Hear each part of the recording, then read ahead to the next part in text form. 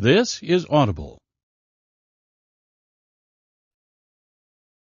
Tantor Audio, a division of Recorded Books, presents Advanced Chemistry, an MMM Age Gap Romance by A.J. Truman, narrated by Iggy Toma. 1. Chase. You can't have chemistry without catalysts, I said to my fifth period class, who were having a hard time focusing. It wasn't hard to understand why. I didn't need the scientific method to determine that their lack of attention was directly correlated to the warm, sunny weather outside. Trying to teach students in May was a fool's errand, but I soldiered on. There are elements that live a humdrum life, doing their proverbial thing until they come into contact with certain other elements and create something dynamic and new. Chemicals are permanently altered, reconfigured into some other substance. Take iron, for example. For most of its life, iron is iron. It's a mineral we can eat. It can be used to make metal. It has many purposes for our everyday lives, but nothing out of the ordinary. Until it comes into contact with nitrogen and hydrogen during the Haber process, and all three elements turn into... I paused and turned to the class, waiting for a bevy of raised hands that never came. Come on, I wrote H plus Ni plus Fe on the marker board. Why was I the only one excited about this? What do you get when you add iron to hydrogen and nitrogen? This shouldn't be a stumper, as it was clearly delineated in last night's reading. A good number of blank stares blinked back at me, while the rest of the class was turned toward the sunlit windows. Once the class is over, you have your lunch period and you can frolic outside to your heart's content, I borderline pleaded. For some inexplicable reason, getting any of my students to answer a question was like Annie Sullivan trying to get Helen Keller to say water in The Miracle Worker. Billy, an unsure gentleman in the second row, raised his hand. Ammonia? Correct! I needed to invest in a bell-to-ding. That would make students participate more in class. Young adults loved loud noises. Isn't that fascinating to think about? 3 disparate chemicals coming together to form a completely new substance. We ingest iron all the time, but then, in the presence of 2 other chemicals that we breathe in every day, we suddenly get a lethal substance. More blank stares. Teaching advanced chemistry was not for the faint of heart, which was a shame since it was such a fun subject. Billy, can you explain how the Haber process works? Billy squirmed in his seat. Can I use the bathroom pass? I slumped my shoulder. Sure. Was it an excuse to get out of answering my question? I didn't want to take a chance and damage a young man's bladder. He scurried into the hall. How many of you have bottles of hydrogen peroxide in the back of your medicine cabinets? Suspecting that nobody would chime in, I continued on. Hydrogen peroxide takes years and years to decompose. The bottle your parents bought when you were babies is still good. Unless, I held up a finger getting to the good part, it comes into contact with a tiny amount of manganese. Then it will decompose instantly. How wild is that? Not wild at all, according to my class's reaction.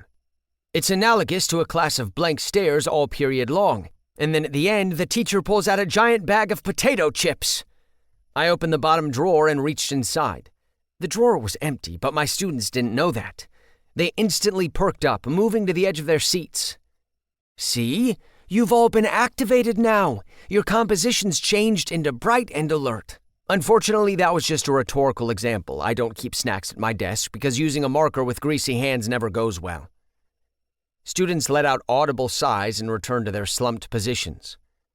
The bottom line, it is impossible to have a chemical reaction without a catalyst. There would be no advanced chemistry without catalysts. Can you imagine your lives without this class? The bell was mid-ding and my students were already out the door, unintentionally answering my question. I weaved my way through the crowded halls. The warm weather streaming into school had made everyone extra giddy. I didn't feel their excitement. I was an indoors kid, so warm weather only reminded me of being picked last and being forced to play sports at summer camp. In the teacher's lounge, I grabbed my lunch from the fridge, tuna fish sandwich, baby carrots, and as always, a Twinkie for dessert. While I understood that Twinkies were chemically engineered food, I allowed myself this one indulgence. They were too good to resist, and after they'd been previously discontinued, I never took them for granted. As I sat down at an empty table to eat, my phone buzzed. Everett. Impromptu lunch picnic? Julian. Yes. Should we go on the roof? Everett. Let's make it a real picnic and eat on the grass. I have a blanket in my car. Amos. Here for it. It's so nice out. I swapped lunch periods with Mr. Sellner this week, so I'm available. Everett. Meet you on the soccer field in 5? Julian. Done. Amos. Yep. Everett. Chase? I stared at the quiet, empty teacher's lounge, realizing I was in the minority of people wishing to stay inside. Everett. Earth to Chase. Chase. Wouldn't it be more comfortable to sit at the table and eat? A few minutes later, I joined my friends on a blanket in the middle of the soccer field. Groups of students were sprawled on the grass around us, enjoying lunch in the fresh air. There were only a few weeks of the school year when it was possible to enjoy being outside without it being too cold or too hot. I supposed I might as well enjoy the low humidity, sunshine, and warm breeze. Amos, Everett, and Julian and I were all gay teachers at South Rock High School. Amos taught history, Everett drama, and Julian French. We started around the same time and quickly bonded. It was one of those odd chemical reactions considering how different we are. Julian and I were on the quieter side, Amos was bubbly, and Everett was volatile. I can't believe Principal Aguilar won't let me use live explosives on stage. That man has no appreciation for the arts. Everett picked at his salad, his pale skin turning as red as his hair. Actual explosives? Amos asked, his eyes bugging out. With his mop of tight curly hair and lanky body, he sometimes reminded me of a puppet off his strings, but in a good way. I once told him this, mistakenly thinking he would take it as a compliment. Yeah, but not a lot. Everett rolled his eyes at the question. It's for this play I'm circling to direct for the fall show. There's a flashback scene that takes place during war. How much more realistic and heart-pounding would it be for actual explosives to be going on in the background? Heart-pounding for the wrong reasons, Julian said. I'm with Jay. That sounds like 12 lawsuits waiting to happen. Amos lay back and put on sunglasses for maximum outdoor enjoyment. I would have full control over the explosives. They're fake explosives anyway. Fake explosives how? I asked. What is the chemical incendiary element? If something is built to combust, then it can't be fake. I saw it on the internet. Everett waved away my line of questioning. Even if the chemicals aren't flammable, the active explosion could cause particulates to fly into the air, compromising your actors. I don't want to sacrifice your artistic vision, but wouldn't it be easier to use sound effects? I stared at Everett while chomping into my sandwich. That would be half-assing it, Everett said. Better than half a student's face getting blown off. I shrugged. My friends cracked surprised smiles. I believe what you just experienced was Chase sassing you, Amos said. I had never considered myself funny. Sarcasm wasn't my default mode. In Star Trek parlance, I was more Spock than Kirk. But being friends with these guys had brought out my humorous side over time. At first, it wasn't intentional. I would state factual observations, and they somehow found them hilarious. Then I eventually discovered my sassy gay side. It had been stuffed deep down like layers of igneous rock in the Earth's core, only coming to the surface thanks to erosion and the determined drills of oil companies. Fine, I won't blow anything up on stage. You're all killjoys. Everett sighed. If audience members call the play a snooze fest, it'll be your fault. Okay, I can live with that, Julian said. He turned to Amos and me. Can you guys live with that? We nodded yes. Amos perked up. Are we good here, or did you need to sulk more, Everett? Let me have one more histrionic sigh. He cleared his throat, then released a very pronounced, loud sigh. Okay, I'm done. Good, because I have news. Amos rubbed his hands together.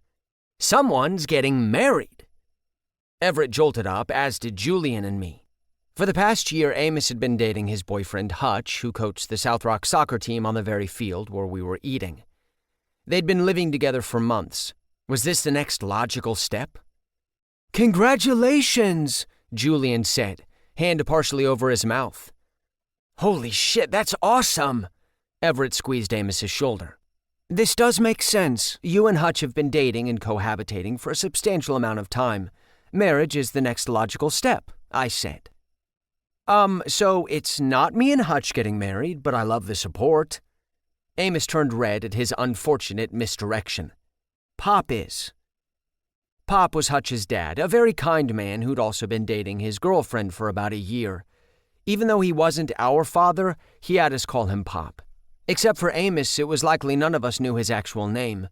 It was an exciting development, less exciting than if Amos was the one getting married, but still exciting all the same. "It probably would have been better for you to say right off the bat that Pop was getting married," I said, trying to explain our reactions. "Rather than asking us to guess. Something to keep in mind the next time you have big news." The guys blinked at me, much like my students. I was very much used to these looks. "Chase is right, but this is still great news," Julian said. "We love Pop. We are pro-Pop around here. Has Hutch gotten over the fact that his dad is dating and now marrying his doctor?" Everett asked. Pop had a heart condition last spring, and when he was discharged from the hospital, he left with a clean bill of health and a new girlfriend. It sounded like one big HIPAA violation, but they were very sweet together. The man very much had the gift of charm that people like me were not born with. It was no surprise that he swept his doctor off her feet while hooked up to tubes. "Hutch will be okay. We love Dr. Kumar. I guess we can call her Sarita. Or, I guess, we'll be calling her Mom?" Amos scratched his head. "No, I think we'll still call her Dr. Kumar. But I haven't even gotten to the best part. Pop wants us to be his groomsmen." Everett and Julian cheered the news, while I waited for more information on what it would entail. "He loves you guys and wants you to be a part of the wedding," Amos said. We'd spent many dinners and barbecues with Pop. I had no relationship with my dad, so it was possible to interpret him as a sort of father figure. He never knew what I was talking about with my chemistry lessons, but he always acted interested. "I'll try not to upstage him," Everett said. "I pull off suits very well." Julian laughed to himself. He had lush brown locks of hair that framed his full face. "When's the wedding?" he asked. "Mid-July," Amos said. "That's only 2 months away. They can plan a wedding in that time?" Julian asked. "Pop doesn't want to drag this out for obvious reasons," Amos said. Because he had a heart attack, mortality is constantly on his mind. I asked to make sure I understood the obvious reasons. "Oh, Chase." Amos clapped my shoulder. "What?" "Nothing." "You know what this means." Everett twiddled his fingers together, the telltale sign of mischief. "It's time to find Chase a wedding date." I shoved my Twinkie in my mouth, letting the sugar high drown out their voices. "Yes!" Julian excitedly nodded his head, as did Amos. "We're going to scroll through our available inventory of guys for you," said Amos. "Statistically, taking a date to a wedding has a higher chance of ending in love." "According to who? What is your sample size? Are they demographically representative of the general population? Are you employing a control group?" My friends were wonderful people, but they had little respect for the field of statistics or the scientific method in general. "Raleigh and I got together at a wedding," said Everett of him and his boyfriend, a gym teacher at South Rock. "Seamus and I finally got together at an anniversary party, which is like a wedding," said Julian of his boyfriend who taught Spanish. "That's just a coincidence," I said. "Correlation is not causation." "You never know what could happen." Amos had a playful smirk on his lips. "You can say the same thing about waking up and coming to school." I was not one of those people addicted to whimsy and fate. I preferred the hard, cold logic of science that our world was actually based on. I brushed sugary crumbs off my lap. "Let us help you find a date to the wedding at least," Everett said. I had a feeling I'd be getting more of this pressure lately. A year ago, we were all single and mingling, but now my 3 friends were in serious relationships. I had no interest in succumbing to peer pressure. "I appreciate the offer, but no thank you." "You don't want to go?" Julian started. "Alone? I don't really mind. I can still have fun without having to make awkward small talk with a gentleman I don't know. I'll be there with you guys." Even though I was technically the lone single man in our group, I never felt like the odd man out. I loved hanging out with my friends and their boyfriends. We were one big family. And unlike them, I got to go home and relax in my apartment alone, another plus. Please don't try to set me up with anyone. I like things the way they are, I said. I know you're a very literal-minded person, Chase. That's what we love about you. But I don't get why you're so averse to dating, Everett said. I'm not averse. I'm apathetic. Why add unnecessary mess to my life when things are a well-oiled machine? I'd seen firsthand how awful things could get when one introduced mess into their lives. Statistics, actual statistics here, show that more than a half of marriages end in divorce, and we can extrapolate that the stats for all relationships are probably the same too. Which, I don't see that happening with any of you or Pop, but just pointing out numbers. You and your well-oiled machine and your numbers and your logic. Everett picked at the grass. I think what Everett is saying is that it's okay to shake things up, said Julian, the peacemaker of the group. I never thought I was the type of person to fool around with my friend, but I took a chance, and now Seamus and I are together. Unleash your inner freak more often. Twinkie shouldn't be the only thing you're deep-throating. Everett threw grass at me, as if we were 8. I'd shared stories with my friends of past sexual encounters, and it always blew their minds, as if they thought I was genuinely incapable of having fun. Speaking of Twinkies, did you want to go to the Spring Fest this weekend? There's a booth that has deep-fried Twinkies and other confections, I said, trying to change the subject to something more palatable. I'm going to Staten Island for Seamus's family thing, said Julian. Hutch and I are going ziplining this weekend. Wish us luck. Amos shrugged his shoulders. Can't. There's something called the NFL Draft that Raleigh wants to watch, which is just a butch way of saying football is announcing their casting for next season's show. I swear, men can be so dramatic when it comes to their sports. Everett sipped his can of Sprite. And then after that, we'll probably hit up some estate sales. Do you really need more stuff? Your apartment is packed to the gills as it is, Julian said. Everett was addicted to heavily discounted second-hand merchandise. Getting a good deal was like foreplay for him and Raleigh. I'm not giving up hope, said Amos, turning back to me. Alas, my attempts at topic changing were a bust. We'll all be keeping our eyes open for a suitable date for you. That sounds like a colossal waste of time, I said. Your energy would be much better spent on other efforts, in my opinion. My friends shared silent looks with each other that I could easily decipher. You're not being as stealthy as you think. I know what you're all telepathically saying to one another. Why doesn't Chase want to be fixed up with anyone? I just don't. I'm happy with how things are. I have my friends. I have a fun job imparting the wisdom of chemistry to impressionable students. I have apps that provide me with moderately attractive strangers with whom I can have no strings attached sex with whenever I feel the urge. My life is one perfectly balanced chemical equation. Trying to add in an unknown, untested element could destroy that balance. Look what happens when you remove one oxygen atom from carbon dioxide. You get carbon monoxide, which can kill you in your sleep. They couldn't argue with science. 2. Anton. First we hit the gym, then we hit the phones. That was my daily mantra, and so far it had worked well for me. Come on, man, you got this! You got this! Push! Sebastian yelled above me. 200 pounds of solid weight hung in the air. The only thing stopping it from crushing me was my body's strength. There was no better moment in a workout than when I summoned my strength and pushed the barbell filled with way too much weight way over my head. Heat lanced my pecs. One more, man! You can give me one more! Don't quit on me! I flexed my arms, controlling the weight as it sunk closer to my chest. I heaved and grunted loud enough for the entire gym to hear. My pecs were spent, so I had to ask my triceps to pitch in. Sure, I could give up, let Sebastian rack the weight for me, but that wasn't my style. An actual roar flew out of me as my muscles strained, using the last drops of force to push the weight back into the air. There it is! My arms collapsed as Sebastian racked the barbell. I sat up, my chest and arms on fire. I felt strong and alive and fucking ready to seize today. Dude, that was a PR, he said.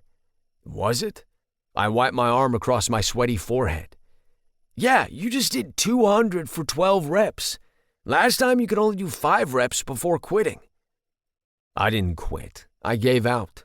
Big difference. I swiped the towel from the floor because my arm wasn't cutting it. Sebastian was the number keeper of our partnership and friendship. He was the brains, and I was the pretty face. Although Seb had a nice mug too, especially when his eyes squinted with a super wide grin. It made him look Muppet-like, but in a cute way. Sebastian scribbled our stats in his notebook, making sure we were doing progressive overload. Now that we weren't on the wrestling team anymore, we didn't have to obsess over making weight. Sebastian was a tank of a man, short but compact and filled with big muscles. His olive complexion and dirty blonde hair gave him a surfer boy look, but he was as far from a laid-back hang-ten bro as a person could find. Sebastian was always on, always thinking and calculating. I wasn't born with that skill, but flying by the seat of one's pants had its perks. Good workout, I said. We pounded fists. Now, we hit the phones. You know it. I stood up, chest puffed the fuck out. I felt like the lord of the weight room. I would never be one of those guys who was jacked, but I was toned. If anyone challenged me to a fight, they'd be sorry. Not like I was the type of guy who got into fights. I preferred to make friends, not enemies. Anton, are you sure we should be hitting the phones on a Saturday? Did you read that article I sent you, Seb? Business owners and executives check their phones and email on weekends. They're as hungry as we are. They don't want to miss anything. The article interviewed top salespeople who all admitted to calling C-suite prospects on the weekend as a way to cut through the clutter. Prospects are inundated with sales calls throughout the week. The sales guys said that most people were receptive to receiving weekend calls, but I completely understood how it could backfire on us. Listen, we'll try it this one time, and if we get chewed out by a prospect for the Saturday phone call, we won't do it again. But it's worth a shot. Everything is always worth doing at least once. What do we always say? Let other people tell you no. Sebastian sighed. He knew I was right. I wasn't the smartest guy out there, far from it. My high school report card was one big woof. But like many other non-book smart guys, I had gone into sales, where grit mattered more than brains. I chugged down my water bottle, then led us to the treadmill for our cool-down walks. I just hope we don't call a top prospect and burn that relationship because he's at his daughter's dance recital.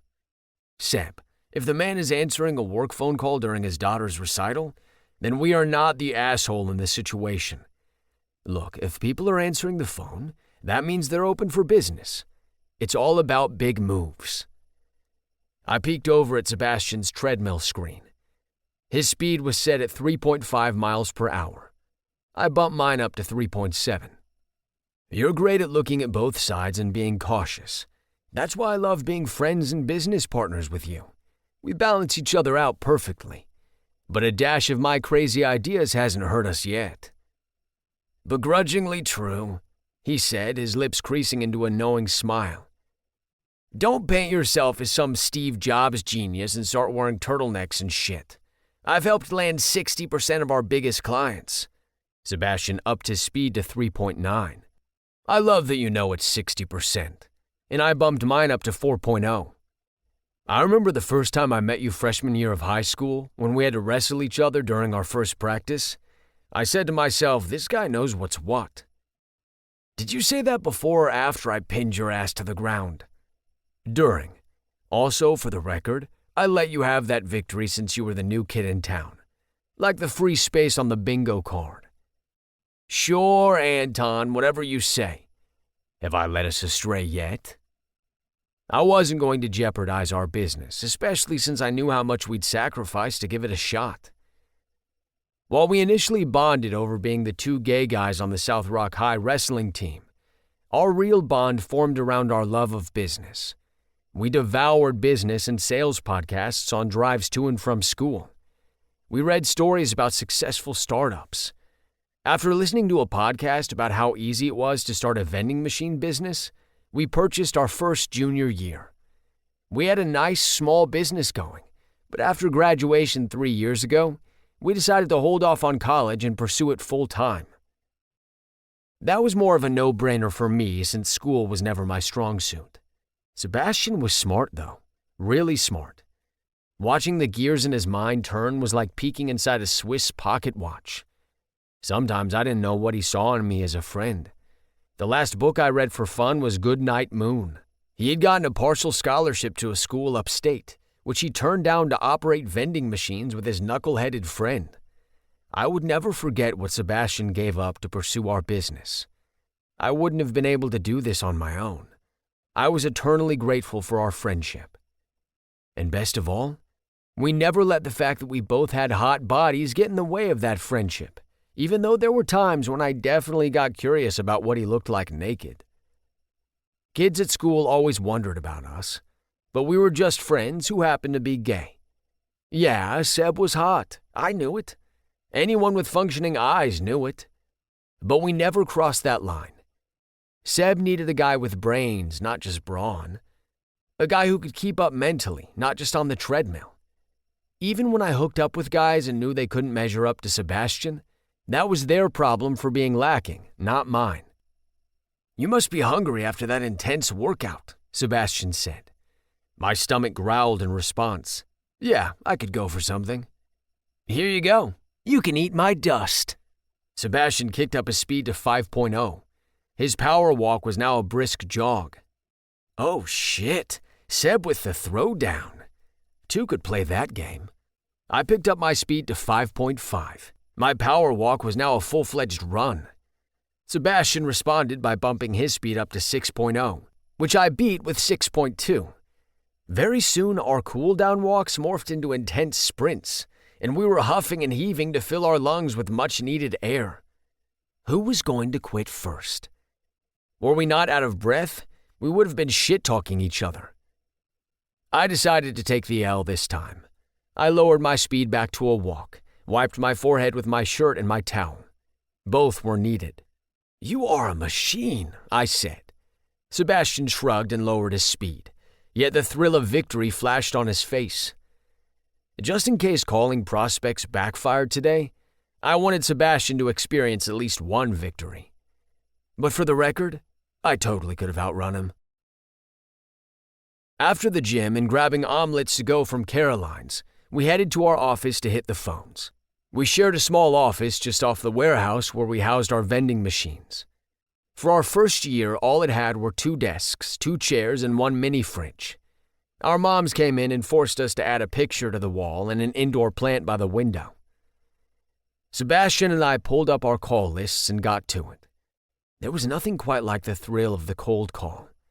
Yeah, we might have been living in the age of email and texts and social media DMs, but the phone still reigns supreme. The phone lets 2 people connect live in real time. It was easy to reject someone via email, less easy to do so via phone, though not impossible.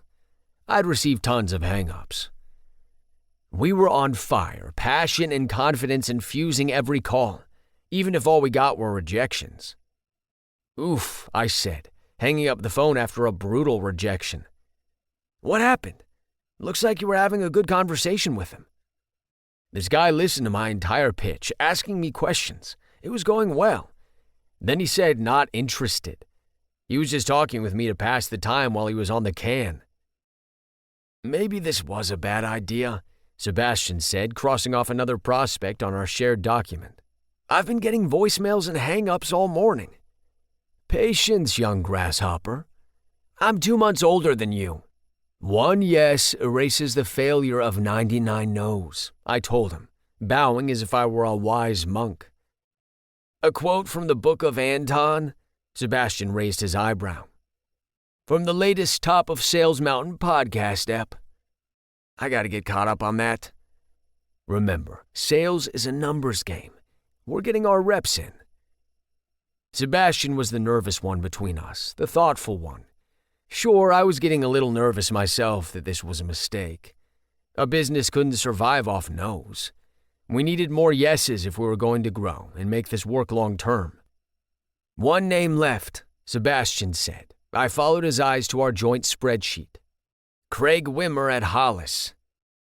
I gulped down a lump in my throat as I read over the name. There was a reason Hollis Property Management was at the bottom of the list. I was saving the best for last. 99 cold calls could thicken my skin to dial the big whale. Craig Wimmer was in charge of procurement for Hollis, which oversaw 20 multi-store office buildings in the region. Each floor and each building needed a vending machine. "Let's call together," I said. Sebastian came around to my desk. We huddled over my phone. I pounded a good luck fist on his muscular thigh. I dialed the number. Sebastian hit send. "Hello?" said a gruff man after 2 rings. Adrenaline spiked my system and I was off. "Hi, Craig. This is Anton and Sebastian from Vending Solutions. I know we're calling you out of the blue, but I was hoping we could have 23 seconds of your time to tell you why we're calling and see if you're interested." Craig groaned out a phlegmy sigh that lasted an eternity. I came up with the 23 seconds part to pique interest. "Sure," he said. Sebastian's face lit up. I pointed at him. "All you, dude." "Thank you, Craig. We provide and stock high-quality vending machines to businesses which keep employees refreshed and more productive throughout their day. How are your property's vending machines currently working for you?" I gave Sebastian 2 big thumbs up. The man could pitch.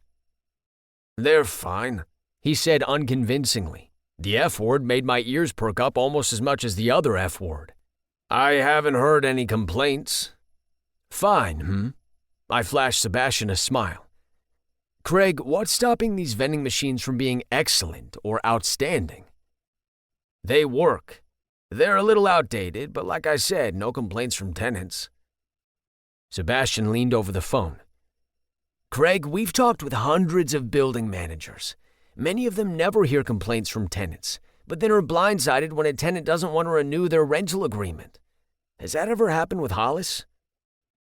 "Actually, yeah. 2 this year so far." "I'm sorry to hear that. Is that why you're working on a Saturday?" I asked. "You should be out on the golf course on a day like today." Our initial non-stalker research on Craig showed that the man loved to golf. He seemed like one of those guys who was counting down the days until he could retire to Florida and play year-round. Craig let out a chuckle. "I wish. I'm going to try and get some holes in on Sunday." On Sunday, God rested and retreated to the nearest golf course. I threw in. Worry flashed across Sebastian's face for a second. "What?" I mouthed. Sebastian muted the phone. "Don't talk about religion." "It's not religion, it's God. Craig could be an atheist or a polytheist, or he might think you're taking the Lord's name in vain." I rolled my eyes, secretly loving how much Sebastian thought things through. "God has the right idea," Craig said. I smiled triumphantly at my partner. "But I don't think it was because of the vending machines and their break rooms." "We get that," I said. The words rolled off my tongue smooth as butter. Was there any better feeling than a sales call when you could feel momentum growing? Rent and office headcounts are usually the biggest factor in whether a company renews their agreement. But what we found is that just underneath those 2 factors, there are several little factors that can, over time, turn a renter against their office space. If employees keep logging frustrations over things like cleanliness, temperature, or outdated vending machines, then it'll inspire their boss to evaluate the company's relationship with their office space and make them take a hard look at rental terms and headcount. With working from home becoming more popular, companies are evaluating any reason to downsize their physical footprint. Were there any hints from the 2 companies that didn't renew? Now that I think about it, I've heard whisperings about one of them being annoyed by the hot air blower in the bathroom not working consistently. How difficult is it to find new tenants versus keeping current ones satisfied? I asked. It's much more difficult, but I think you know that already. Oh, hell yeah, we knew that. Anyone in sales knew that. Craig, if you could provide a delightful vending experience for your tenants, say with sparkling brand new machines stocked with healthy options that appeal to Gen Z and millennial employees, how would that help strengthen your renewals? Sebastian asked. It would make staying in our building more appealing, Craig asked, stammering for an answer. I guess if employees raved about awesome vending machines that were installed, it would make them like coming to the office more, which would keep clients renewing their rental agreements. Sebastian and I gave each other fist bumps. The best salespeople didn't talk at prospects. They asked the right questions that made prospects come to the right conclusion themselves. I winked at Sebastian. Time to close. Renewing their rental agreement sounds like a huge win for Hollis, Sebastian said. Because you're looking to improve client experiences and reduce unwanted churn, we'd love to meet with you to discuss Beverage Solutions' offering in more depth. Would Wednesday at 9 a.m. work for you? Why don't you fellas just email me and we can take it from there, said Craig. Oh, Craig, we weren't letting you get away that easily. We'll send you some information after this call, but in our experience, we found that it's a much more efficient use of your time to have a 30-minute meeting rather than spending weeks trading emails back and forth, I said. Emails were a blow-off black hole. Craig let out another phlegmy sigh. Can we do 8:30 on Monday? I have a busy week and I don't want this meeting creeping into my workday. Like I said, our vending machines are fine, but I'm willing to hear you gentlemen out. It was a good thing this wasn't a video call because Sebastian and I were dancing in our chairs like we'd won the lottery. 8:30 works for us, I said. We'll send you a calendar invite with some information recapping what we discussed. Enjoy your weekend, Craig. We hope you can make it to the links tomorrow. Craig wished us a good weekend and we hung up. I double-checked the phone to make sure the call was officially over. Then we celebrated. Yes! We said in unison as we leapt out of our chairs and gave each other a sloppy high five that folded into a monster hug while we jumped around the room. We were one combined ball of unstoppable energy.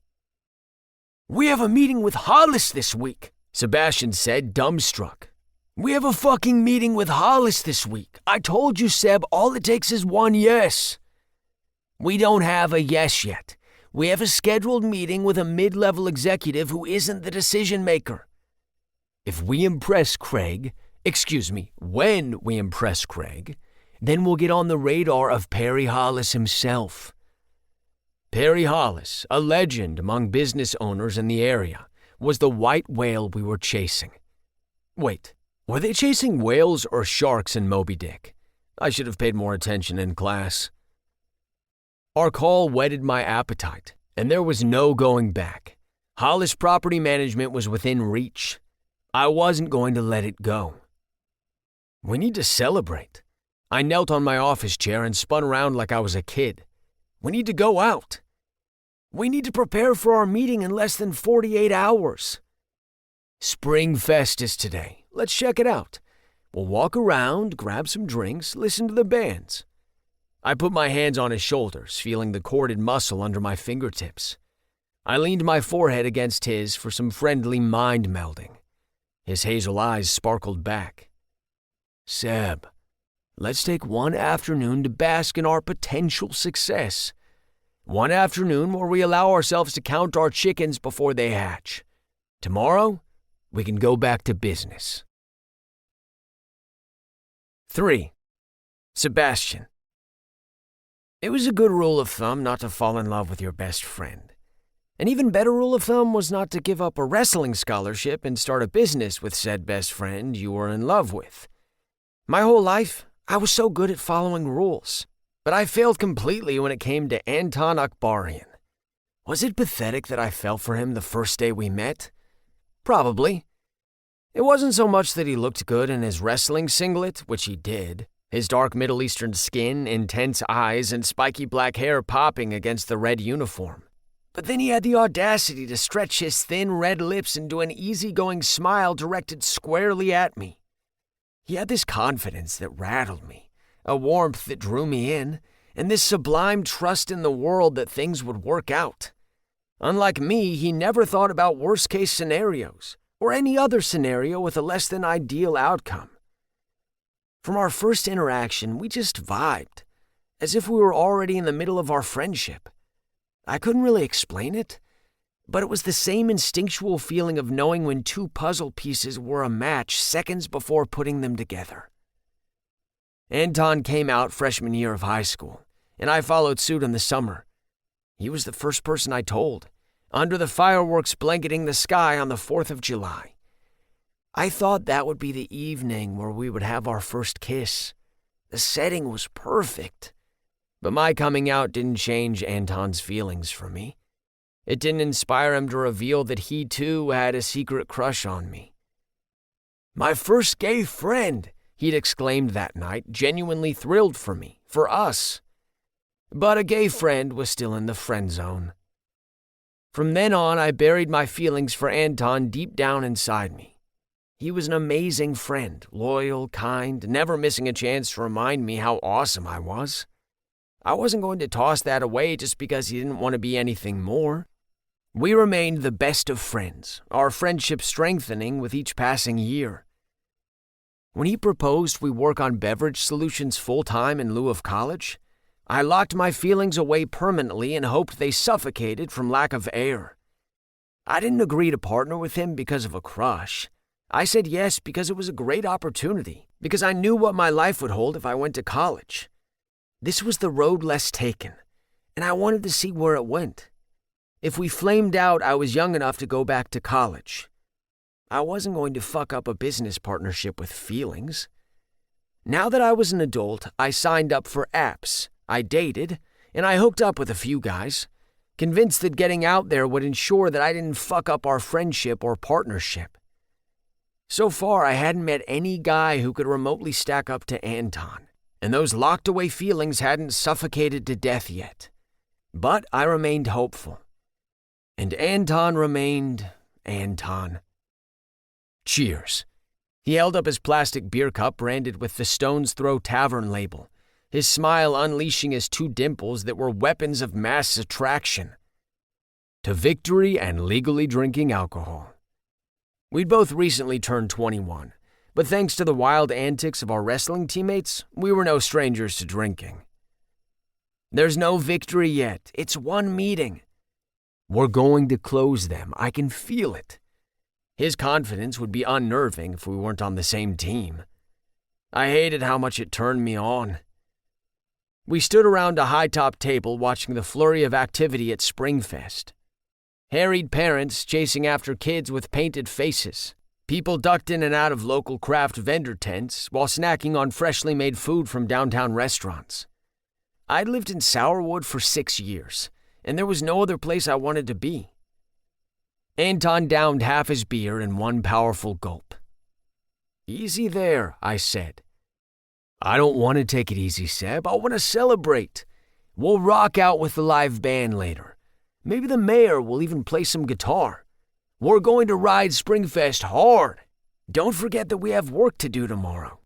"Relax." He put a hand on mine, unleashing a flutter of feelings that were supposed to be repressed. I knew that I sounded like a killjoy compared to Anton's burst of life and energy. I was the responsible one. Anton was the free spirit. That was our dynamic, and it suited us. But it was also a form of self-preservation, a way to fight off succumbing to his charm and revealing things that needed to remain unsaid. "Thank you," he said. "For what?" "For taking this chance on BS. Part of why we named our company Beverage Solutions was so that we could call it BS as a nickname, which ensured we never took ourselves too seriously." He leaned on the table, gazing at me with his dark eyes, his arms bulging against the fabric of his tight t-shirt. Resisting his charm was the fight of my life. "So what happened with Kamran?" I changed the subject to his current hookup to remind myself that Anton was incredibly off-limits. Anton rolled his eyes, teasing that there was quite a story he had no interest in rehashing. "Kamran is gonna Kamran." "What the hell does that mean?" "Seb, he said the M word." Anton gritted his teeth. "Moving in together." "Already?" A flash of jealousy raged through me, which was what I deserved for bringing up Anton's love life. In addition to being a friend and business partner, Anton was also my roommate, so I was technically invested in this outcome, and thus could continue digging. "How long have you guys been together?" "We were never together. We were dating, hooking up, hanging out for a few weeks?" Those are all suitable synonyms for being together. Scarlet and crimson were synonyms for red, the color lighting up my brain at the thought of other guys getting to hook up with Anton. Anton was probably a really good kisser. He probably knew that about himself too. Ugh, so confident, so fucking hot. Being together implies being a couple, and we both know that's not my speed. I thought we were having fun, but then on Tuesday night, Anton steeled himself to keep going. He invited me over, and he cooked for me, and we cuddled on the couch and watched the final 2 episodes of Bridgerton. Anton shuddered as if he survived a hostage situation that would haunt him the rest of his days. You're acting like those are bad things.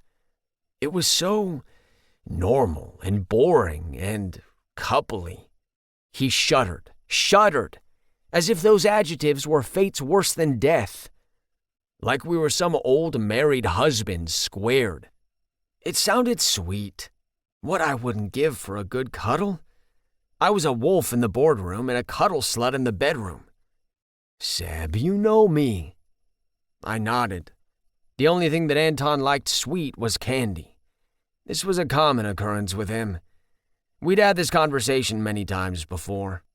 You keep finding yourself in these situations. You start hooking up with a guy, but then you get upset when you find out that you're actually dating. Is that technically a catch-22? Why can't things stay fun? Why do guys have to get clingy? That's not my style. A home-cooked dinner and watching TV isn't clingy. That sounds nice. That sounds like my parents. Anton made a retching sound. Your parents have been happily married for 30 years, you poor thing. The generational trauma you must be walking around with. Anton lovingly flipped me the bird. I'll happily trade you happily married parents for my broken home. Shit. I'm sorry, man. He bowed his head, contrite and unsure how to respond to my joke.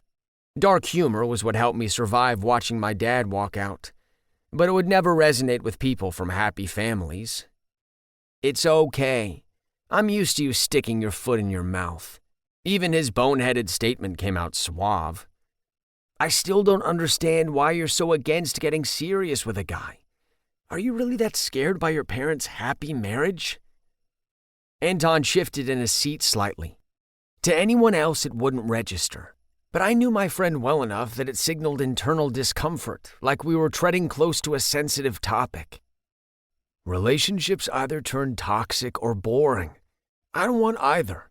I want option C. Excitement, thrills, heat. I want to be kept on my toes. I see my parents, and they were madly in love once, but now they're roommates. Dad never sweeps Mom up in a kiss. He kisses her on the forehead like she's his daughter or something. They have discussions about coupons for paper towels and make grocery lists and putting dishes in the sink. Was it weird that I found that incredibly sweet? To each their own, but I don't want my life to fall into that kind of lull. Anton shook his head to underline his point. Like, is that all there is? Having an ongoing dialogue about whose responsibility it is to load the dishwasher? Life is about living and risk and rush. You know how the top of the muffin is the best part of the muffin? After that, the stump is fine, but it's not what you came here for. Those first few weeks of dating someone, when there's still mystery and desire, that's the muffin top. After that, it becomes Stump City and wasted carbs. I'm more of a croissant guy. I deadpanned. Actually, you love muffins. I saw you wolf down 3 corn muffins at that small business conference we went to last year. He tipped his head, acing a victory in his mind. In my defense, those were really good corn muffins. Kamran is a good person, but he became a big old stump. Maybe it was for the best that I never acted on my crush. The last thing I wanted was to be a half-eaten discarded pastry in Anton's eyes. Goodbye, Kamran. I shrugged and gave him a half-hearted toast before taking a drink. We downed the rest of our beer, then got refills. Mitch, the no-nonsense bear of a man who ran stone's throw, gave us a questionable look, a silent warning not to overdo it. We made our way through Springfest en route to the live band section. I followed Anton, who cut through the thick crowds with laser focus. He was determined to party, as if he had something to prove. On stage was a cover band of dad-type guys jamming out to a Dave Matthews Band song. Anton stopped just before we entered the throng of dancers. "Yo, is that Mr. M from high school?" I followed his gaze to our old chemistry teacher, Mr. Matheson, standing alone under a tree shoving a deep-fried Twinkie in his mouth. We'd bumped into him a few weeks ago while refilling a vending machine at a winery. He looked the same as he had when he was our teacher. The same neat blonde hair, the same twinkling crystal blue eyes hiding behind thick-framed glasses. The same tall, lean figure and general obliviousness in public settings. "He still looks good," Anton said with a pleased smile. Mr. Matheson was always nerdy cute. Anton and I used to joke about having a crush on him. Whenever Mr. Matheson would turn his back to the class to write on the marker board, Anton would give me a wink and pretend to take a bite out of his ass. "The man sure loves his Twinkies," I said, watching as Mr. M inhaled the sugary treat, as if it was a really good corn muffin or something. "Let's go say hi." Anton had a glint in his eye, the same glint that let me know when he'd found a new challenge. "It'll be good to catch up." Anton beelined through festival attendees. I hurriedly caught up to him. "Mr. M, how's it going?" Anton clapped Mr. Matheson on the shoulder, nearly causing him to choke on his snack. "How's the Twinkie?" "Delicious. It's deep-fried in chocolate." "Yum," Anton said, though only in hell would he willingly eat something so decadent. "Are you out here enjoying Springfest by yourself?" "I came with a neighbor, but she left. I wanted to get another Twinkie. Why they don't make these year-round is a mystery. They could make a killing."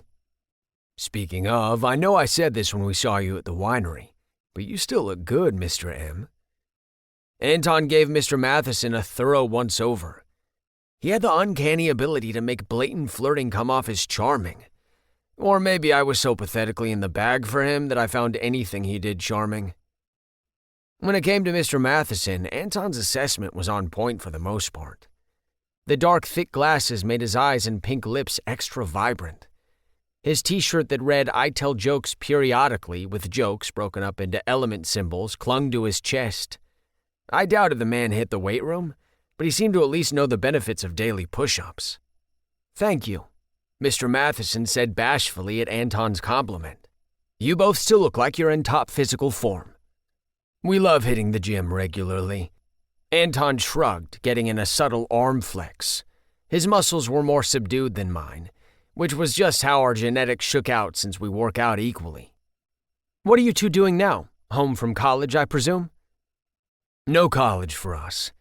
I remember one time you handed back my test and said you'd never used so much red pen before." Anton beamed with pride. It technically was a record he broke. He knew how to be self-deprecating while bragging at the same time. "I guess a career in the sciences wasn't the most opportune choice," Mr. Matheson said. Anton could have been a kick-ass scientist if he put his mind to it. Despite us all laughing, I meant every word. Anton liked to joke about how he didn't have an academic bone in his body, but the truth was when he put his mind to something, he excelled. Both his parents were professors, which I think turned him off to school. He wanted to forge his own path. If he really wanted to be a scientist, he had the grit and work ethic to pull it off. "We started a business operating vending machines. It's going well," I said, refusing to let our former teacher think we were slacking off. "Can you fix the vending machine at South Rock? I have to push down hard on the F key to get it to work. It's a hindrance to getting a midday snack." "Noted," I said. South Rock was one of our first clients. "Mr. M, now that we're out of the classroom, I can tell you that your chemistry class was my favorite. It had the best view." Anton's lines sounded more obvious and less convincing than an actor in a porn scene. What the hell was he doing? It was one thing to joke about having a cute teacher, but now he was blatantly hitting on Mr. Matheson. Was he just fucking around? How strong was his beer? I'm lucky that my classroom has a nice mountain view and doesn't overlook the parking lot. I snorted a laugh. Was Mr. Matheson this oblivious, or was he flirting right back with Anton, making him work for a reaction? Anton, never one to step back from a challenge, leaned closer. I wasn't talking about the mountains, Mr. M. The red hitting Mr. Matheson's cheeks told me he wasn't that oblivious. Now that we're no longer your students, we're allowed to be honest with this shit, right? Anton clapped him on the back. Seb, you thought Mr. M was a stone-cold fox, right? For a brief moment, his flirty gaze was turned on me, making my mouth go dry. Anton had a playful glint in his eye. I had no idea what he was up to, but if he wanted to have some fun, fine. I could have some fun too. 100%. Should we tell Mr. Matheson what we used to do whenever he wrote chemical equations on the board? I flashed both guys a smirk. It seemed flirting was contagious. The weird pheromones buzzing in our little circle went straight to my head. Anton raised his eyebrows, shocked I would bring that up. If he wanted to fuck around, I'd keep him on his toes. I hope the answer to that is solving said equations, Mr. Matheson said. Unfortunately not. We were checking out your ass, Mr. M. Anton put his hands in his pockets and lifted his shoulders. His downright cockiness toward our former teacher was intoxicating. I just went with it, letting his vibes carry me to wherever we were going. We weren't very good students, I added. If I recall, you got an A-, he said. That's right, I said, dumbfounded as his airtight memory. And Anton, you squeaked by with a C-. Mr. M, that brain of yours is something to behold. Anton massaged his shoulder. We're no longer in the classroom. You can call me Chase. The band switched up songs, segueing into something upbeat that got people on their feet. The space by the stage filled up with dancers. I love this song. Let's go dance, Anton said to both of us. You want to cut loose, Chase? I would prefer... Chase thought about it for a moment, a sense of realization coming over him. Actually, I see no reason why not. Seb, as Bowie himself implored, let's dance. He pressed a gentle hand at the small of my back for a fleeting moment, but it was enough to trigger a torrent of want and dirty hopes and dreams in my head. Anton snaked a hand around Chase and led us to an opening in the parking lot turned concert hall. The sun was shining, the air was warm, the smell of beer and sweat enveloped us. The perfect day infused our bodies as we danced. I was usually so wound up, but there was something about the energy between the three of us that made me let go and enjoy myself. Maybe it was Anton's fun flirtiness or watching Chase slowly give in. Our arms and hands bumped into each other in a sweaty mess, sometimes by accident, or in Anton's case, sometimes intentional. There was flirting going on, but overall, we were just three guys having fun, probably having the most fun of anyone in that mess of bodies. We sang along to the music, jumped up and down, threw in some corny moves remembered from middle school dances. I tossed my head back and allowed myself to unclench for a few minutes and live in the moment like Anton. My hand grazed his lower back at one point. Accidentally or intentionally, I didn't know. And his lips turned up in bliss, pleasantly surprised. He put his hands on my shoulders, leaned his forehead against mine. We did it, Seb. BS is going to blow up. Chickens hatching, I said. He cut my cheek. Seb, relax. Was it just me? Or did his hand linger on my skin for a second longer than it should have? Before I could second guess, the first raindrops plopped on my head. The weather turned as the rain became heavier. Well, this sucks, I said. There was a 20% chance of rain in the forecast, so we can't say we weren't warned, Chase said. It's just some water. Anton shrugged, uninterested in running to shelter like those around us. He was still possessed by the energy we had on the dance floor. Let's hang out back at our place until the weather clears up. What do you say, Chase? Chase rolled it over in his head. Sure. Seb? Anton turned to me. Sound good to you? Anton had something up his sleeve. The wheels continued to turn in his head. But would he really try to put the moves on a former teacher? Wasn't that too far even for him? I should have held back, but something deep in me wanted to see what happened, how far this game could go. Sounds good. 4. Chase.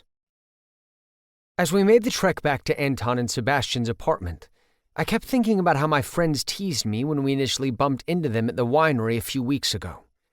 They kept telling me how hot these two former students were and that they were hitting on me. I thought they were seeing things that weren't there, except for the hotness factor because Anton and Sebastian were very attractive. But perhaps my friends were onto something. If we went by standard flirting criteria, big smiles, touching, complimenting someone's looks, then objectively Anton was flirting with me. But flirting was such a nebulous space in human interaction. One person could see flirting and another person could be friendly. The guys lived in an older apartment building a few blocks off the downtown drag. We were soaked by the time we got back and walked up the 3 flights of stairs to their place. My t-shirt clung like a weight to my chest. Anton and Sebastian whipped off their shirts right away and flung them over dining table chairs. The wetness from the rain prickled on their firm chests. Despite being so similar, Anton and Sebastian had very different body types. Anton was tall, dark, and toned, his long torso crested with a 6-pack. Nope, make that an 8-pack. Sebastian was several inches shorter than him. He was squat and wide, but built like a tank, with beefy arms and a broad chest. He also had an 8-pack, but it was more compact. I technically had a 6-pack too, but only because of natural thinness caused by genetics. Not because I actually worked out. My ancestors weren't warriors. We were the medics tending to the warriors. I got by with bodyweight exercises to keep myself spry and ward off potential health issues down the road. Studies showed that bodyweight could be as effective as working with heavy weights. Still, looking at these two gorgeous bodies in front of me, I had to wonder if maybe the gym had its benefits. I told myself not to gawk at Anton and Sebastian since they'd been in my classroom only a few years ago. The temptation was very hard to resist. Sebastian passed by me en route to his bedroom. When he left, I could feel indeterminable energy crackle between Anton and me, like we were particles that could combust by being in proximity to each other. You want something to drink, Chase? Anton leaned against the entranceway to the kitchen, the muscles in his arm fully on display. It's gonna take me a while to get used to that. I'll take water if you have it. Of course we have water. We also have beer, too. Anton cocked his head slightly as if he were daring me. I'll take a beer. Sweet. I didn't want to drink alone. He adjusted his crotch, then went into the kitchen. Was that adjustment for him or for me? Despite not attending college, their apartment had the broken college student decor down to a T. The living room was modestly furnished with a futon, a coffee table, and a TV, plus gaming system on another coffee table with the wires hanging behind. On the wall were a mix of sports posters for local teams, a mismatched cluster of framed pictures of family and friends, and posters with business plans for their vending machine venture.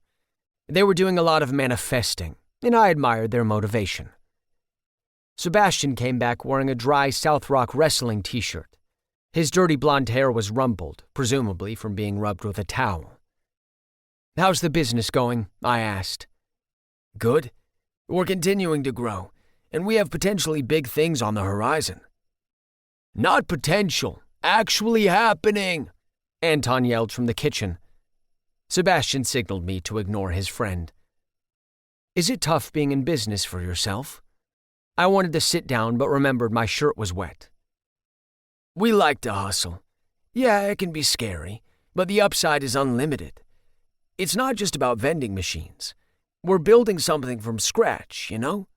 All companies started from nothing. It was impressive. I had no doubts that Anton and Sebastian would go far. I supposed I had some doubts, since the majority of businesses failed, but they were smart and driven enough to figure things out. "Everyone has a business inside them," Sebastian said, eyes glowing with the same passion that took over me when I got into demonstrating an experiment. "I'm not sure I do. I like teaching." "Teaching is a business. You're the CEO of your classroom, deciding how to run it, how to best sell knowledge to clients, your students. You've built this reputation within South Rock." I cocked my head. I'd never seen it that way, but I did enjoy the autonomy that came from teaching, even though that autonomy was perpetually encroached upon by overbearing administrations and parents. "I'll bet you have a business inside you, Chase." Anton returned with 3 beers and a half-plundered family-size bag of potato chips. He handed Sebastian and I beers and plopped the chips on the table. A slight sheen of sweat glistened on his skin. "Dude, did you do push-ups in the kitchen?" Sebastian asked him. "Just a few to stay awake." Anton's peck bounced. His eyes flicked to me, making sure I caught it. My dick twitched in my pants. Yes, as a matter of fact, I did see it. "I like to do push-ups randomly during the day. It keeps me fresh." "Fresh for what?" I asked, trying to ignore the erection forming in my jeans. "Here," Sebastian threw his roommate a t-shirt. "I pulled one from your dresser."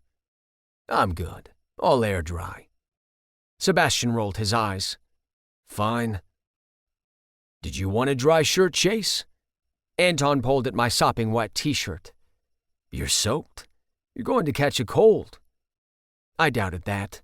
I was feeling hot all of a sudden. But pneumonia wasn't something to ignore. Anton handed me the shirt he refused to wear, our fingers touching for a second under the fabric. "The bathroom is the first door on the left," Sebastian said. "You can just change here. We've all been in locker rooms before." Anton sipped his beer while remaining in place. "Anton, the man wants some privacy. You can change in the bathroom." Sebastian's face tensed for a moment before pointing me down the hall.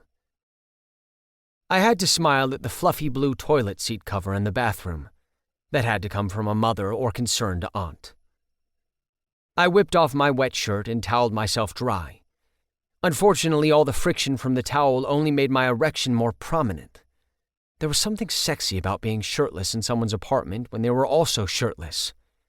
I began rattling off elements on the periodic table to keep myself from thinking about Anton's chest and Sebastian's arms. "Are you there, Hydrogen? It's me, Chase." Anton sat on the futon flipping through his streaming menu when I returned. Sebastian sat in a wheeled office chair to the side.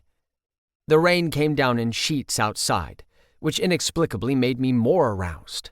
I'd lived in my body for 30 years, and yet it remained a mystery to me.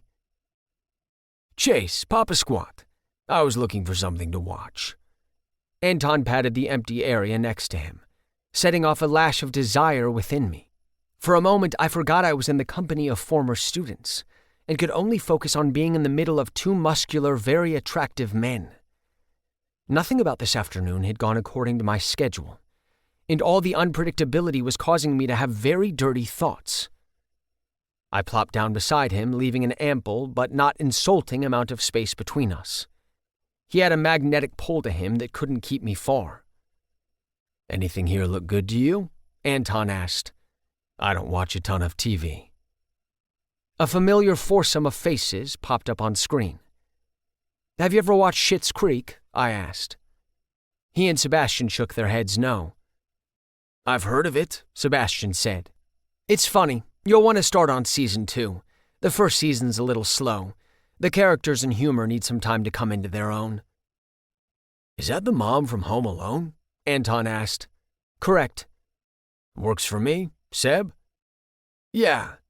I may go out and get something to eat." Sebastian shrugged, the tension from before continuing to linger on his face and tighten his jaw. As proof that horniness had zero logic to it, his stone-faced demeanor turned me on. Perhaps all the pheromones Anton was pumping out were messing with my head. "In this weather? It's still cats and dogs out there." Anton clicked on Schitt's Creek. He turned to me with a raised eyebrow. Season 2. Let's fucking go. His mighty outstretched hand navigated the remote to the Season 2 tab. I nodded and rested my hands in my lap in the hopes they would hide the shenanigans still happening in my pants. My friends loved to joke about how oblivious I could be, but I didn't need an electron microscope to determine that Anton was hitting on me. Anton shut off the floor lamp, leaving the apartment shrouded in gray. He turned on Schitt's Creek. The Rose family helped me calm down. Schitt's Creek was my happy place. I was able to concentrate on the show and stop wondering about the guy next to me. Each episode was approximately 22 minutes, and it took people on average 3 episodes to decide if they liked a show. So that meant I had 66 minutes to figure out what was happening here. Did I want things to progress? Or did I want to be the responsible adult in the room? So far, judging by the howls of laughter, Anton seemed to enjoy the show. He'd rub my knee here and there as if to say, "Can you believe this family?" The squeak on Sebastian's desk chair broke through a few times during the episode. "Sebastian, you don't seem comfortable. We can make room on the futon," I said. "I'm fine."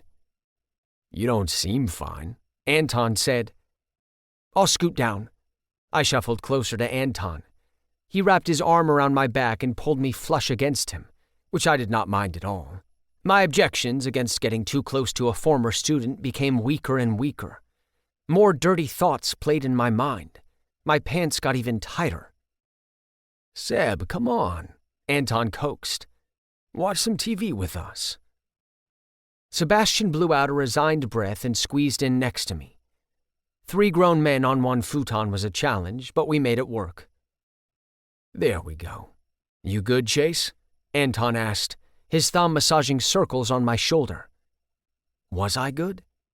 Well, the gravitational pull of collapsing stars in the galaxy was so strong that it could transform carbon molecules into oxygen.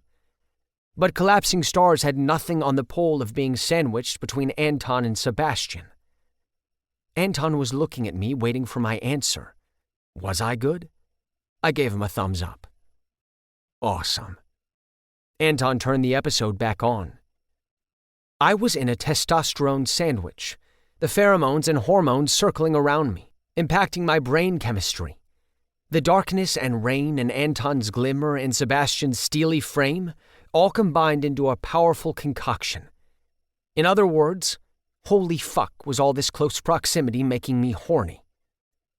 Anton moved and let his hand rest against my leg. He kept looking over at me, making me meet his stare. Then, as the second episode started, his hand dragged up my thigh. Let's look at this logically, Chase. You are a gay man scrunched in between 2 gay men that you find attractive. It's only natural to be stimulated, but that doesn't mean you need to act on your impulses. Brain, you make a good point. I'm still going to ignore you, the way I ignore my dentist when he tells me to lay off Twinkies. I couldn't wait until we reached 66 minutes, so I put my hand on his crotch. Anton's eyes burst open. Whatever was on his flirting agenda, it was not this. I stroked him over his shorts, his thick cock pulsing under my touch. I let myself get sucked into the collapsing star and go Type 2 supernova. Who knew astrophysics could be so sexy? Anton tried to be quiet, but a moan escaped his lips. I glanced over at Sebastian, feeling a twinge of guilt for letting horniness override my manners as a guest. But he seemed intrigued by what we were doing. He stared at Anton's crotch, pupils wide. And because natural selection had blessed me with 2 working hands, I grabbed Sebastian's crotch and unzipped both their flies at the same time. 5. Sebastian. What the fuck was going on? On screen, siblings David and Alexis bickered, while in the apartment, it was dead silence. Chase watched Schitt's Creek while his hands went to work. I looked over at Anton, whose shocked and excited expression matched what I felt. He gave a head nod and a thumbs up. I should have been questioning this whole thing, but it felt too good. It'd been a while since I hooked up with someone. Anton let out a low moan as Chase reached inside his pants. It was a sexy, beautiful moan, one that I dreamed about hearing. Chase unbuttoned my pants. My cock strained against my white boxer briefs. A sexy grin lined his thin lips.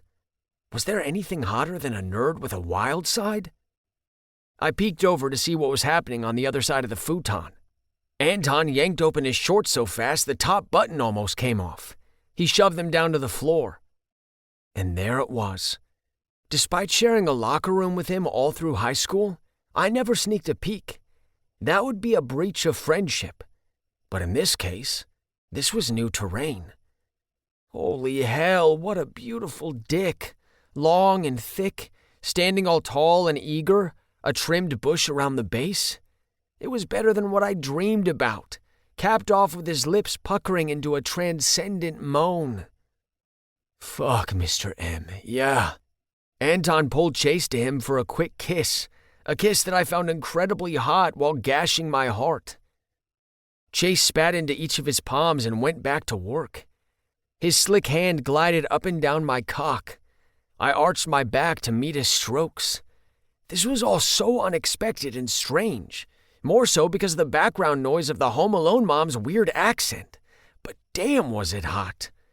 I was a planner, and getting jerked off by my old chemistry teacher was not in the schedule for today. I whipped off my shirt. Anton and I grabbed a side of Chase's shirt and pulled it over his head.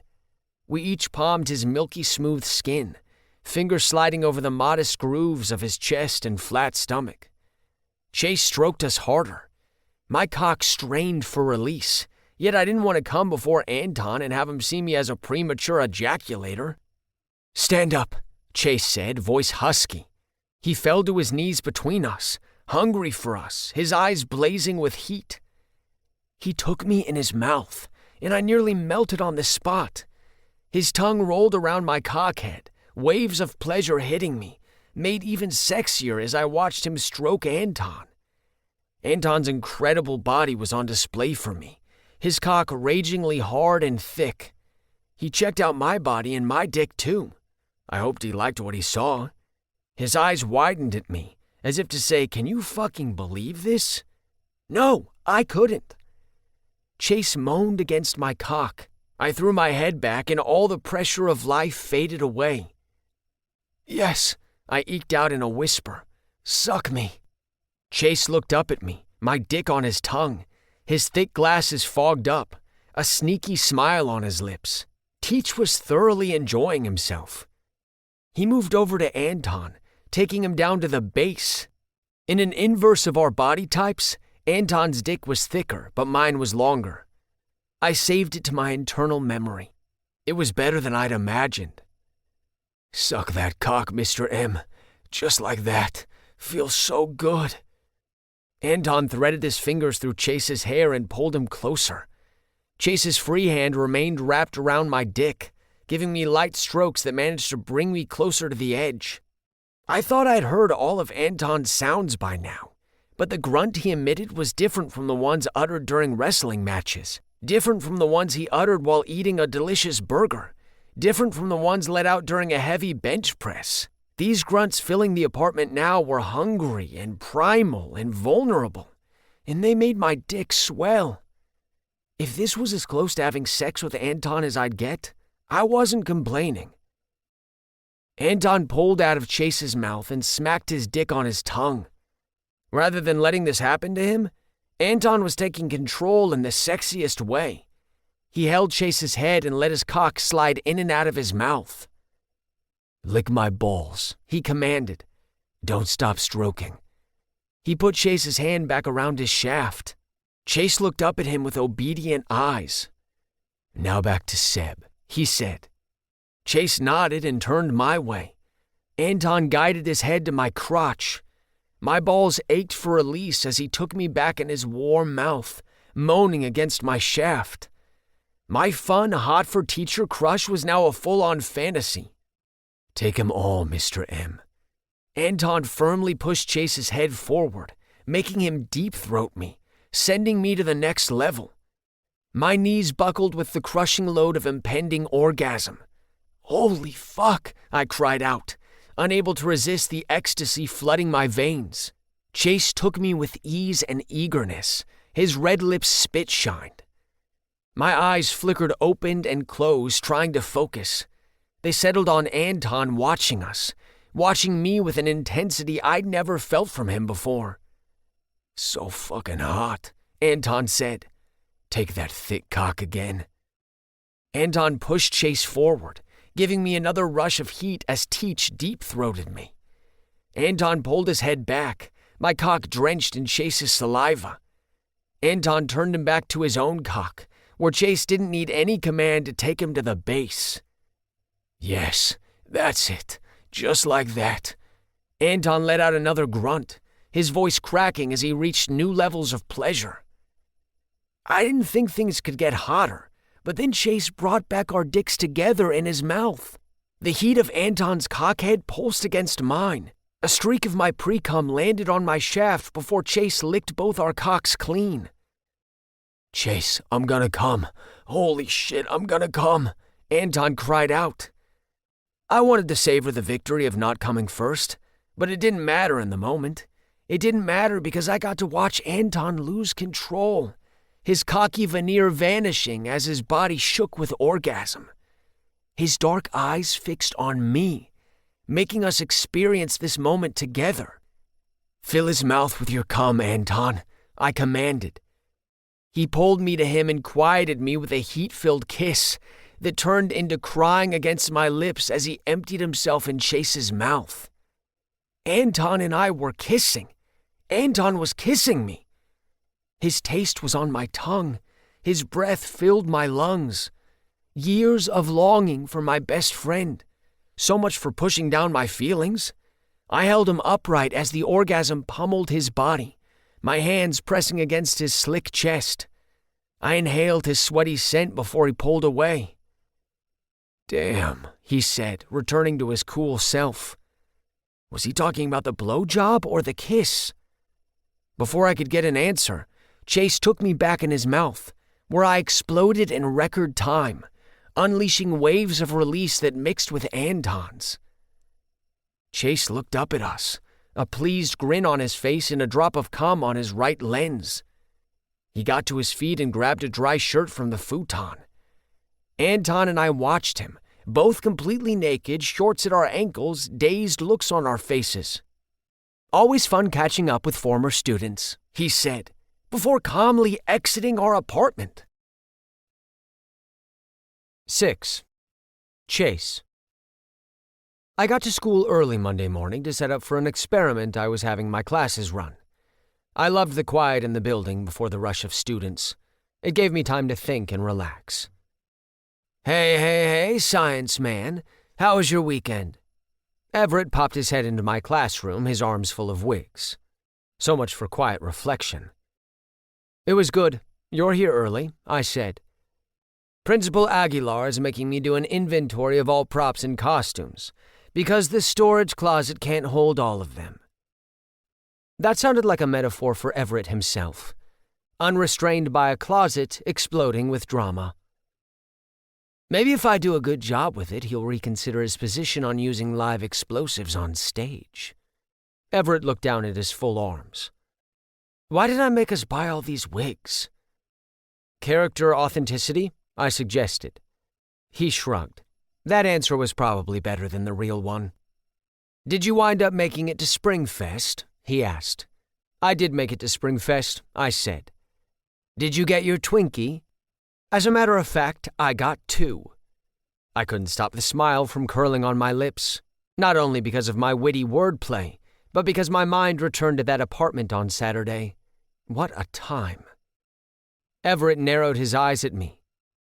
"Seems like you really enjoyed your snacks." Oh, I did. I strummed my fingers on my desk, deliberating on whether I should spill the proverbial beans. My friends and I had a very open relationship. The nature of my Saturday rendezvous aligned with our frequent topics of conversations in our circle, and a part of me was curious to see Everett's reaction, which was always dialed up to 11. "What is it, Chase?" I made sure nobody was walking in the hall. At Springfest, I ran into 2 former students. They were big fans of my class. Bigger fans than I ever expected, considering they were B&C students. Oh, nice. It's always fun catching up with old students. I actually did more than catch up with them. Everett crinkled his brow. What does that mean? Did y'all go out to dinner? We went back to their apartment where I proceeded to fillet them while watching an episode of Schitt's Creek, which they'd never seen. Everett's pile of wigs fell to the floor, fanning out in fake hair diffusion. Chase, his eyes bugged out. Are you serious? Yes. I'm speechless. Me too. Who hasn't watched Schitt's Creek? It's a truly wonderful show. Everett stepped over the wig pile and marched into my classroom. He stopped just short of my desk, unsure whether to continue. I had a suspicion that Everett was staging his reaction entrance in real time. Chase. I expected Everett to be surprised, but he almost seemed angrily surprised. You might want to pick up your wigs. You don't want them to accumulate dust, which would be hard to get out. Forget the wigs! Everett collapsed against the marker board. Chase, if you don't give me details on what the hell happened, I'm going to scream at the top of my lungs. I knew Everett well. He wasn't bluffing. After telling Everett the story of what happened, he dragged me to the teacher's lounge, where Amos and Julian were drinking coffee with their respective boyfriends. Amos, Julian, can we speak to you outside? Everett called from the doorway, his voice tense and stern. Were we all in trouble? Seamus, Julian's boyfriend, did the requisite ooh that all students uttered when one of their own was called to the principal's office. What happened? Everett, you look like you've seen a ghost, Amos said once we all got into the hall. Everett led us down the quiet corridor, out of earshot of the teacher's lounge. Is everything okay? Julian asked. Everett was getting comically red. He was a pale redhead, and that skin tone led itself to easily showing one's emotions. His boyfriend would call him Red Hulk whenever Everett got angry, which only made Everett's shade darken. Everything is not okay, Everett said. Chase, are you going to tell them what you did this weekend? Certainly, I said, only to be cut off by Everett a second later. Chase had a threesome, he whisper-yelled. Oh? Amos deliberated for a moment, then shrugged his shoulders. Okay, cool. Sounds like a fun time, Julian said. With 2 former students! What? Amos yelled, no whisper. Shut the front door. Julian's eyes bulged from his head.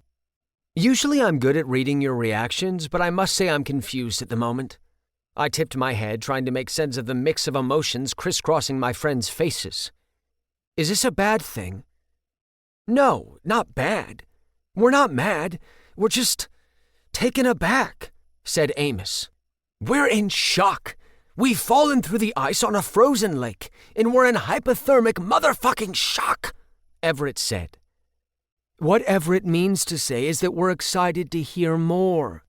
Julian could have been a press secretary in another life, as he had a skill in translating Everett's histrionics.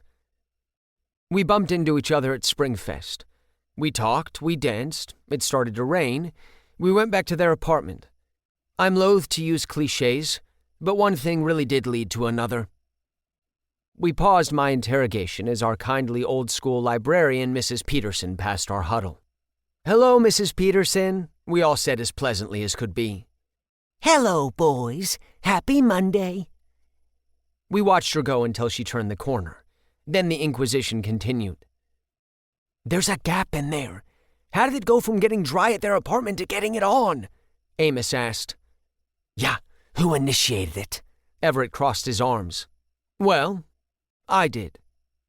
How? You don't even like asking the waiter for extra napkins when we go out to eat, Amos said. We were watching TV. What show? Julian asked. Schitt's Creek, Everett shot back, admonishing him for interrupting. And what does it matter what show it was, Jay? Go on, he told me. We were watching TV and... Here was the part that I kept getting stuck on, as pure lust had defied my internal logic.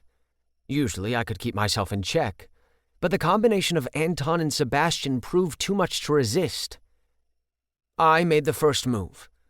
I believe the technical Urban Dictionary term is skiing. Amos had to hold out his hands in fists like he was holding two ski poles to get the reference. And from there, I progressed things by getting on my knees. I believe the position we were all in was the Eiffel Tower. You're the French scholar, Julian, so you can confirm. That sounds right, Julian said, turning red. So it was all you. Huh. Everett scratched his head. Huh seemed to be the appropriate reaction. I'd been forward when it came to sex before.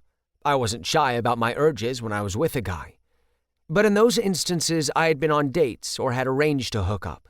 On Saturday, there was no similar agenda or pretense. We were merely hanging out.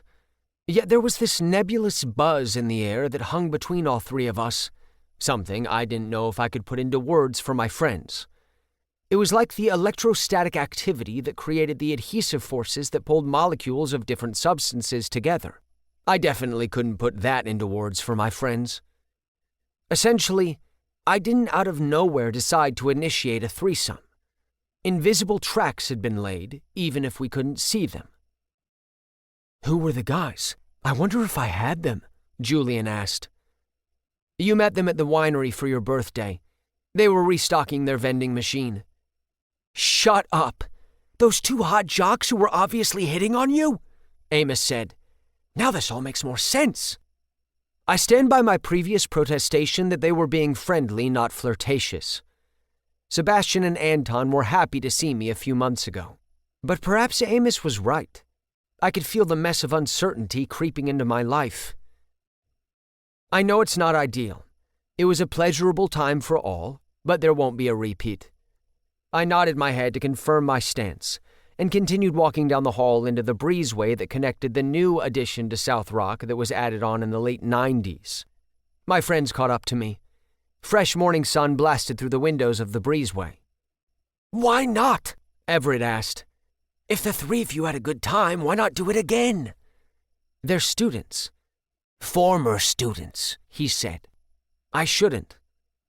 Your answer isn't rooted in logic, Julian said, which felt like an especially brutal twist of the knife.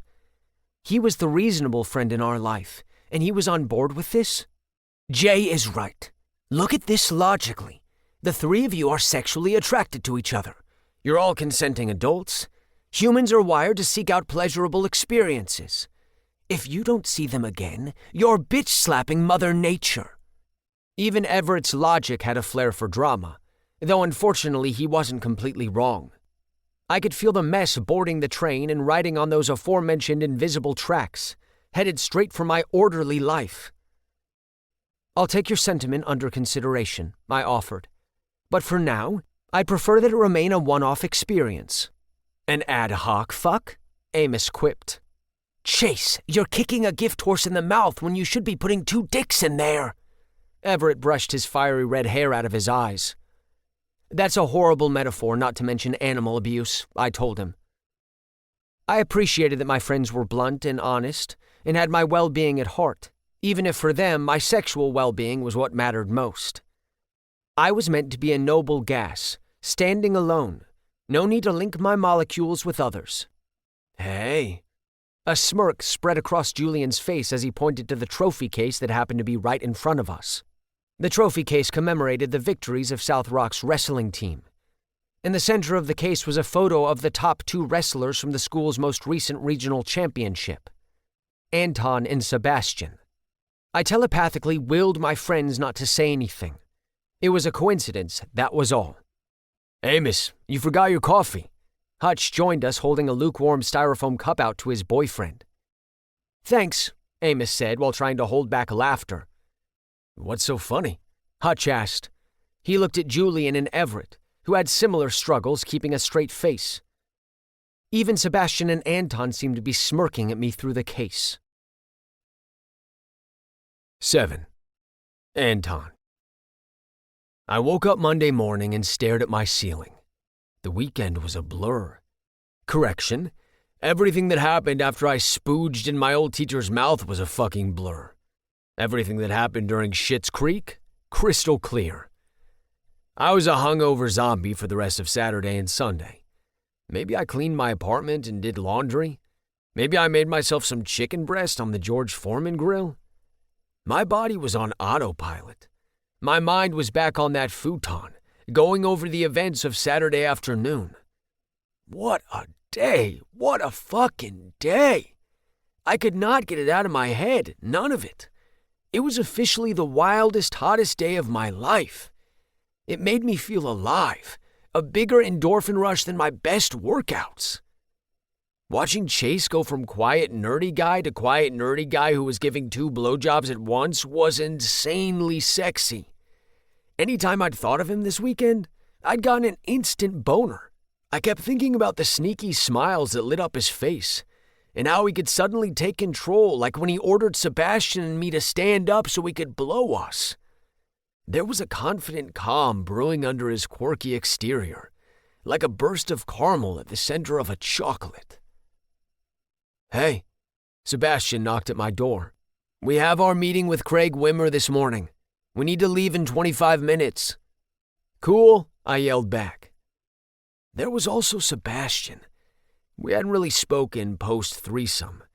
Like, we weren't ignoring each other or avoiding each other, but we kept conversation strictly to preparing for the meeting. We played a lot of video games too, but fortunately we only had to look at the TV screen.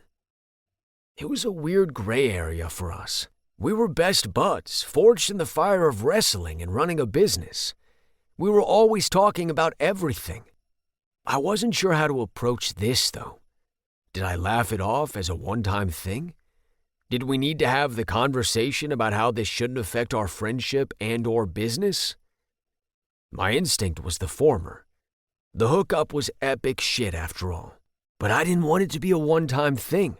The adult in me said that the conversation needed to be had.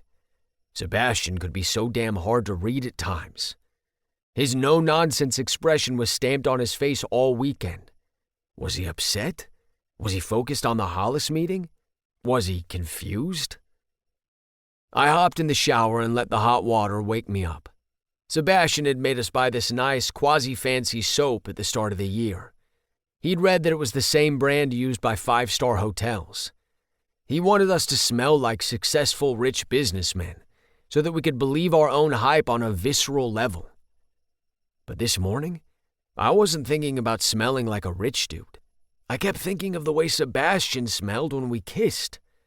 A little musky, a little salty, a little like beer. Flashes of his heavy-lidded eyes seared into my brain, as did the tiny gasp of surprised breath when I pulled him into a kiss. A kiss. I kissed my best friend. I'd always known Sebastian was attractive, but seeing him naked, hard, and groaning with want was on another level. He was hot. So hot that I was rock hard in the shower, something I took care of quickly. The rich people soap made for excellent lubricant. One could not go into an important business meeting with a loaded gun. After I finished and washed off, I stepped out of the shower, wrapped a towel around myself, rubbed product through my hands, and styled my hair in the mirror. There were times over the years when I'd suspected that Sebastian might have had a little crush on me. The way his face would change when I discussed hookups, a look here and there that might have lasted just a bit too long. Was it a crush? Or was I reading into things and being a tad self-absorbed? Nah, I said to myself. Sebastian was my friend. "You almost done in there?" Sebastian asked through the door. "Yeah." I finished getting my hair in position with a little upturn in the front. I opened the door to a shirtless Sebastian. Our chests almost touched. I'd seen Sebastian shirtless a zillion times. Why was it making my stomach flip now? "Hey," I said. "I need to, get in there." Sebastian pointed past me, with the same deer-in-the-headlights look I had to be sporting. "Cool, yeah." Goosebumps danced up my spine as I stepped aside. I eyed the bulge in his pants, knowing what lay underneath. Yeah, the conversation definitely needed to be had. "Listen," I said. Sebastian turned from the mirror. "What?" Yeah. So maybe we should talk... About what? If this was a sign of my verbal skills for today, we were epically fucked. All I could do was point to the living room. Is it about the meeting?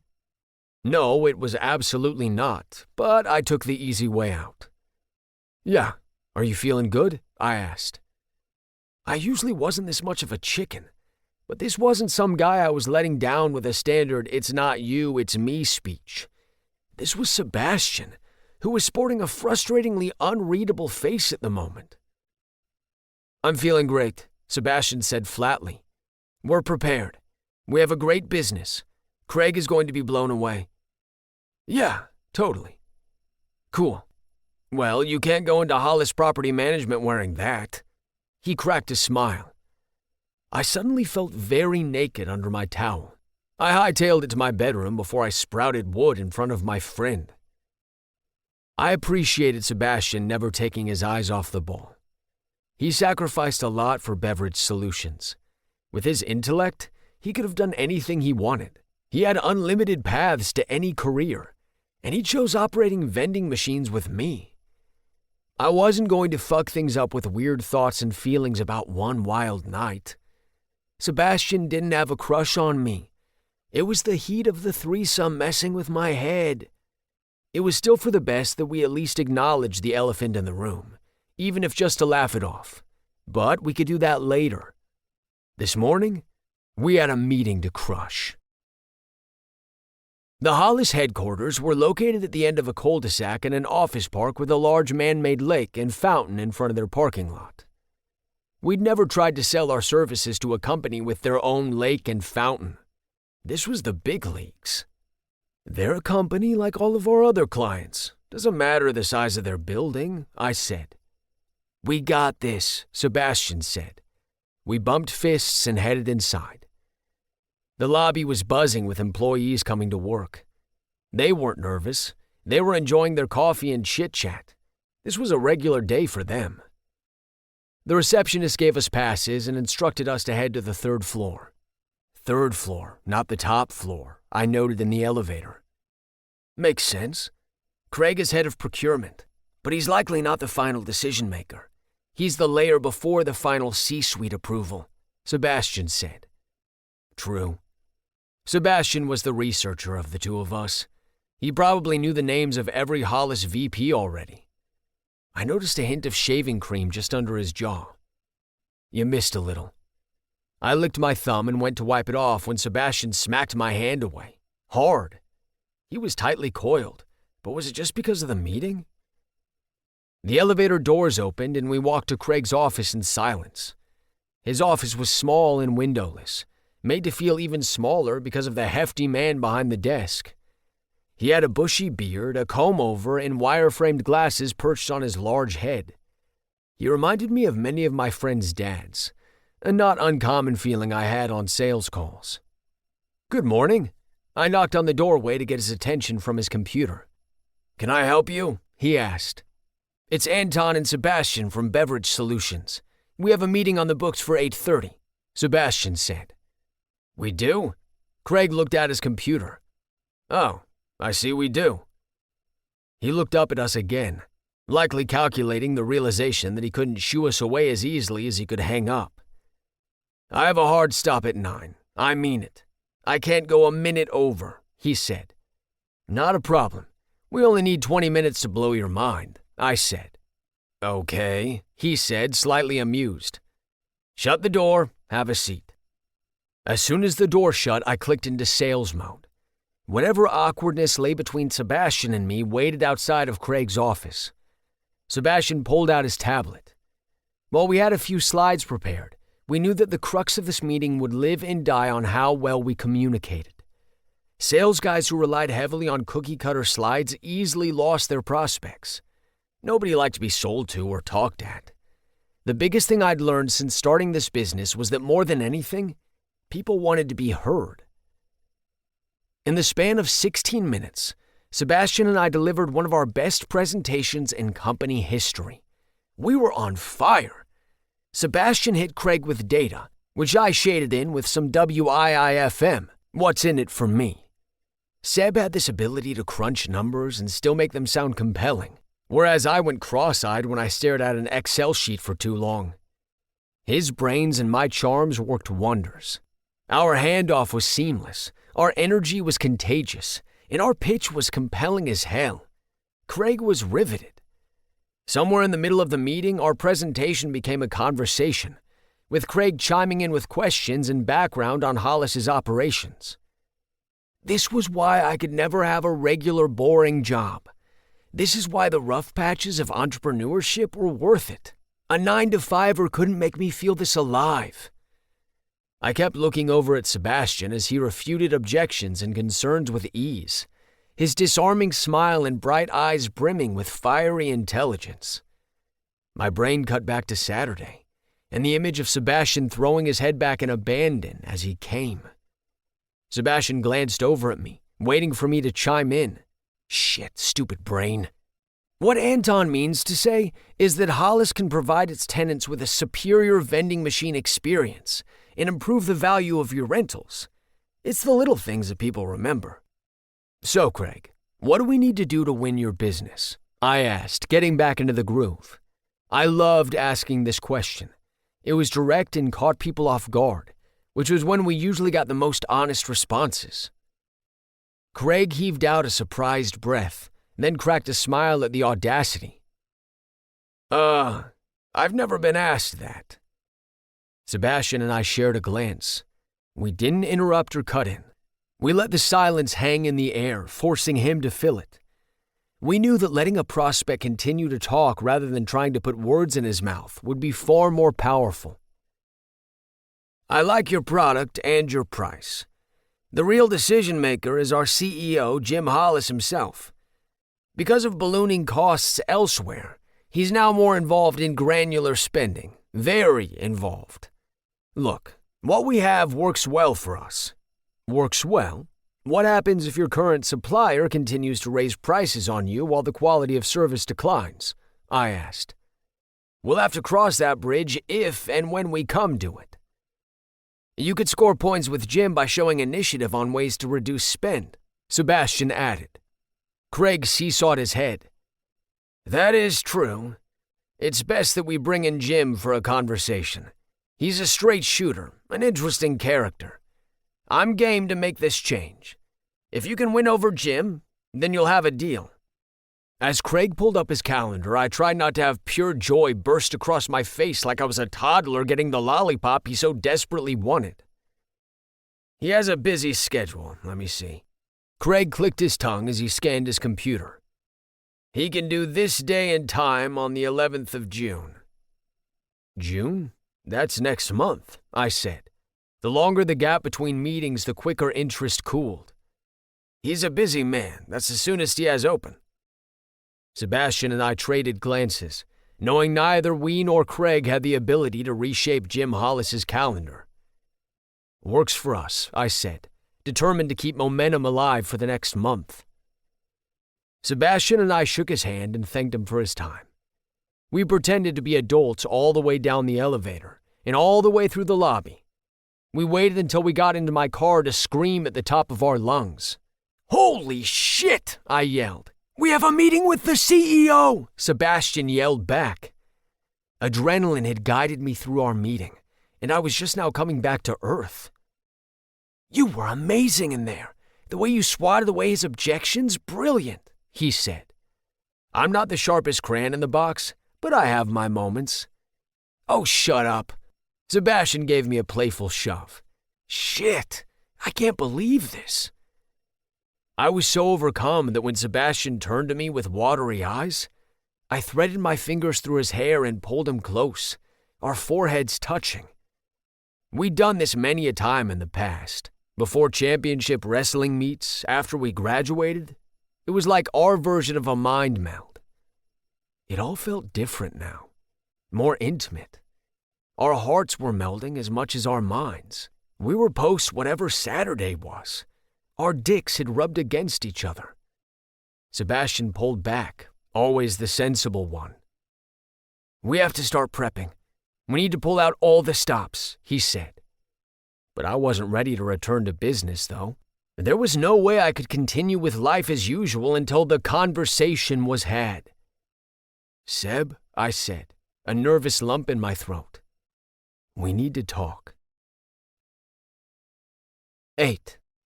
Sebastian. I kept my fingers wrapped around the steering wheel. Anton wasn't one for talking about things. Correction? The guy loved to talk. He schmoozed and chit-chatted and shot the shit. But talk? This kind of talk? The kind of talk that could veer into serious territory? That wasn't like Anton. "What do you want to talk about?" I asked. So I think maybe..." His face twisted with internal struggle, which made it even cuter. He swept his hand as if he were clearing a table, a classic Anton move that meant a do-over. "Look, we need to air things out about Saturday. It was wild. Just get everything out in the open." That was the problem. Everything was out in the open, most notably our dicks. "Anton, we don't need to..." It was hot, epically earth-shatteringly hot. It happened. It was a good time. And it's cool, you know? It was a very good time. But I was not cool about it. My mind was all sorts of screwed up. Anton and I were naked together, and he kissed me. And all those feelings that I told myself to forget returned to the surface. I was still hopelessly in love with my best friend, and we'd crossed a line that couldn't be undone. For Anton, it was a wild, impulsive afternoon. For me, it was a revelation. I couldn't let my feelings jeopardize our business at such a crucial moment. "Pull over," he said. "No." "No?" "Why do I need to pull over?" I asked. "We could have a conversation while driving. It was better that way. I didn't have to look at him as he told me Saturday was an epic mistake." "Just do it, Seb. I don't want to drive back in awkward silence." "Won't there be awkward silence once we talk about it?" I turned right into the parking lot for a Revolutionary War site that we'd visited on a field trip years ago. Anton had gotten yelled at for trying to climb into the cannon. I put the car in park and turned to my friend, prepared to face the firing squad aimed at my heart. "Dude, we had a threesome. Our lips and our dicks touched." Anton was not one for subtlety. His best quality was cutting to the chase and being direct. A great quality in a salesman, but in a friend, it made my stomach clamp up. "We need to talk about it because things have been weird all weekend. I don't want us to keep tiptoeing around this thing. Our friendship and partnership are too important to me." "Okay, then talk," I said. Like hell was I going first. Now in my head was still a mess. "How are you doing?" "That's not fair. You're supposed to talk first." I shifted in my seat, my eyes narrowing at him. "How are you doing?" "I loved it. I loved every second of it." "You did?" I asked, my voice trembling a touch at Anton's directness. "I can't stop thinking about it." "What parts?" I wanted to ask. The chase parts or the Sebastian parts? "I know it's weird, my old teacher and my best friend, but I don't regret it. It was freeing, like we just let ourselves be." Anton shrugged, then glanced at me. It was my turn to speak. I needed air. I opened the door and vaulted out of the driver's seat, a warm breeze hitting my face. I walked up to the infamous cannon and ran my fingers along the slick black shell. "Seb!" Anton jogged up to me. "What's going on?" Now was the time to tell him. "I am in love with you, Anton. Feeling your lips on mine was a transcendent experience, better than all my dreams and fantasies." The words were on my tongue, begging to be set free. "Look, Seb, I know this is a weird thing to talk about, but I think we need to have this conversation. I didn't mean to make things weird, but I'm going to make them weirder. I liked what we did, and I want to do it again." My heart raced inside my chest. "You do?" "Fuck yeah, it was amazing. How was the experience for you?"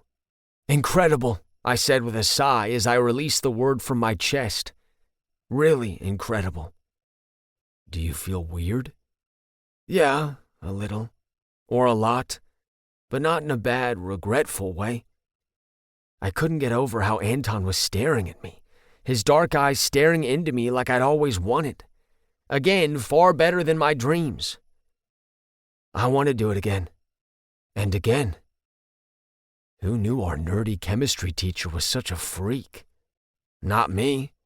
Yeah, me neither. Do you remember when he told us to stand up and he dropped to his knees? I nodded emphatically. I would never forget it for multiple reasons. Chase was cute, and experiencing him going from awkward nerd to lustful nerd was supremely hot, as was watching Anton drop his pants and being able to drink in his whole body. Was that your first threesome? I asked him. Anton had more sexual experience compared to me. That was one area where I didn't feel like competing, though. Yeah, you guys popped my menage cherry. A quick gust of relief blew within me. It was a first we got to experience together. He dipped his head to me, wondering the same, as if it were even a question. Yeah, total noob, I said. Figured. Shut up, man. I smacked his chest. It was hot watching you letting yourself lose control. You enjoyed that, huh? I cocked a playful eyebrow and closed the space between us. A newfound boldness took hold of me. I enjoyed all of it.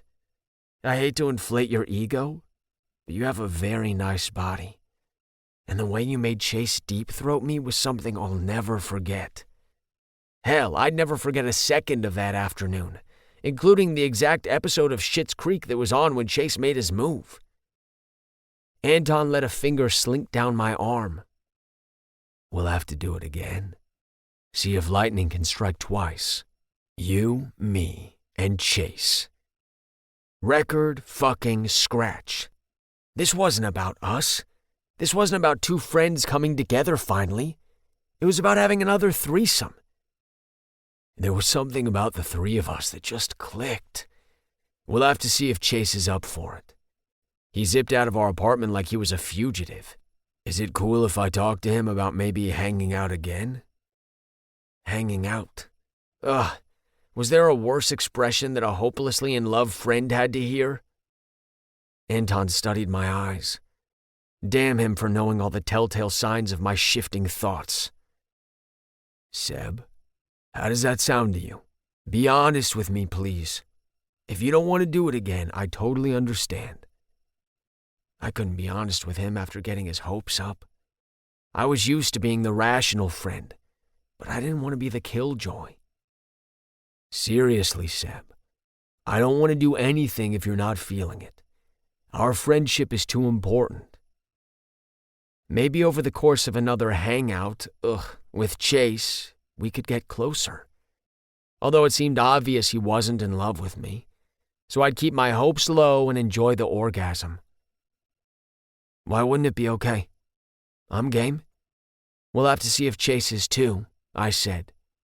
You sure? Oh yeah. I can't wait to manhandle him next time. And despite my sadness, there was truth in that. Sweet.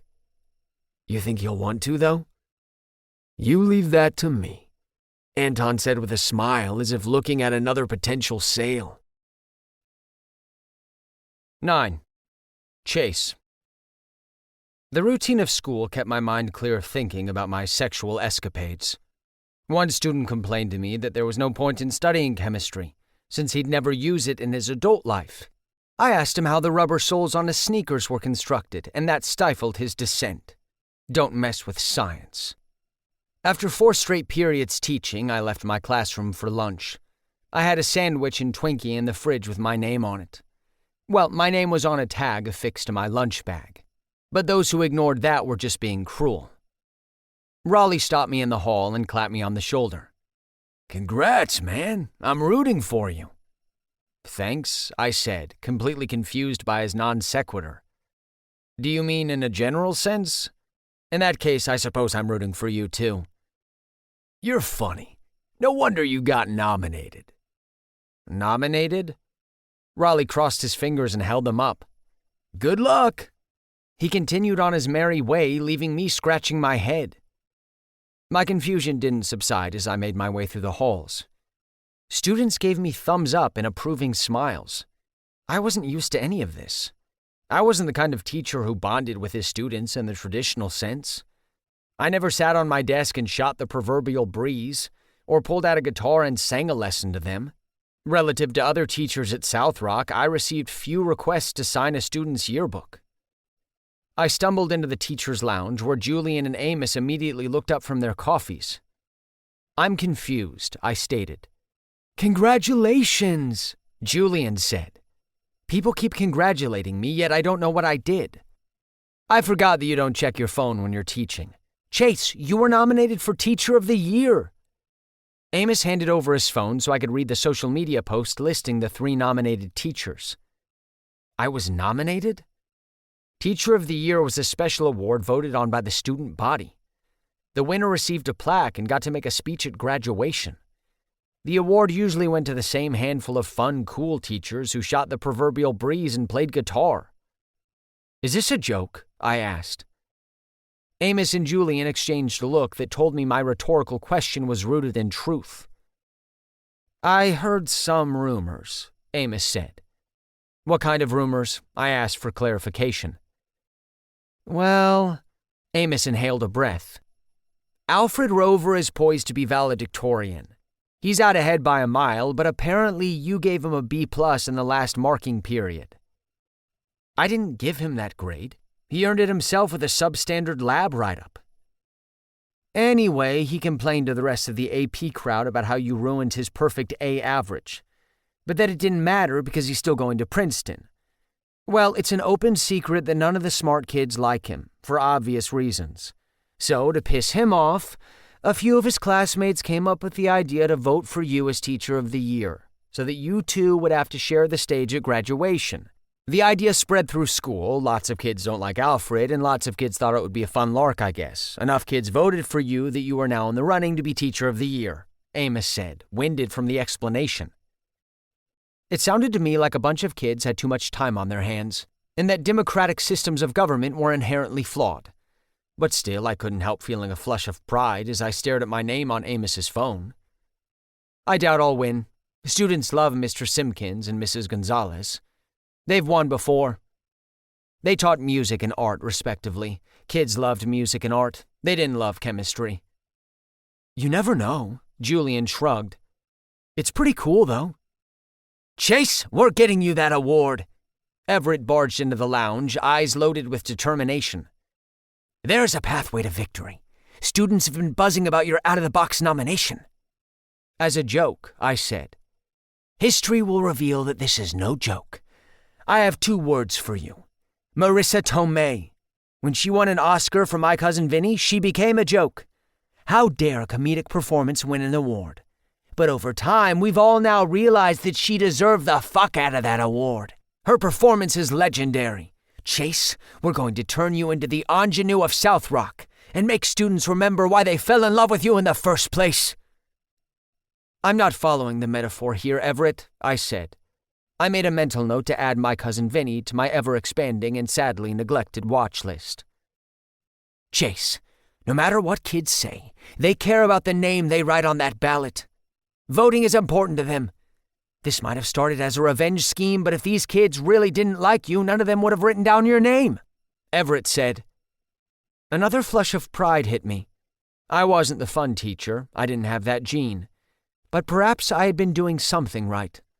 Maybe Anton and Sebastian weren't alone in their admiration of my class. "I'm thinking banners, Q&A sessions with influential students, finding some babies for you to kiss." Everett sat on the table, his mind falling down one of his typical histrionic rabbit holes. Amos put his hand on Everett's shoulder. "Or maybe we let voting take its course." "Take it down a notch, Everett," Julian said. "Sorry, I'm in the theater. Awards are my oxygen." I had too much to think about between school, my personal life, and my cat. I didn't need to use up precious space wondering about my prospects of winning Teacher of the Year. But the plaque would look very nice on my fireplace mantel. I had students tell me they were voting for me, a statement which never gets old. Because the award stuff muddled my focus during my free period, I stayed after school to work on crafting the final exams for my classes. Just because I was in the running for Teacher of the Year didn't mean I'd design an easier exam to curry favor. I thoroughly enjoyed putting tests together. It wasn't about torturing students, though they might have believed that. It was yet another puzzle. How could I take information we learned throughout the year and twist it back to them in a way that required critical thinking? It was a harder challenge than people realized, and when I looked up from my computer, it was already 6. The high sun of the afternoon shifted to the orange hues of evening slatting through the windows. I strolled through the quiet hallways and stopped at the vending machine outside the cafeteria, where I came upon a familiar broad back. "Mr. M." Anton stood up. The thick glass case of the vending machine was open, and it was like staring into a bank vault with food instead of money.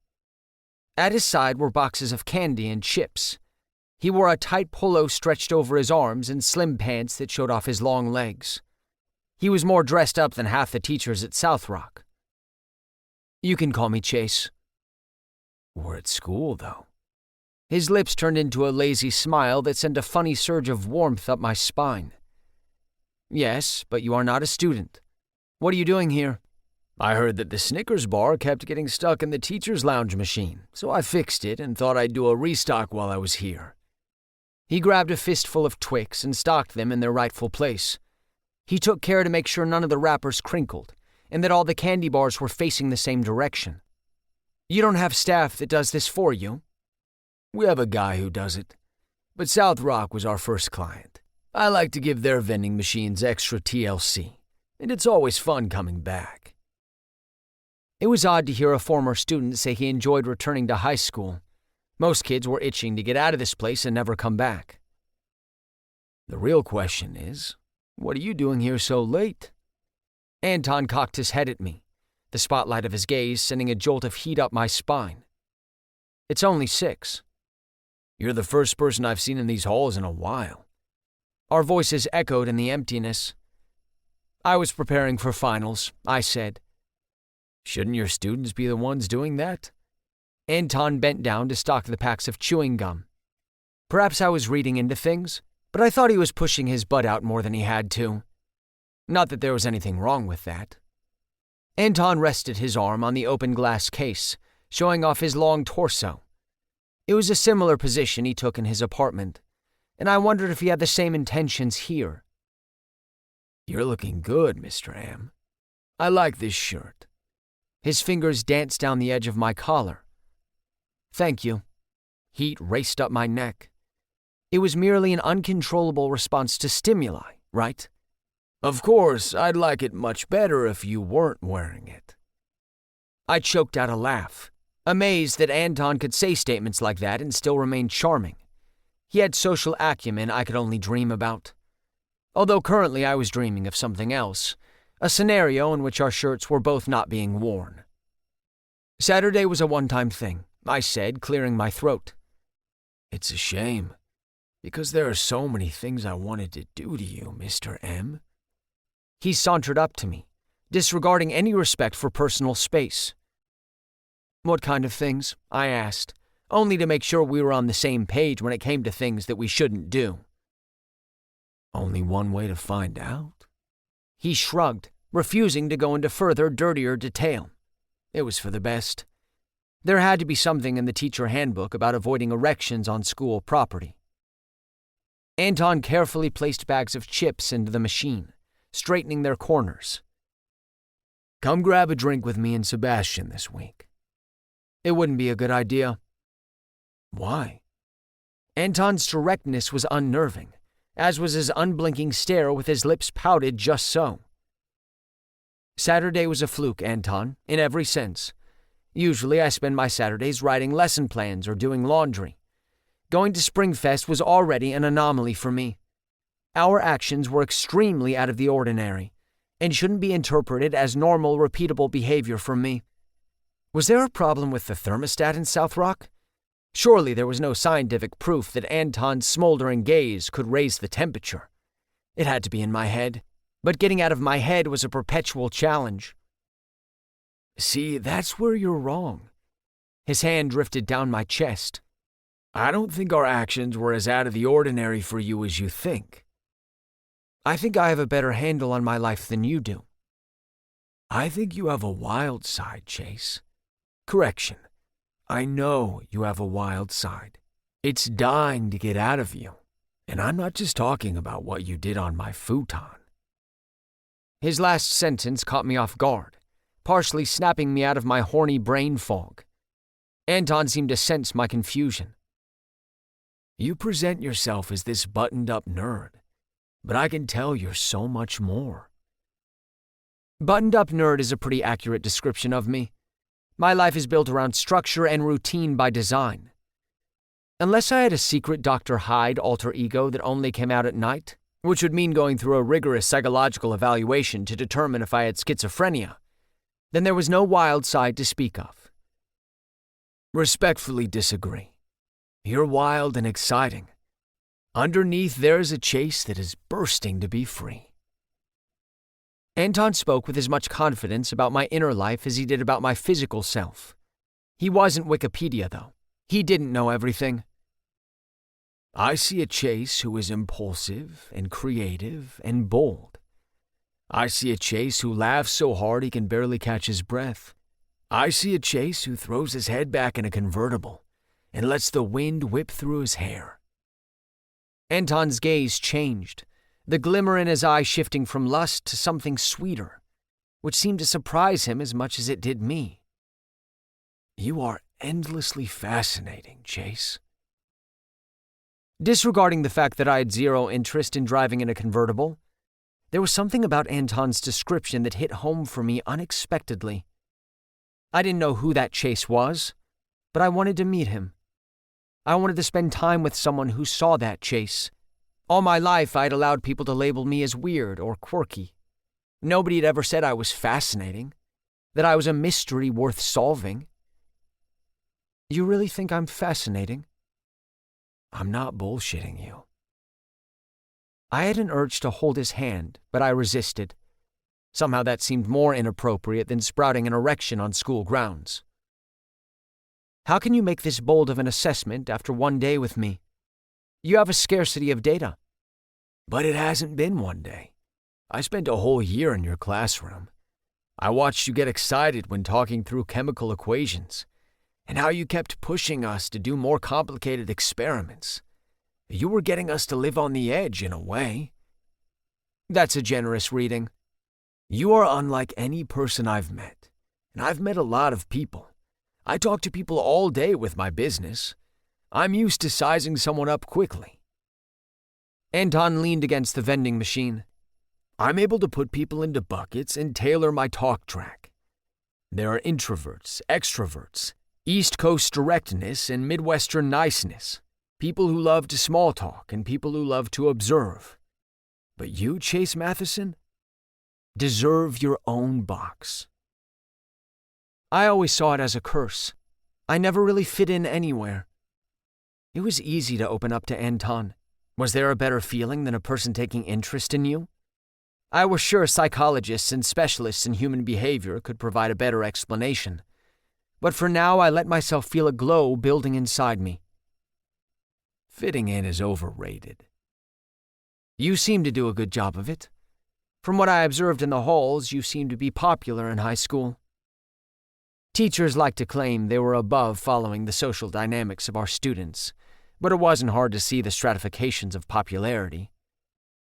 Anton shrugged and played it off, the natural response of anyone who is called popular.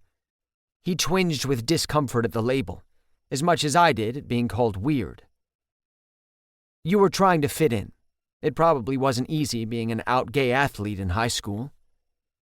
It was a constant tightrope walk.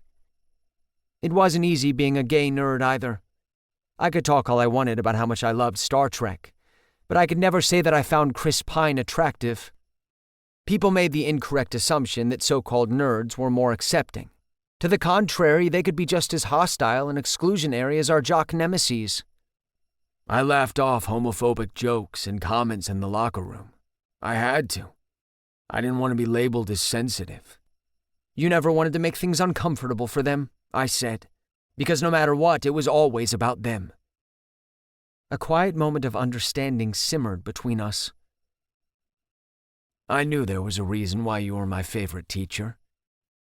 Apparently you're not alone. I was nominated for Teacher of the Year.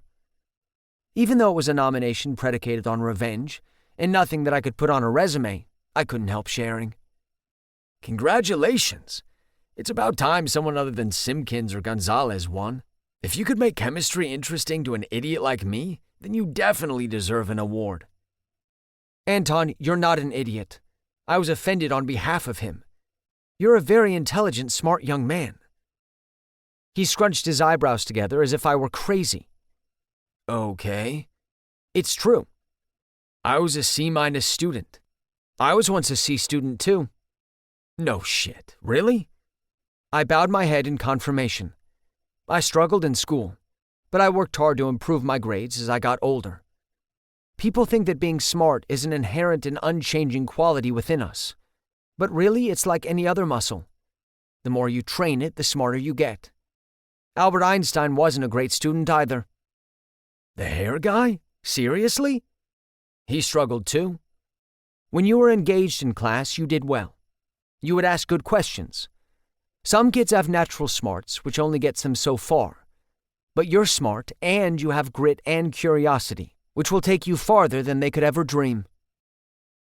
Anton nodded, taking it all in, thought swirling behind his eyes. You really think I'm smart? Absolutely.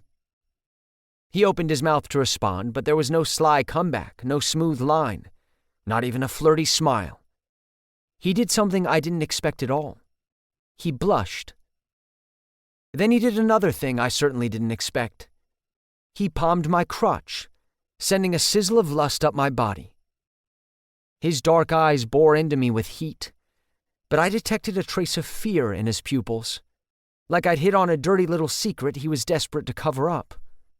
Seb and I would really like to see you again. I mean, you didn't even get off last time. What kind of gentlemen would we be if we didn't return the favor? Just as my lips were about to buckle and a groan of deep-seated want was about to fly out, Anton stepped back. The music started up again.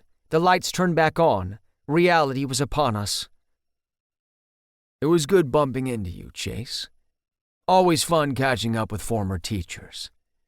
Anton clapped my shoulder and left me alone in the hall. Though I wasn't alone. I had the tent in my pants to keep me company.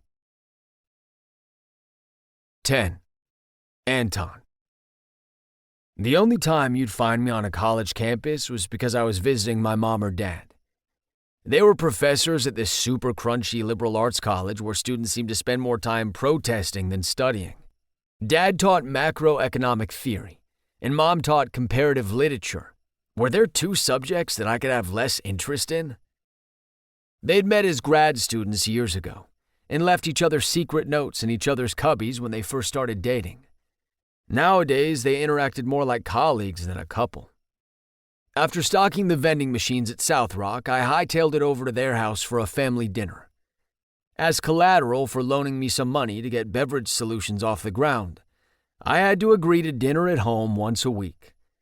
According to an ex-hookup, it was very Gilmore Girls, whatever that meant. At tonight's dinner, we were eating chicken shawarma, but I was in a bit of a daze. I was still in shock that I grabbed Chase's dick in the hallways of my old high school. That was forward even for me. The thing was, I didn't do it to turn him on. I did it to shut him up, and I was trying to figure out why. Why was I so rattled at Chase calling me smart? Fortunately, it was easy to zone out at dinner. I had nothing to contribute. The topic of conversation was Dad's latest article that he'd gotten published. He and Mom got articles published in journals and magazines that I'd never heard of, but were supposed to be impressive. I was still waiting for their spread in Sports Illustrated. I loved the part where you dove into the adverse selection dynamics in Central American debt markets, Mom said, swirling her glass of wine. Your grasp of the tenuous geopolitical climate and its effect on labor was brilliant. Just brilliant. Thank you, dear. It can't hold a candle to your explanation of Flaubert's early works for that piece in Comparative Literature Quarterly. Dad held up his wine glass and they air clinked. Were the conversations always this boring on Gilmore Girls too? I didn't understand genetics. I looked like Mom and Dad. Mom with her olive skin and toothy smile, Dad with his height and thick eyebrows. There was no question that I was their son, yet I didn't seem to inherit an ounce of their brain power. "What do you think, Anton?"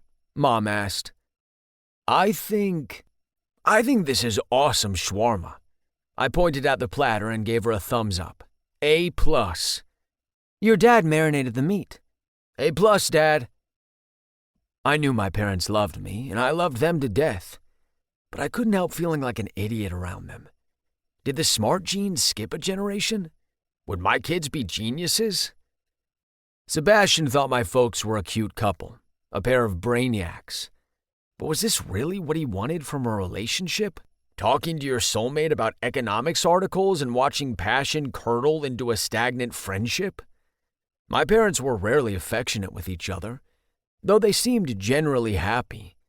Whatever their deal was, it wasn't for me. To each their own. "How was your day, Anton? Did you sell any vending machines?" Mom asked. I ignored the twinge of condescension in her voice. We don't sell vending machines. We install them and operate them in facilities. If you sell a vending machine, you only get paid once. But if you rent them out, you get paid every day. I looked at Dad, and he gave me a smile of modest approval. I didn't know jack shit about macroeconomics, but I knew how to make a buck. Today I had to do some restocking for a client. The thought of Chase popped into my head. He looked damn good in his proper preppy teacher's outfit. His ass was still biteable in those khakis he wore. He was a gorgeous man. "You know, Anton, it's not too late to look into college," Dad said. He held up his hand to stop my usual objection whenever he brought this up. "You don't have to quit beverage solutions. You can take night classes." That would take away time from the business. "It could help you. You can take business classes," Mom said, picking up the thread from Dad. "A college degree is a valuable thing to have. An education lasts forever." "Unless I get amnesia," I countered. Studies show that amnesia victims have a better chance of remembering academic facts than personal information. So yes, an education will survive if you get amnesia. Dad had a gleeful gotcha look on his lips. Despite how smart he was, the man could be a goofball when he wanted to. "How do you know that?" "Because this isn't the first time you've used the amnesia line on us," he said. I love the thought behind it, but I'm doing well. I don't need college. College isn't for everyone. They got quiet for a second, and I knew what they were thinking. Why isn't it for our only son? Seb and I are doing well. We don't want to stop our momentum with night classes and writing papers. "Sebastian never talks about going back to school?" Mom asked. "He's so bright." "As opposed to me?" "He knows the option is available if he wants to." I made sure we had that talk before we jumped in with BS. I never forgot what Sebastian gave up to join me, and I would never guilt him into staying in something that he wasn't fully invested in. But so far, so good. Sebastian showed no signs of wanting to leave. I hoped our hookup didn't change that. Not just because of the business, but because I didn't want to lose my friend. "Why didn't you and Sebastian ever get together? He's a great guy." "Mom," I felt my face go red. It wasn't the first time she'd asked me that, but it was the first time she asked me that after I'd seen him naked. "Your mom's right. We like Sebastian. He's intelligent and thoughtful. We'd love him as a son-in-law." Whoa, whoa, whoa, why are you thinking I'm going to get married? That's not my speed. I was grateful that my parents were cool with me coming out, but sometimes they were too cool with it. Boundaries, folks. "I don't understand why you're opposed to eventually settling down with someone," Dad said. "Why do you want me to get married at 21? Eventually settling down. You're good-looking, social, and somewhat successful." I was sure Dad had trouble with that last part. "We thought you'd bring a boyfriend around to one of these dinners by now. Could we go back to talking about macroeconomic theory and Flaubert?" A sharp pain hit my stomach. I couldn't storm off like I would as a child, and I couldn't grab anyone's crotch. Instead, I hit them where it hurt. Mom, isn't it true that Flaubert's prose pales in comparison to Ivan Turgenev's? I thought I read that on the internet. Her eyes bugged open and she slammed her fork onto her plate. What? Where did you read that? People refuse to give Flaubert his due. Ivan Turgenev's work is puerile and misbegotten. Mom launched into a lengthy takedown of Turgenev, her favorite thing to do, and mercifully got us off the topic of my lack of love life. My old bedroom remained intact, and I liked to go up there to relax after these dinners. A good bedroom brought a sense of peace. Mine had a large bay window that overlooked our backyard and pool. One day I told myself I would be able to buy a house with a view like this. I lay on my old bed, staring up at the ceiling still plastered with posters of extreme athletes and workaholics. My bedroom was a shrine to everything my parents hated: sports and lowbrow entertainment. Even though Mom's trashing of novelists from the 1800s saved my ass from awkward dinner conversation, I couldn't shake thoughts of Sebastian and Chase. Sebastian was my best friend, and yeah, we crossed a line. But that didn't have to change everything. We could still have fun with Chase. He and Chase seemed similar. They were both intelligent, thoughtful pieces of bread, and I was the piece of meat in the middle. I hopped off my bed and pulled my old yearbook from my bookcase, which had more toys and sports paraphernalia on it than actual books.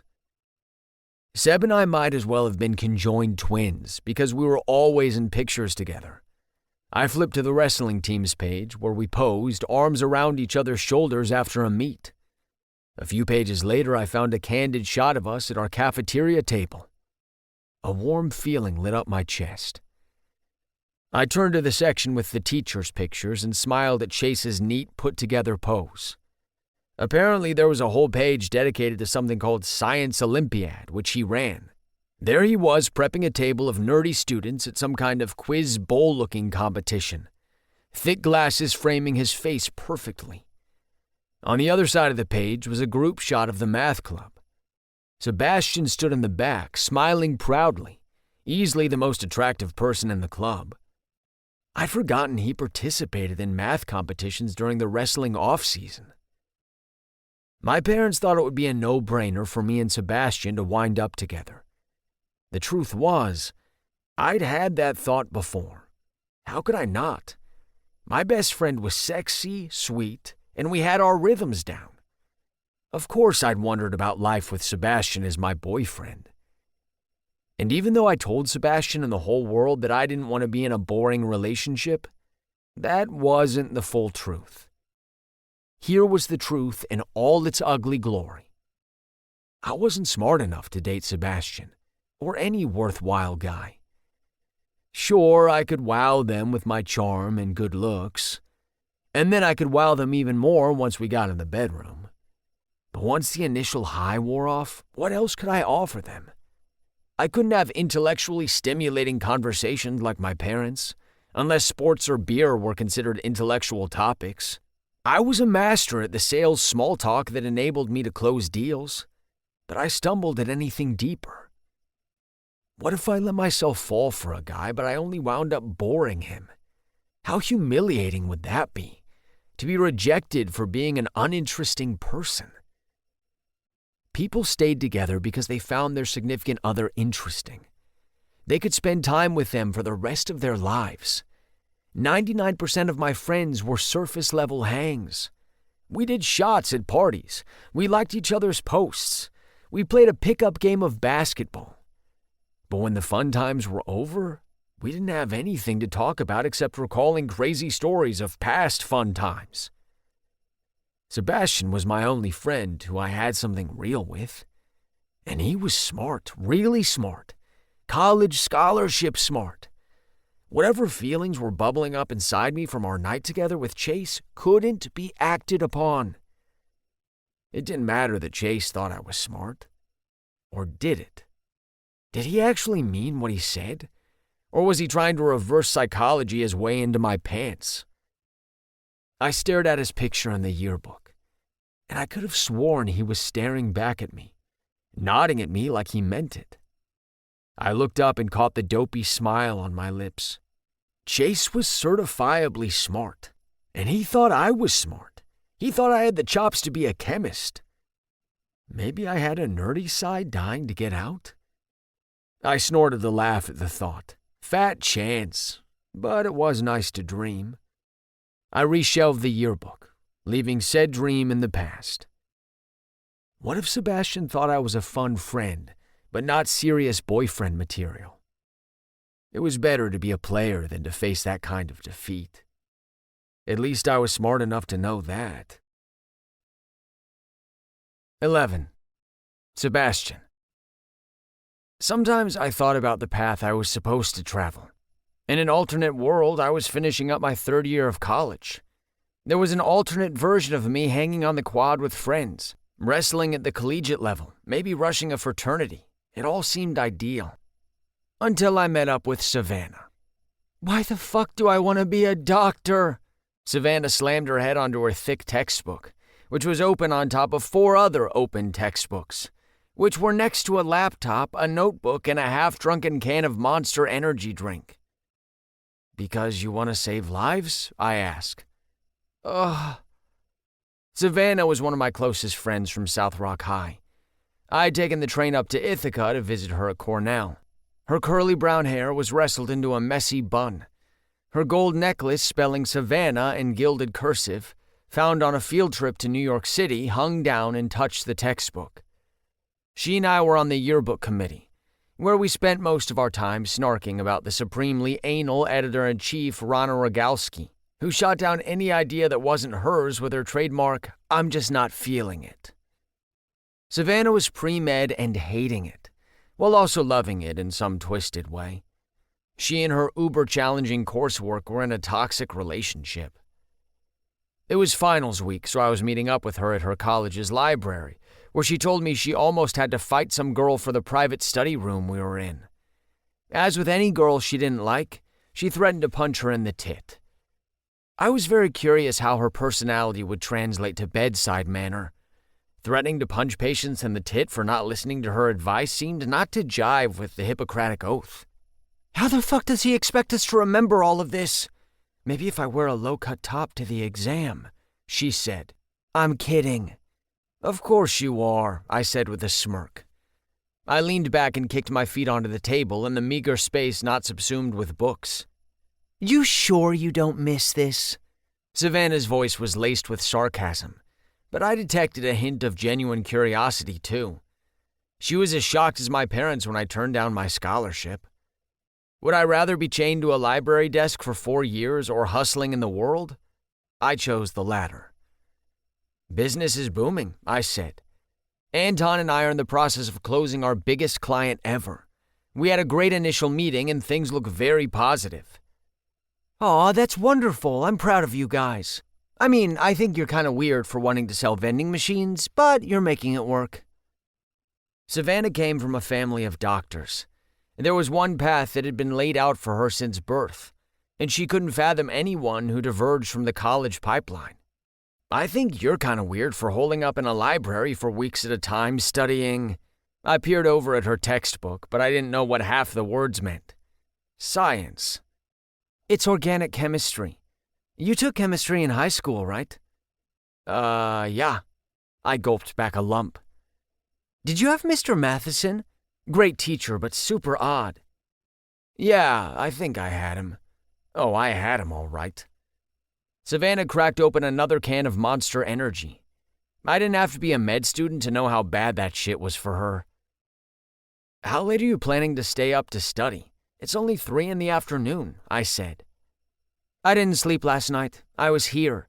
She chugged the can. Well, not here. I was in another section of the library until this room opened up. These econ bros were being so fucking loud. I think one of them was looking at porn on his phone. It had to be porn. I threatened to punch them in the man-tits if they didn't keep it down. None of this was in the college brochures I flipped through, and I thought being an entrepreneur was a rough life. Anyway, my life has been boring because I've been here for the past 2 weeks. I haven't even had a chance to see Matthias. Matthias was her boyfriend, a pre-law student, presumably doing a similar amount of cramming.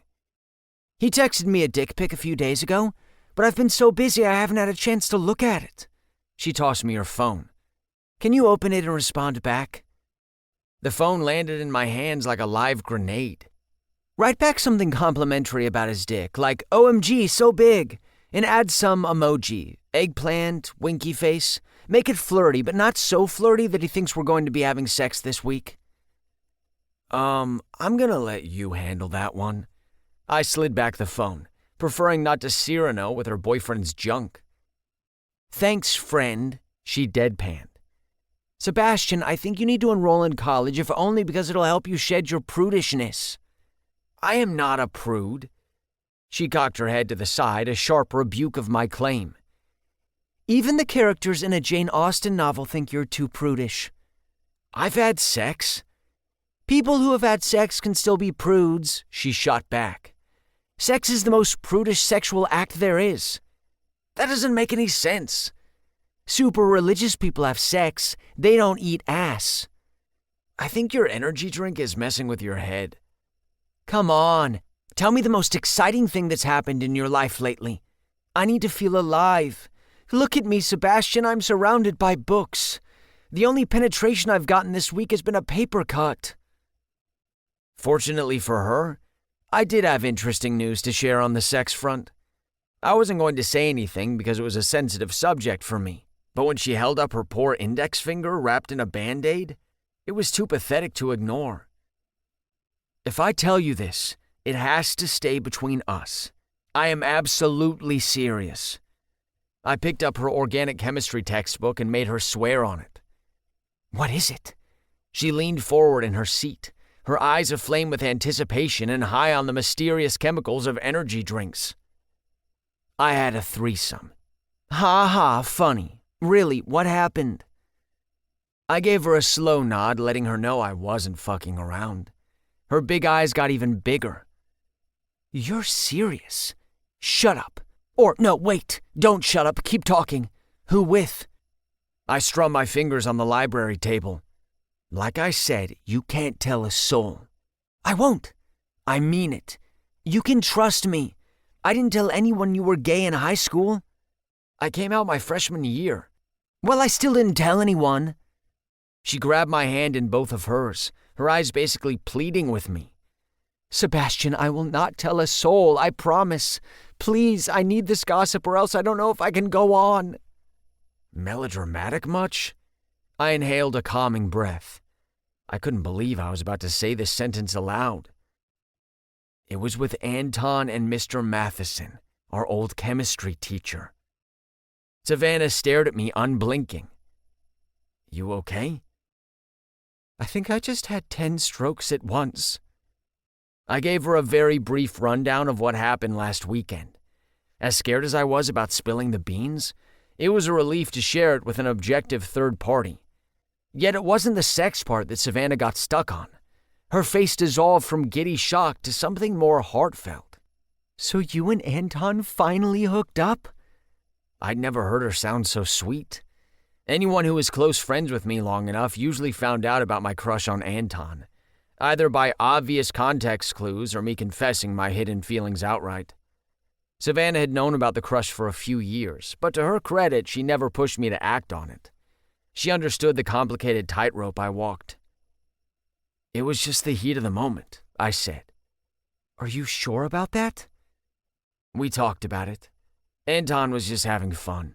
You know Anton. He loves to have fun, she said with a slight eye roll. And he kissed you for fun. Heat of the moment, I reiterated, reaffirming this point for me. Was it good?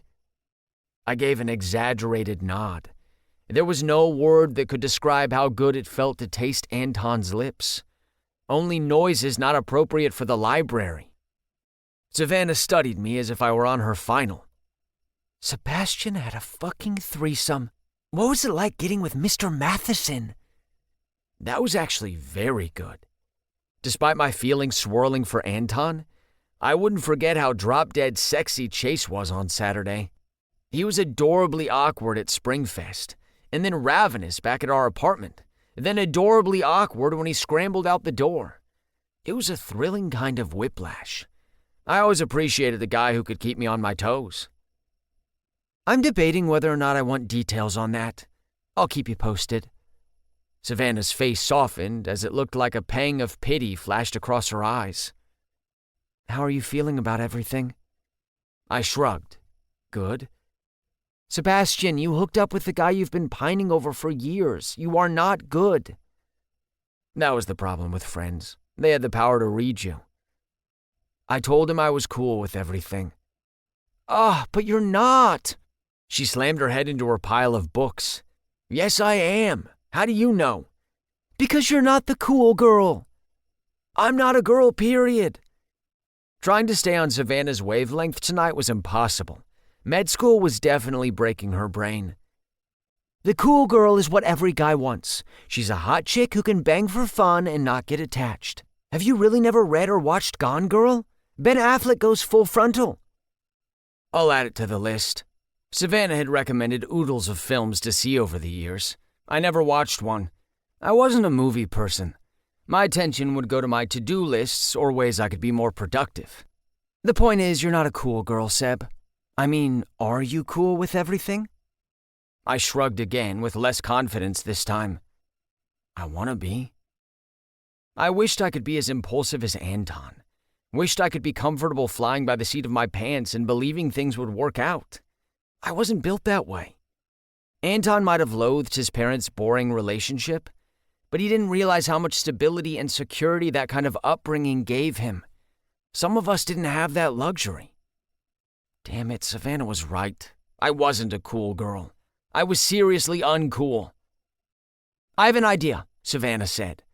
You should go out with Anton, just the two of you, and try to create that spark. My stomach twisted at the proposition. Red flags immediately sprouted. Yeah, it's fucking scary, she said, reading my face. But what if this threesome made Anton see you as more than a friend? It's like a portal opened up. She spoke as if her brain was still catching up with her mouth. What if your threesome was a portal to a relationship with Anton? The portal won't stay open forever. It's closing as we speak. The farther I got away from Saturday, the more it would be a distant memory. And the more Anton would go back to seeing me as just a friend. You're right, I said, gobsmacked. Of course I'm right. I'm a doctor.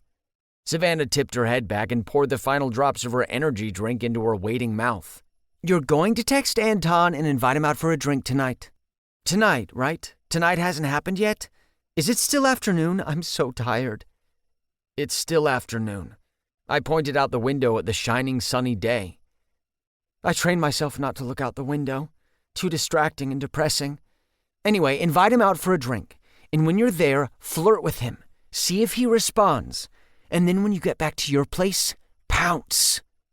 She held up her hand like a tiger claw for emphasis. That will never work, I said, as if things would be that easy. If the portal is still open, it will. I took out my phone. Savannah came around to my side of the table and watched over my shoulder as I texted Anton. Sebastian. Hey, let's grab a drink tonight. I could use one. I got her thumbs up before hitting send. My phone buzzed with a response 30 seconds later. Anton. Hell yes. Meet me at Remix at 8. Sebastian. Sounds good. Ow, did you just bite my shoulder? I asked Savannah. Sorry, heat of the moment. I loved my friends, but they were weird. You are hooking up with Anton tonight. It's happening, she said with unearned confidence. You better not be prudish. I expect your tongue to go wherever he wants. Gross. Prude. She stuck out her tongue and then wiggled it side to side. Matthias was either a very lucky man or a man in a lot of pain.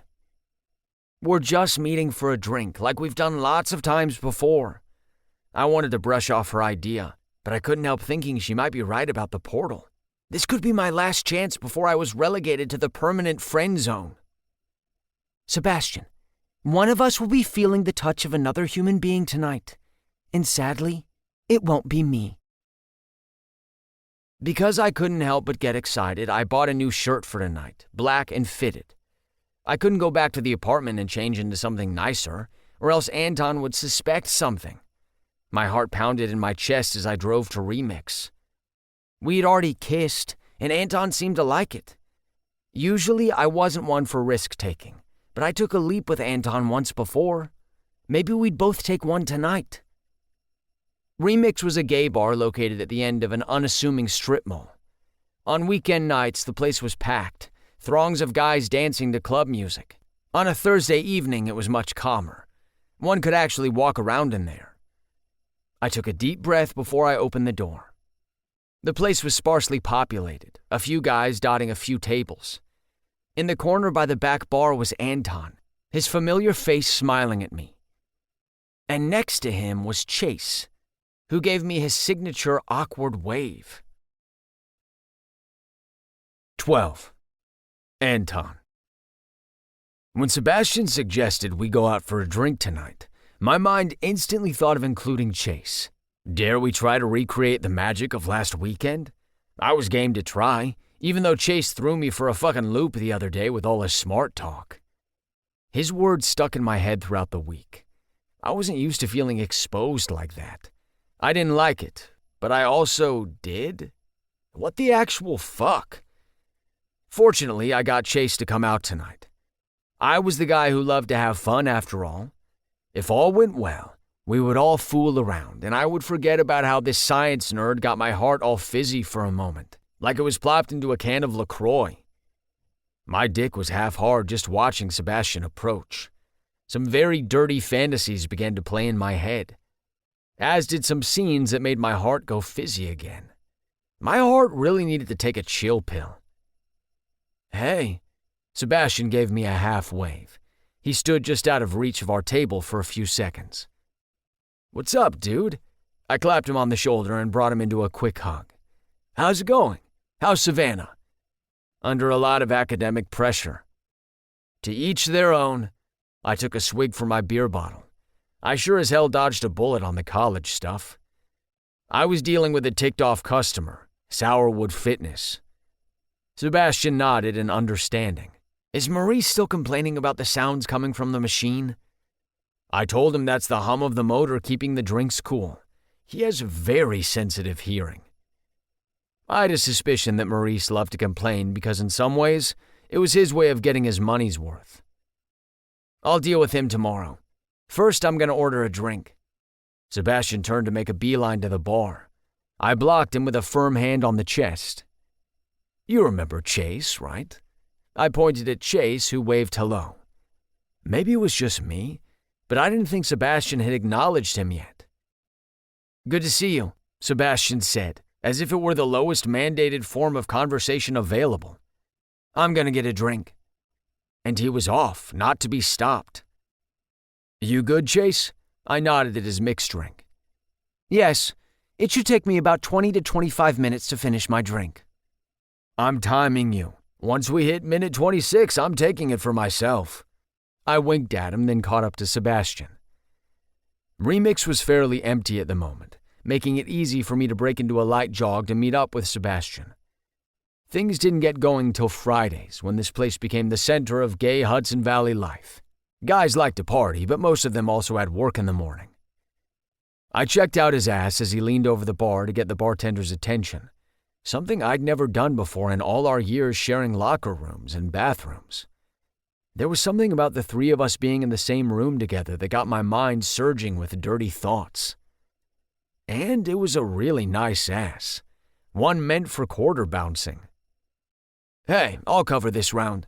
I took out my credit card. I already ordered. The bartender slid over a rum and coke. Huh. When Sebastian went for hard alcohol and sugar-filled beverages, that either meant he was looking to have a good time or that he was in a bad mood. Sadly, I was beginning to think it was the latter. Thanks. Sebastian left a tip on the bar and tasted his drink. Hey, he said to me finally. You kind of just ran off. I wanted to get something to drink. I was thirsty. Sebastian made his way through his drink. I can see that. Is it cool that I invited Chase? I bumped into him a few days ago at South Rock when I was refilling the vending machines. We had a good conversation. a conversation that continued to reverberate in my head. You refilled the vending machines yourself? Don't we pay Alberto to do that? I have a special place in my heart for South Rock. I wanted to make sure it was done right. Just because we're the boss doesn't mean we can't still get our hands dirty. Well, the time you spent over there, you could have been prospecting or cold calling or networking for new business. But whatever, that's cool. Speaking of cool, I was getting an ice-cold vibe from Sebastian. I thought inviting Chase to join us would be a fun surprise, but I realized that surprises weren't really his thing. Are you mad? No, he said, obviously meaning yes. I didn't mean to spring him on you. You didn't. Sebastian wasn't as go-with-the-flow as I was, but was inviting someone to meet up at a bar really such a big deal? Judging by the tension coming off him, the answer was yes. I can tell Chase we'll meet up with him another time. Shit, what if Sebastian wanted to use tonight to talk business, and all I thought about was pleasure? Or, sensing the tension in the air, what if it was something more serious, and here I was letting my dictate tonight? You invited Chase just to hang? Yeah, he's a cool guy. I'm learning that he has a really dry sense of humor. I glanced over at Chase, obliviously sipping on his drink. It took him a moment to catch my eye line and wave back like a big adorable dork. That smile of his was undeniably infectious. Who knew I had such a thing for nerds? You have no ulterior motives? Sebastian asked, eyebrow cocked. I thought it would be good if we got to know each other better. Even before we got down and dirty last weekend, we all seemed to click at Springfest. We had a good time together. And in the future, if we happen to fall into bed at the same time without clothes on, I would not object to those serendipitous circumstances. Okay, he said simply. Are you sure, Seb? Honestly, if you want it to be a bros night, I'm totally on board with that. Chase won't mind either. I searched his inscrutable eyes. They were locked down. Was there something you wanted to talk about? No. Just thought it'd be a good night to grab a beer. Or whatever. He sucked down half his rum and coke, and that seemed to loosen him up slightly, like a knot slowly pulling apart. It's always good to see friends. Sebastian pushed past me, his shoulder bumping mine en route to our table. Maybe this would turn out to be an awesome night. He gave Chase a hard pat on the back that made the science teacher audibly wince. Hey, Teach, how's it going? Or maybe not. 13. Sebastian. I was a moderately intelligent guy. I did well in school. I co-ran a business. I could squat 280 pounds. Why was it that Anton caused my brain to completely short-circuit? Of course Anton invited Chase out tonight. He didn't want to hang out just us. He definitely didn't want to hear about my feelings for him. He had sex on the brain. He'd wanted to get the three of us together since the second Chase left our apartment last week. How could I keep letting myself fall into these traps, thinking that we were going to have some breakthrough moment where we confess our feelings to each other? He wanted Chase. Chase was the shiny new thing for Anton to play with. I was just a side offering to sweeten the deal. I was the plain baked potato they served with a sizzling sirloin steak. What are you drinking? I held up Chase's glass and examined the contents. Looks like Sprite? Sprite and vodka. I didn't know that was a real drink. Chase grabbed for it, but I held it out of his reach. It wasn't Chase's fault that he got roped into this, but that didn't stop my competitive side from unleashing itself.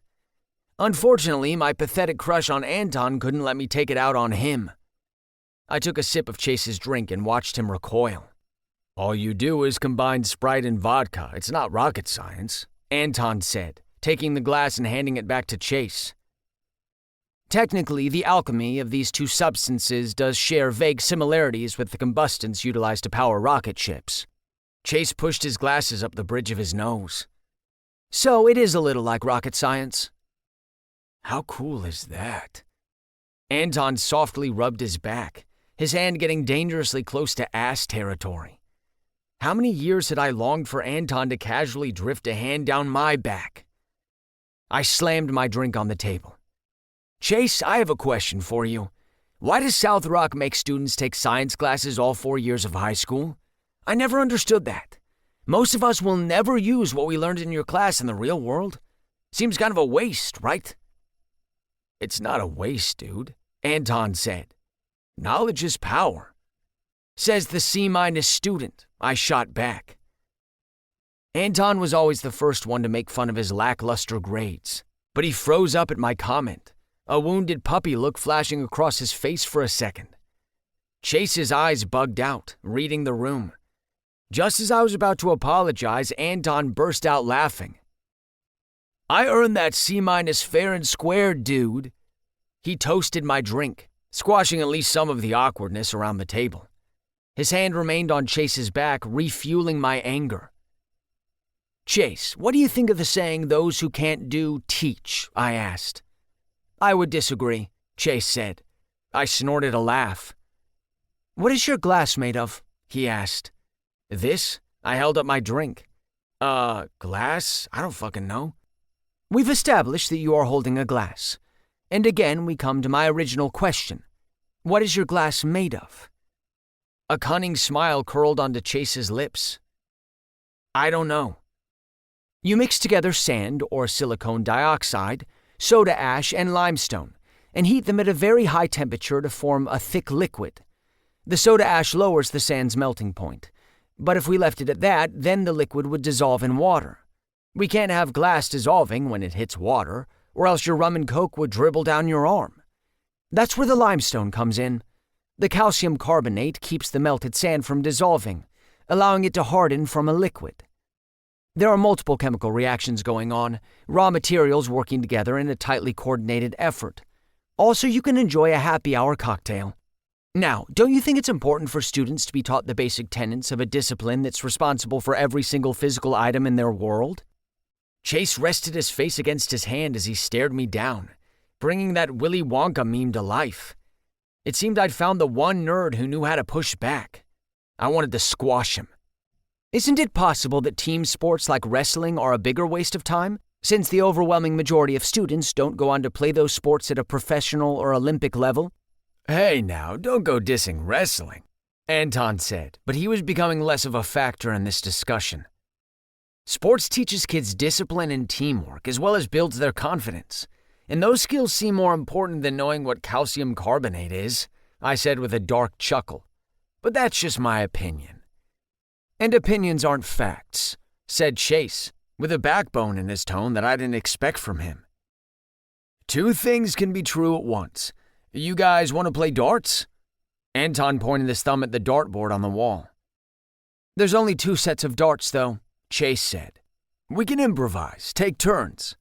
I want to play Chase. I narrowed my eyes at our former teacher. If he's up for the challenge. I'm always up for a challenge, Chase shot back. I always took games way too seriously, and I had a feeling that Chase was built the same way. This'll be good. Chase versus Seb. Anton watched from the sidelines, apparently clueless as to the real competition going on. I'll let you go first, I handed Chase the darts, respecting my elders and all. Elder denotes a position of authority in several cultures, so I appreciate the compliment. Chase swiped the darts from my hand. He held the first dart right up to his eye, pointing toward the board.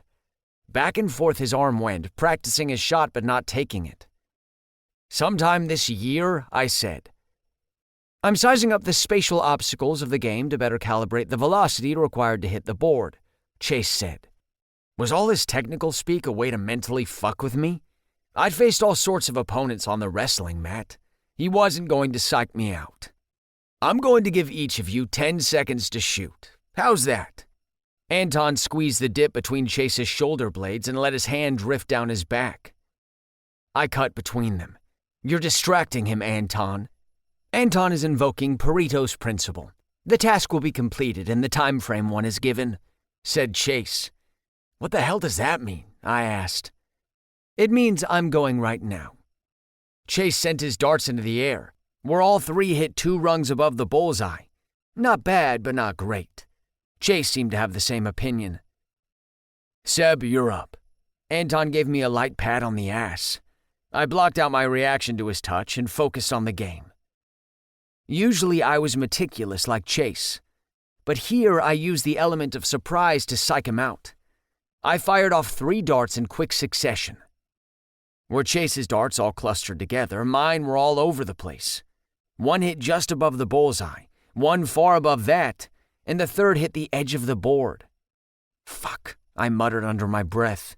Hey, it's all good. You almost hit the bullseye, Anton said. Almost, Chase snarked. He pulled the darts off the board and motioned for me to step aside. Round 2, Anton called out. He smoothed his thumb over my elbow.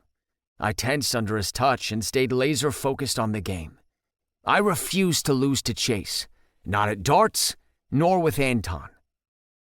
While I was distracted by Anton's touch, Chase usurped my strategy and flicked his 3 darts onto the board. Quick jabs of his arm like he touched a hot stove. The 3rd dart hit the bullseye. Damn! Anton called out. Chase remained quiet, a pleased grin as he stared at his shots.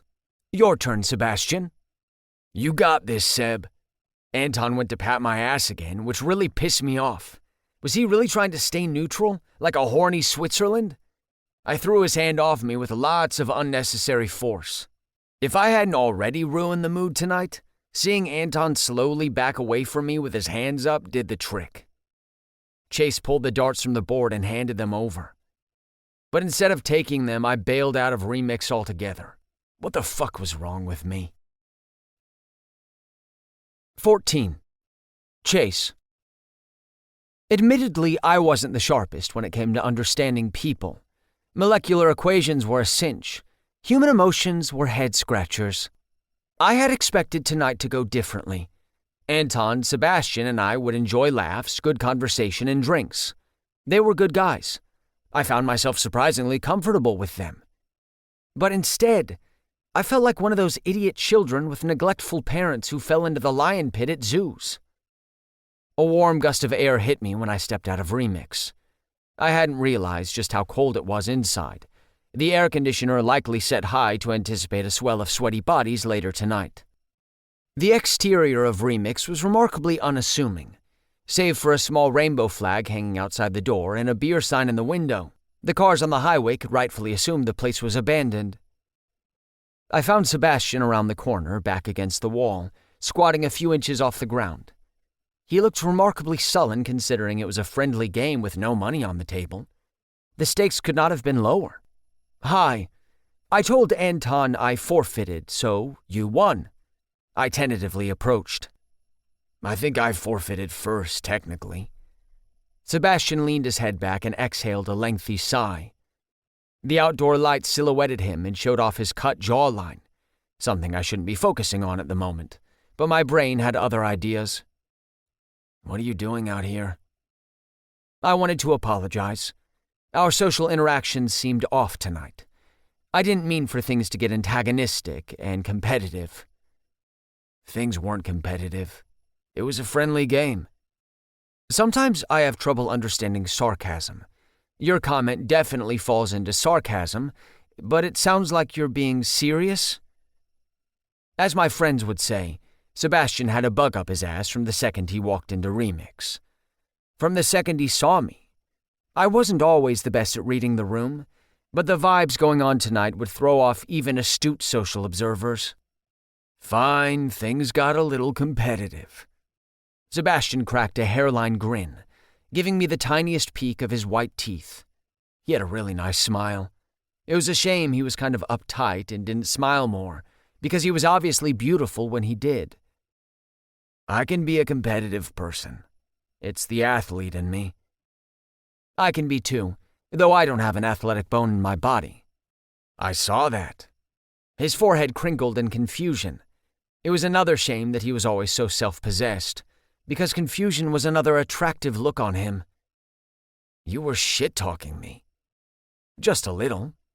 It seemed off-brand for you. I prefer buying off-brand products at the supermarket, so I take that as a compliment. Many of them are made in the same facility as name-brand products, but sold at a lower price point. It's one of the best-kept secrets of consumerism. Even I could tell I was veering too off topic, but it let another sly grin escape Sebastian's lips. Maybe I should take back my previous statement. He was beautiful when he smiled, but possibly more beautiful when he was brooding, his lips pouting into a perfectly kissable shape.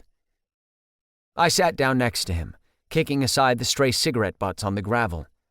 I didn't like staring down at him. I wanted us to be eye level. "How did a nerdy science teacher get so competitive?" he asked. "Too many science fairs?" "No.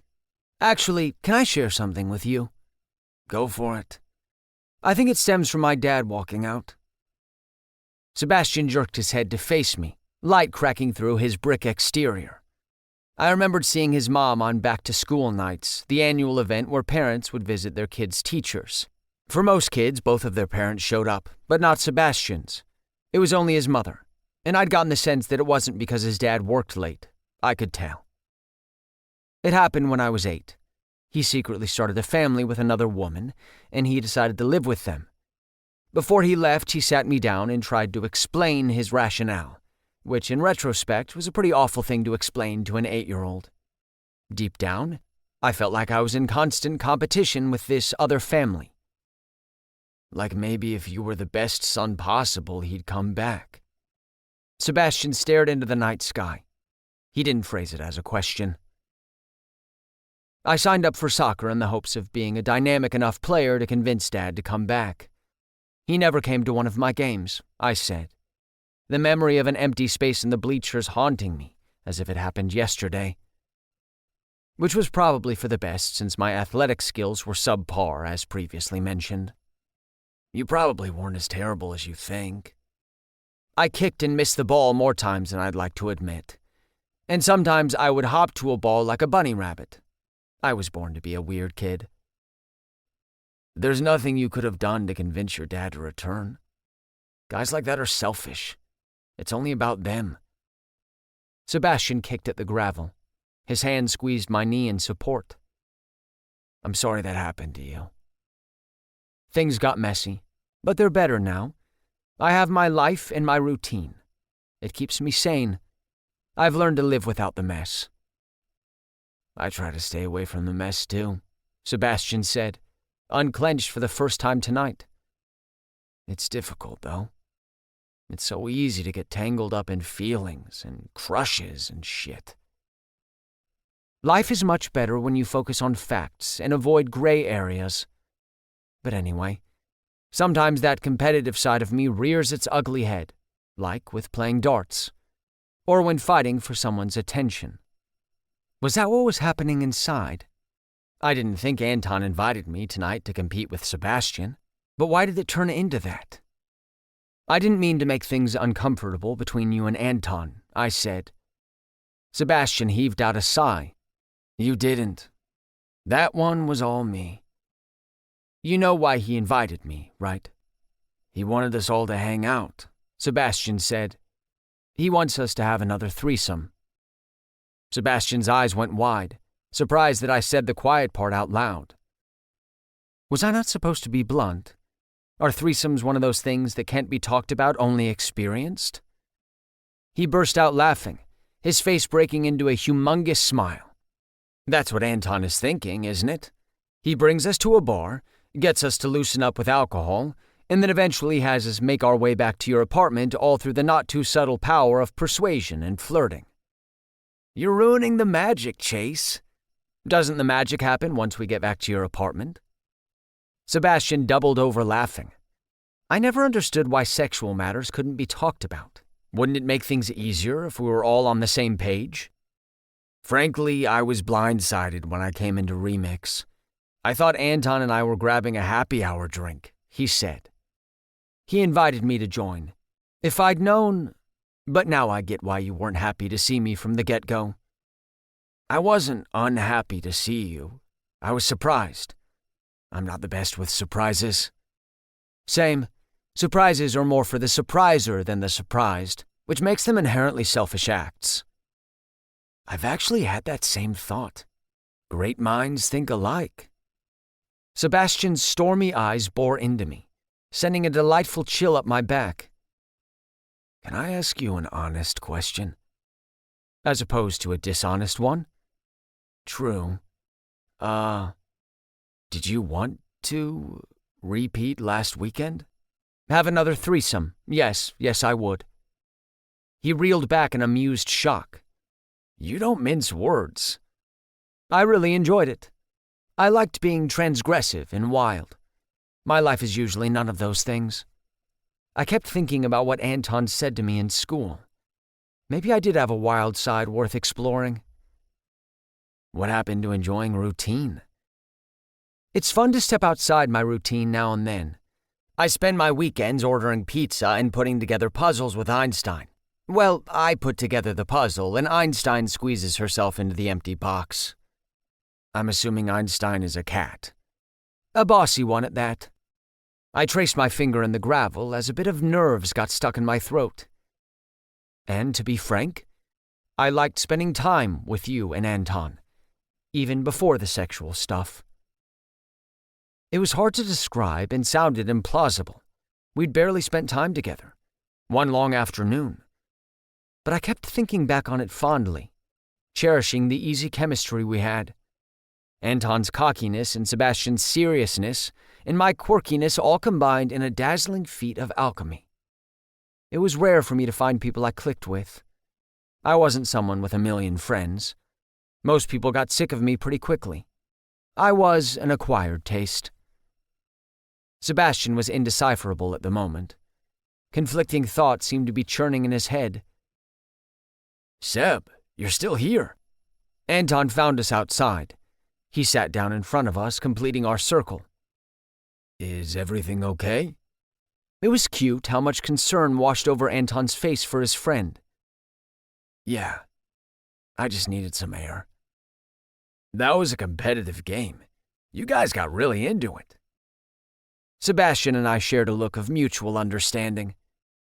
What have you guys been talking about? That you orchestrated this outing so that we could all have sex again, I said. Anton's face dropped for a second before he broke out into an unashamed smile. I mean, if that happened, that wouldn't be an uncool way to spend a Thursday night. He squatted down to our level, his thigh muscles bulging under his shorts. Listen, we can all just grab another round of drinks and hang out for real. We'll shoot the shit, have a few laughs, no presh. I like that plan, I said. Bottom line, I like hanging with you guys. Anton shrugged. We could do that, Sebastian said, a mischievous eyebrow raised. Or we could go back to our place again. We still have that case of hard seltzer in the fridge. This is true, Anton said, scratching his chin. That's the more economical choice. I laughed to myself. It seemed that some things would be left unspoken no matter how open we could be. I thought of it like one big game. Yes, I agree. I would rather relax in a living room than on those uncomfortable bar stools, I said. Totally. Our futon is far more comfortable, Anton said. He jumped up and extended a hand to Sebastian and me. We took an Uber back to their apartment, and my body tingled with excitement the whole way there. Even though I had a feeling of what would happen, I couldn't stop myself from unraveling with anticipation. 15. Anton. No lie, I was rock-fucking hard the entire Uber ride home. The driver had a rule that if a passenger puked in his car, they had to pay a $50 cleanup fee. But what was the fee if a passenger accidentally jizzed themselves?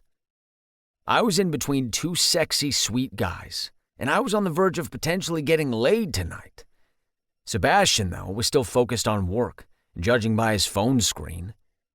Dude, are you still checking emails? Just want to make sure there are no fire alarms, he said. Do vending machines catch fire often? Chase asked. It's what we call a customer emergency. I knocked his knee with mine. The good thing about supplying vending machines to offices is that they're only used during work hours, so we don't really have to worry about a machine breaking down at 3 a.m. That's not completely true. We have some machines at gyms and restaurants that are open late, Sebastian said. He put away his phone, finally off the clock. It's incredible that you've managed to start what seems to be a successful business right out of high school. Do you ever think about going to college, though, just in case? Chase said. Just in case what? If Beverage Solutions goes under, then we'll start something else. College isn't for everyone. The only thing my older friends learned in college was how to do a keg stand and how to sneak out of someone's bed unnoticed. I learned neither of those things at college, Chase said.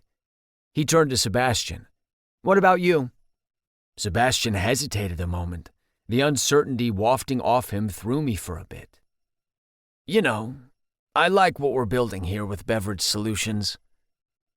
We'd talked about Sebastian possibly returning to school in the future. It was always a maybe just in case things went south with BS. The thought of Seb going off to college made me uncomfortable, like it would be a permanent break in our friendship. We'd promised to stay friends, but after a few months of hanging around intelligent college students, would Sebastian forget about me? It wasn't something I wanted to think about while we were en route to a potential threesome. Fortunately, the Uber pulled up to our apartment building just in time. College talk over. Let's talk about getting naked instead. I nearly bolted up the stairs to our place, taking the steps 2 at a time. Was I being a little too excited? Probably. But I badly wanted to relive the magic of last weekend and forget about the fizzy LaCroix feelings bubbling inside me. I had a taste and I wanted more. Well, actually, Chase was the one who had the taste. Oh, so hot. Our apartment was on the top floor. I waited at the door for Sebastian and Chase to catch up. Took you geezers long enough, I said as I held the door open for them. We broke open our hard seltzers, and in another favorable twist of the evening, we talked a little bit more. It was always a relief to enjoy the company of the person or persons you were fucking. We tumbled into conversation, with Chase asking us more about Beverage Solutions, and us asking him for gossip on South Rock High's sterling faculty. Was the teacher's lounge the place to be? No, it's sadly eventful. Did Principal Aguilar really start dating a parent of one of his students? Correct. They grow cacti and apple trees together. Does Mr. Z believe in conspiracy theories? Unfortunately, yes. I found that the best kind of flirting was actually good conversation. We talked and talked until I checked my phone and it was past 10. Time flew. Chase, you have to get up early for school, don't you? Sebastian asked, hardwired to be a party pooper. I don't need much sleep. I'm at my best with 6 hours. I nodded, impressed. I was always that guy who needed to sleep and could never get enough. Forcing high schoolers to start the school day at 7:30 was cruel and unusual punishment. I could do another round, Chase said. Sweet. I slid into the kitchen risky business style. I pulled 3 more hard seltzers from the fridge. I looked up and saw my reflection in the window. I had on a sloppy, contented grin. Whatever else happened tonight, I was having an awesome time chilling with these guys. I felt a kind of ease that usually evaded me on dates. I wasn't trying to sell myself. I was just being me. Here we go. El Seltzers de los Hard. That was the last remaining bit of Spanish I remembered from Mr. Shablansky's class. Chase and Sebastian had moved to the cabinet against the wall, where Chase was admiring our wrestling trophies. It's nice you kept your trophies and that you display them, Chase said. It's nice or a little corny, Sebastian said, echoing complaints he'd said before. Most athletes we know just put their high school trophies in a box to be rediscovered when their parents sell their childhood home in the future. Why must you display them, Anton? I looked on at my trophies with pride. Because they're reminders of what I can accomplish with hard work and discipline. When I'm having a rough day with BS, I remember to not give up and that I'm more powerful than a bad day. That's kind of beautiful, Sebastian said. I have my moments. Is wrestling difficult? Chase asked, a burp slipping past his lips. He seemed the slightest bit tipsy, the fun effects of alcohol taking over. Isn't it merely knocking someone to the ground? Is there skill involved? Is there skill involved? I huffed out a laugh. Sebastian and I shared a look. You want to take this one, Seb? Wrestling is a difficult sport of executing complex, physically demanding moves to pin your opponent. It's not a street fight. There's a coordination to it. You have to stay within the regulation moves and outthink your opponent constantly, I said. I may need to see some of these moves in action in order to accurately gauge wrestling's degree of difficulty, said Chase. The way he spoke was unlike anyone I'd ever met. It was smart, sexy. I could barely keep up with him. Sebastian and I moved the coffee table to the corner of the room, using the rug underneath as our mock mat. We got into opposite corners, hunched over, our wrestling training coming back to us. You both look like lions about to pounce, Chase observed. This is the starting position, I said. Right now I'm looking at Seb and sizing up my competition. Which foot is he landing on? Which way is he tilted? Is he right-handed or left-handed? And how will that play into the moves he uses? Sebastian, for his part, was really into the scenario, staring me down in full competition mode. I'm doing the same to Anton. If I can see how he situates himself, I can take a guess at what moves he'll try first. Will you call go? I asked Chase, our unofficial ref. Go?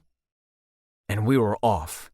Muscle memory came into play as Sebastian and I circled each other. His t-shirt clung to his chest, the dip between his pecs distracting me for a second, giving him the upper hand. Sebastian charged at me, throwing his arms around my waist and trying to pin me to the floor. Trying being the operative word. I might have been thrown off by his hot bod, but I wasn't going down without a fight. We wrestled in our tight embrace, our legs out for balance, circling around the tight quarters, bumping into furniture. The friction of our chests rubbing against each other got me all discombobulated. I'd wrestled hundreds of guys in high school, and I never had this reaction. I prided myself on keeping my sexuality off the mat. I knew I was representing gay athletes, and one could not pop a boner during a meet. But the heat of Sebastian was intoxicating. Had my friend always been this manly and ravenous? Sebastian grunted in my ear, and it set off many fireworks as I remembered his grunting from last weekend. The way he threw his head back as he unloaded into Chase's pretty mouth. And down I fucking went. I stared up at the ceiling, pride wounded and head a blur. So with that round, I had to outthink him and get him off balance, mind and strength. You didn't outwit me, Seb. You unwittingly used your manly wiles to throw me off. Damn you and your sex appeal. We need a rematch, I said. Best of 3. You're on. I'm sorry, but what moves? Chase asked. He stood over us, head cocked to the side. All I saw were 2 semi-drunk guys in a bear grip trying to throw each other to the ground. We'll call out moves we're using, I said. That would help me stay present and not get lost in Sebastian's musky scent and manly grunting. Sebastian and I returned to our starting places. I hunched over, heaving breath, refusing to lose again, but also noticing the sparkle in his crystal blue eyes. Was that how he won championships? Hypnotizing opponents with his gaze? And go, Chase said half-heartedly. I charged at Sebastian, but he sensed my move and ducked. I'd given myself away too easily. Shit. He pummeled me to the ground. Before he could pin me, I pushed out of his grip and threw him back. We circled each other, 2 animals on the hunt. Sebastian charged at me. I grabbed him back, my hands falling to his ass. That's an illegal move, he said between grunts that scrambled my circuits. Extremely illegal. But man, what an ass. I'm trying to do a single-leg takedown, I said with strained breath. You 2 are really getting into it, Chase observed. Yeah, in more ways than one. Sebastian's hand grazed over the massive hard-on tenting my pants. Talk about an illegal move, I said, holding back a groan of delight at his touch. Fortunately, my dick threw him off just long enough for me to pin him to the ground. Tie score, Chase said. Last round, Sebastian said, not as focused as he once was. He whipped off his shirt, revealing a chest I'd seen several times before, but never really appreciated. Sebastian was built wide, his arms two big corded strands of rope. I took off my shirt. Then I kicked off my shoes and took off my pants. "What are you doing?" Sebastian asked. "I can't wrestle in my regular clothes. It's too constricting. Is this a problem for you?" My boner was outlined in my boxer briefs. I didn't care to hide it. Sebastian and Chase both checked me out. They liked what they saw. I adjusted my junk in plain sight. I was proud of my equipment and wasn't afraid for others to know it. And I wasn't the first wrestler to adjust himself in his uniform. "Round 3, Seb? Unless you want to forfeit another game tonight." "Not even close." Sebastian kicked his shoes across the floor. A twinge of need flickered in my gut at the sound of his belt unbuckling, and then the clacking of it hitting the floor with the rest of his pants. I'd checked out Sebastian last weekend when Chase was going down on him, but tonight I got to see him in the light. We'd been friends and roommates, but it was the first time when I truly admired how flat-out gorgeous he was, and how much I wanted to run my tongue across his smooth olive skin. Was that real? Or was that my horned-up brain playing tricks on me? I didn't have time to parse out the truth. I had a match to win. Sebastian and I went to our corners. He was sprouting wood in his underwear too, but we both ignored that for the moment. We wanted to win. "Round 3, Chase called from the sidelines. "And go." Off we went. Sebastian lunged at me with such force that I almost hit the floor. I was on one foot, but I fought back, shoving my body against his, our sweaty chests causing enough friction to start a fire. "Neither of us are giving up so easily," I narrated for Chase. "We're trying different moves, but nothing is working so far." Sebastian tried one move after another to throw me off, but I wouldn't give up. I wasn't losing. The touch of our bodies only made me stronger. Sebastian played dirty and grabbed my cock. "You're just full of illegal moves tonight," I said with a smile. I held firm and tried to flip him, grabbing onto his waist. I got him to bend forward, and sensing an opening, no pun intended, I jammed 2 fingers against his hole. He faltered and fell to the floor. "Call it, Chase," I said. Chase counted to 3. Anton, victor, and champion. "None of that was legal. You checked the oil," Sebastian said, frazzled, pupils blown wide. "Checked the oil?" Chase asked. "It's a very illegal wrestling move," I said, "used to throw your opponent off guard." I used an armbar move to keep him pinned face down and shoved my index and middle finger against his ass's most sensitive point. Only a thin layer of underwear kept me from sliding into that valley of perfection. Sebastian bit back a moan. "You asshole," he said, grunting to get out of my grip, which only made me want to keep going. "You don't like getting your oil checked?" I glared at him, every fiber of me revved up with lust. I pushed harder against his hole, this close to ripping a hole in his underwear. Sebastian raised his hips to give me better leverage, his cock straining against his boxers. I pressed deeper until I breached his opening, and warmth enveloped the tips of my fingers. "Do wrestlers actually use the checking the oil move?" Chase asked. There was a noticeable bulge in his pants. "Sometimes," I said. I couldn't stop looking at Sebastian's face, awash in need. He'd never given me that look. "Did you want to try?" Chase squatted down and pressed his fingers against Sebastian's bouncy ass tentatively. "Shit!" Sebastian gasped out as Chase rubbed his fingers in tight circles. "How does that feel?" I asked Chase as I massaged his neck. "Really good. Did you want to get your oil checked?" He nodded yes, desire clouding his eyes. "Good. Since you're an honorary wrestler, you should experience it for yourself. How about it, Seb?"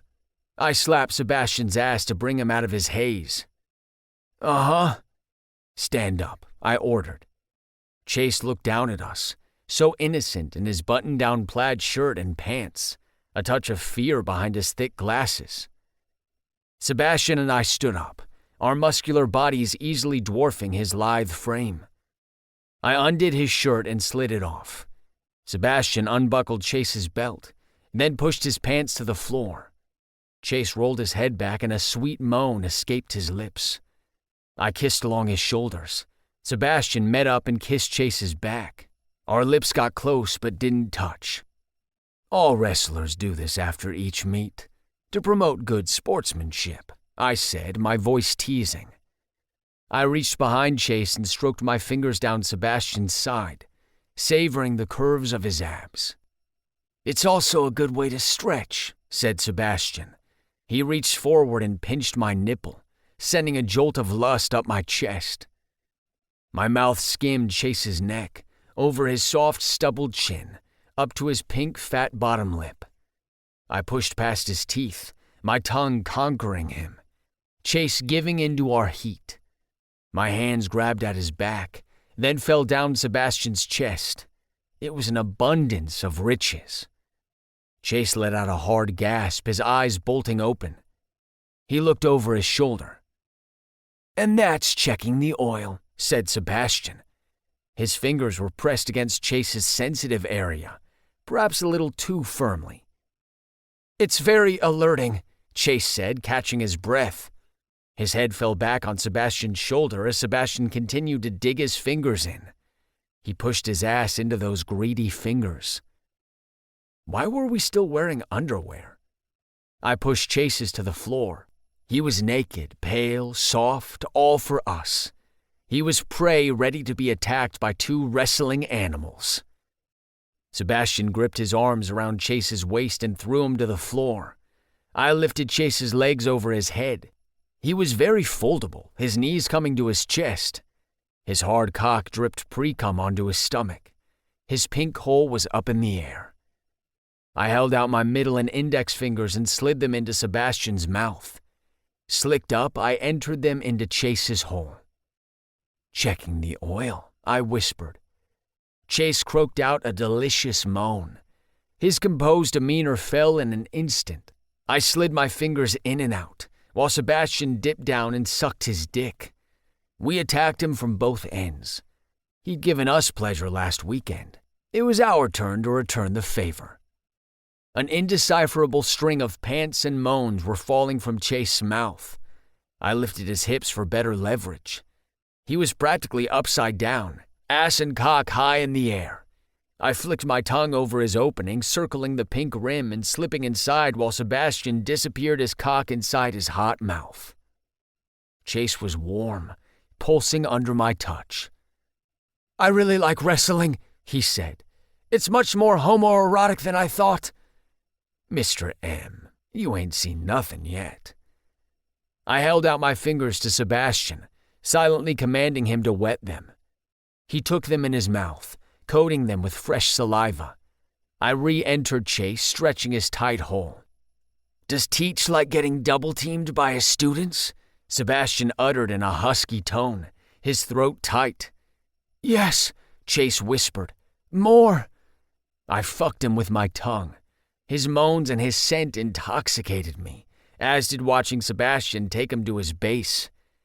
He dragged the flat of his tongue to Chase's balls. I met Sebastian for a sloppy kiss over Chase's most sensitive area. I pulled Sebastian closer, wanting to feel all of him. "Anton," he said, barely above a whisper, as if my name came from the deepest part of him. It was scarily intimate.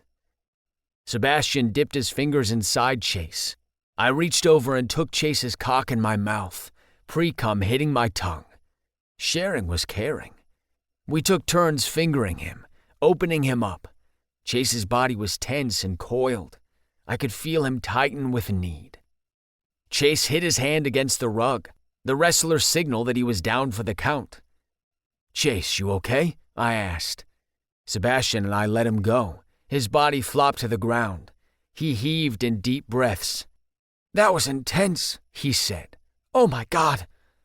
"Right back at ya." I had to catch my breath from everything swirling around. I rested my hand tenderly on his cheek, my other hand on Sebastian's leg. An unexpected sweetness broke through my rapacious desire. I looked at both of them with intensity, but something deeper I couldn't explain. They were panting and vulnerable, and I had this urge to take care of them. My guys, I said to them. The term fit like a perfect pair of shoes. How are my guys doing? Chase sat up, the whites of his eyes burning with delirium, a hand clinging to my chest. I want you to fuck me, Anton. 16. Sebastian. Anton ran to his room to grab lube and condoms, cock swinging between his legs. Chase was sweaty and catching his breath. I didn't blame him. I'd probably be a mess if I'd been rimmed and blown at the same time. A thin layer of fog shrouded his glasses. I pushed my fingers under the lenses and wiped them off, revealing piercing eyes that were so heavy with lust Chase needed a spotter to lift them. Locking eyes with him did something to me. It made my dick twitch. We were under a spell. I want you, his eyes said, and I will have you. Chase began to kiss down my chest. We were both on our knees on the rug where Anton and I had been wrestling. I arched my back, giving Chase my hot skin. He kept going south, his ass jutting into the air as his mouth got closer to my dick. Fuck, I pushed him the rest of the way down. He took my cock in his mouth without stopping, right to the base, gagging on the thickness. Fuck yeah, suck that cock, Teach. I never called him Teach when I was a student, but the nickname was a turn-on. What would it have been like for Anton and I to take him on his desk in his classroom, shoving tests and molecule models to the floor so we could have our way with him? Chase greedily took my cock, stroking and sucking, his hungry blue eyes gazing up at me through the thick glasses. He didn't want a moment of rest. I leaned back and thrust into his mouth. My fingers combed through the blonde strands of his sweaty hair and pushed him down. I could probably suck dick better than you, I said. I doubted that was true, but I wanted to bring out his fiery competitive side and make him work. I humped into his mouth as we stared each other down. Stick out your tongue, I commanded. I smacked my cock on his bright red tongue, the thwack sound making me even harder. You're so thick, he said, catching his breath. Damn right. Shit, and the party don't stop, Anton said when he returned to the living room. He's all ready for you, bud, I said. I moved my hand down Chase's smooth back and slapped his ass. Chase moaned against my cock in approval. He sucks good dick, Anton said. He knelt beside me, his musky scent driving me wild. Chase took both our dicks in his mouth at once, our sensitive heads sliding against each other. Anton wrapped his arm around my waist. Back at Remix, I wasn't having it, but here, I could let myself revel in his touch. Whatever anger I had dissipated. The three of us were one cohesive unit. I kissed him because I could, because we were in the moment and I couldn't get enough of his lips. I would worry about how this was lust, not love, for him tomorrow. Tonight, I chose to live in the present. He gently moved my cheek to slide his tongue deeper inside me, to fully stake his claim. I wanted him. I wanted him so bad. Even while I was having him, I wanted more. My tongue swirled around his mouth as Chase's tongue swirled around our dicks. I moaned into Anton's lips. My guys, he uttered in a low tone, making every hair on my body stand on edge. We were his. Anton rubbed his cock along mine, sending shivers up my spine. Chase, you are so fucking incredible, he said as he rolled his condom on and coated his cock with lube. Please fuck me, Anton, he mewled. Anton got behind Chase and lubed up his hole. Chase grabbed my thighs for support as Anton pushed his way inside. Taking Anton's dick seemed like no easy feat. How does that feel? Anton asked, partly out of concern.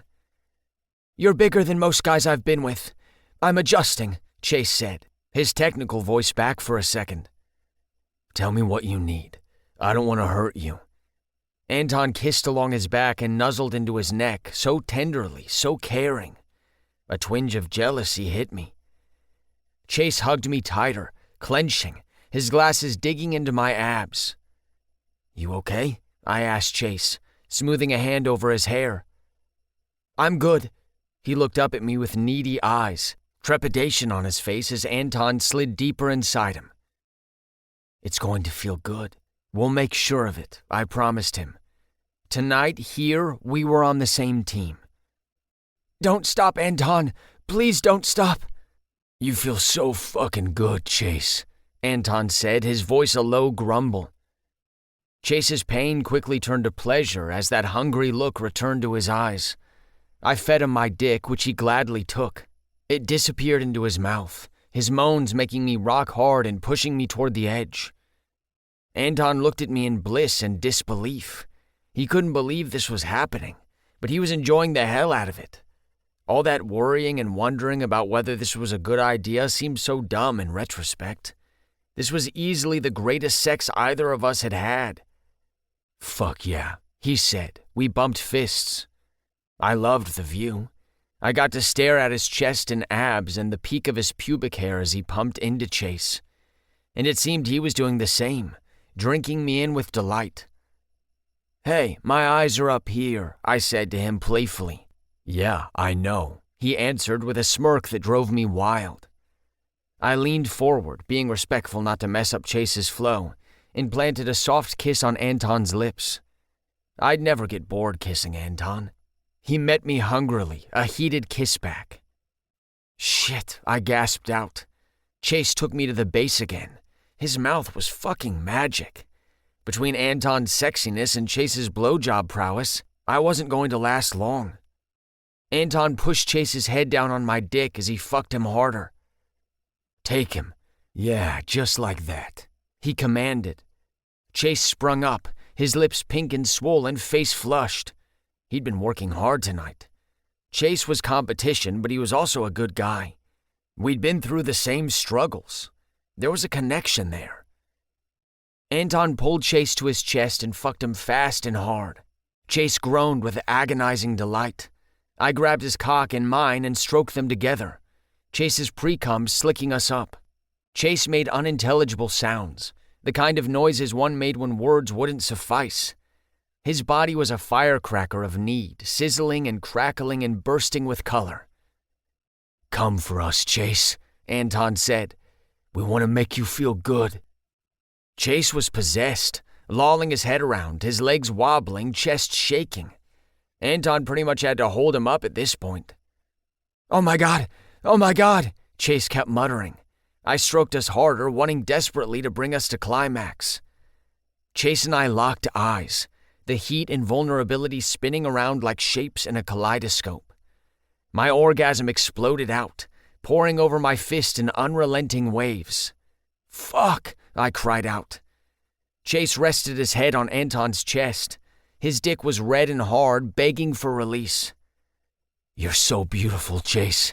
You're so beautiful," Anton whispered into his ear.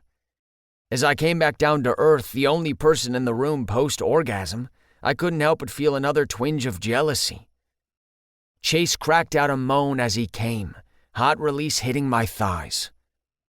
"I'm almost there, baby," Anton jackhammered into him, his baby. Before another twinge of jealousy could hit over that, I had the pleasure of watching Anton's O-face as he emptied himself inside Chase. Anton heaved in heavy breaths. A silence took over the room, thick with sweat and heat. I wiped off Chase's fogged-up glasses. He leaned forward to kiss me, and I couldn't explain what came over me. But at the last second, I gave him my cheek. He was still so in the heat of things, he didn't seem to care either way. Anton didn't hesitate. He took Chase's chin and planted a wet, passionate kiss on his lips. "Chase," Anton choked on his words, overcome with emotion that caught him and us off guard. His voice wobbled, something I'd never seen from him. Anton never got emotional. He cleared his throat, and a second later he was back to his sexy, grinning self. "That was hot. You were definitely the MVP tonight."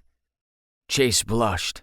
Anton stroked his cheek with the softest care. The jealous twinge kept rearing its ugly head, like it was pinching my neck. I tried pushing it away. Anton put a hand on each of our asses. I'm speechless. Is it customary for one to give a speech after sex? Chase asked. Anton and I busted out laughing, breaking the serious, intimate moment. Yet it felt intimate in its own way, the way good friends could laugh about anything. Anton mussed up Chase's hair and I joined in. You and Sebastian didn't waste any time while I was gone. Chase and I shared a look.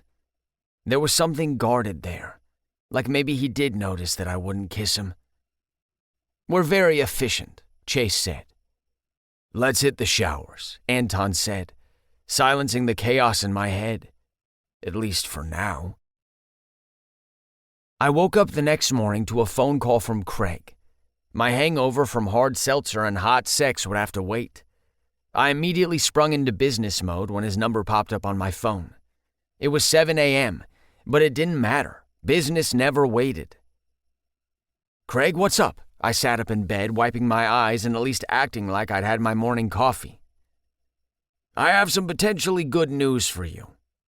Good news was always better than coffee. It was nature's stimulant. I like good news, I said. I jumped out of bed and paced in my bedroom. We received the renewal contract from our vending machine provider. Jim Hollis was livid. They want to jack up the prices 20%. 20%? I repeated in incredulity. They're saying it's inflation and higher costs on their end. We've worked with them for 8 years. You don't just spring a cost increase like that when you send over a renewal. They didn't call you first to go over it? Nope, Craig said, obviously pissed. I didn't blame him. That was bad business. Anton and I always delivered bad, or at least unpleasant news face-to-face or via phone call. We'd never try to sneak it into an email or contract. That's kind of disrespectful. They were trying to sneak it in, it sounds like. Didn't they know Hollis was being more hawkish about spending? They did, and it looks like they didn't care. Hollis got on the phone with them and shooed them out.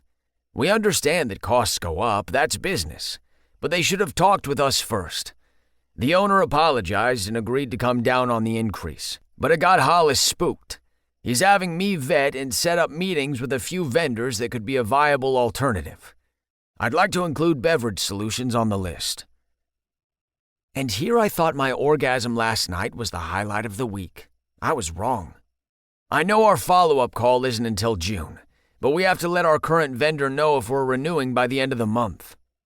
Yeah, absolutely. I totally get it. Time is of the essence. Anton and I are available to meet. When were you thinking? Today's Friday and Hollis is big on no weekend meetings, so let's schedule for next week. We're having all vendors give presentations next week, and we're going to bring back the top 2 contenders sometime after that. We loved competition. It only made us work harder. Works for me. I pulled up our calendar. I was in boxers, still high on last night, but that would wait. Craig and I found a time late next week to meet with Jim Hollis, the head honcho. Despite him urgently wanting to talk, his next available appointment wasn't until Wednesday afternoon. Such was the life of a busy CEO. It worked for us. In less than a week, we'd be meeting with the decision maker for our biggest potential sale, one that could launch us to the next level. If we signed Hollis Property Management, that would give us credibility with bigger clients. I smiled at my bedroom wall in a daze, thinking about how Anton and I started this crazy venture in his parents' garage. We were inspired by a podcast we listened to and thought we could sell vending machines. Even after the spark of inspiration faded and we were left with the day-to-day grind of running a business, Anton remained determined, undeterred by reality. He'd put his hand on my shoulders and bore into me with those bottomless wells of brown eyes. I know this is crazy, but we can do this, Seb. You and me. We're gonna take over the world. We hadn't taken over the world just yet, but maybe we were a bit closer than yesterday. I jumped out of bed and walked across the hall to his bedroom. Anton, you're never going to believe what happened. My breath whooshed from my body. Anton lay on his bed spooning Chase, both fast asleep. They looked peaceful, like a couple. In that moment, I forgot about Hollis and business and everything else in my life. It was as if someone drove a spike through my heart. Anton stirred awake, his eyelashes fluttering open. He took his thick, strong hand off Chase's waist, a hand that I had wanted badly to cradle me. "Hey," he said creakily. "What happened?" But I lost the ability to speak. We'd been more intimate than ever last night, but now I felt farther away from him than I had in my life. "Seb?" His grogginess vanished as he must have seen whatever the hell my face was doing. "Sorry, yeah." I shut the door and darted into the kitchen for coffee, for the fire escape, for any escape. "Shit," I said to myself.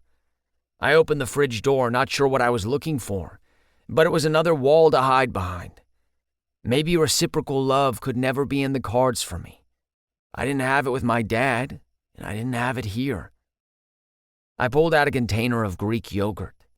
Anton was waiting on the other side of the fridge door. "Seb." He pushed the door closed and blocked my way out of the kitchen. "It's not what it looks like." How could it not look like he and Chase had slept together? Actually slept. The kind of sleeping one did with a partner. "Whatever, I don't care," I said with as much nonchalance dude bro attitude as I could muster under the circumstances. "Yes, you do," he said firmly. I hated how much he could read me. It wasn't fair. "After last night, you went to your bedroom and crashed. Chase and I couldn't sleep, so we watched some TV. He offered to sleep on the futon, but we couldn't get it to open. You know how fucking janky it is."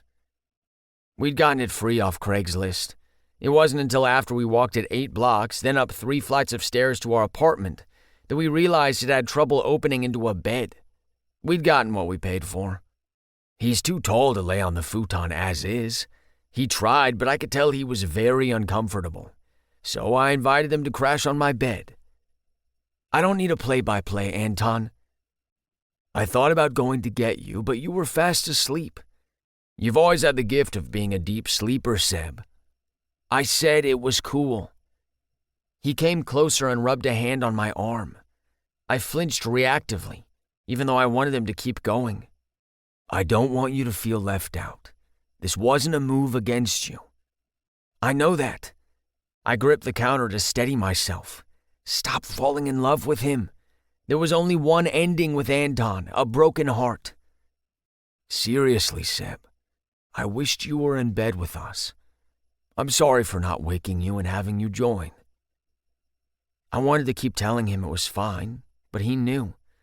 He knew me well enough to know it wasn't fine and that I felt hurt. As he did in his garage years ago, he bore into me with those bottomless wells for eyes. Please don't be upset. He stroked his hand up and down my arm. It won't happen again, not without you. He kissed my cheek softly.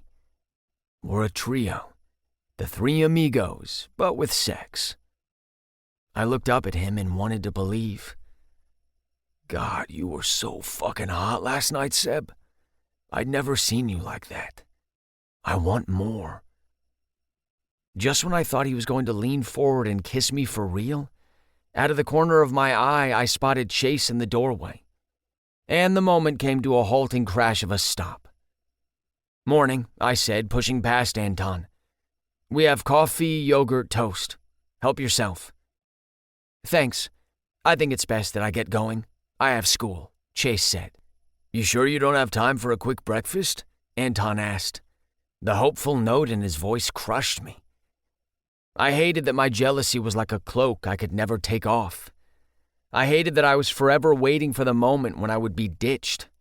Fuck my dad and the permanent damage he etched into my heart. He has school, I said to Anton. His students are waiting for him. Don't let us stop you. Chase nodded, seeming a little dinged by the remark. He waved to both of us. Farewell, then. Until we meet again. We're definitely meeting again, Anton said. His resolve was both a turn-on and a pit of dread in my stomach. I had to face the ugly truth.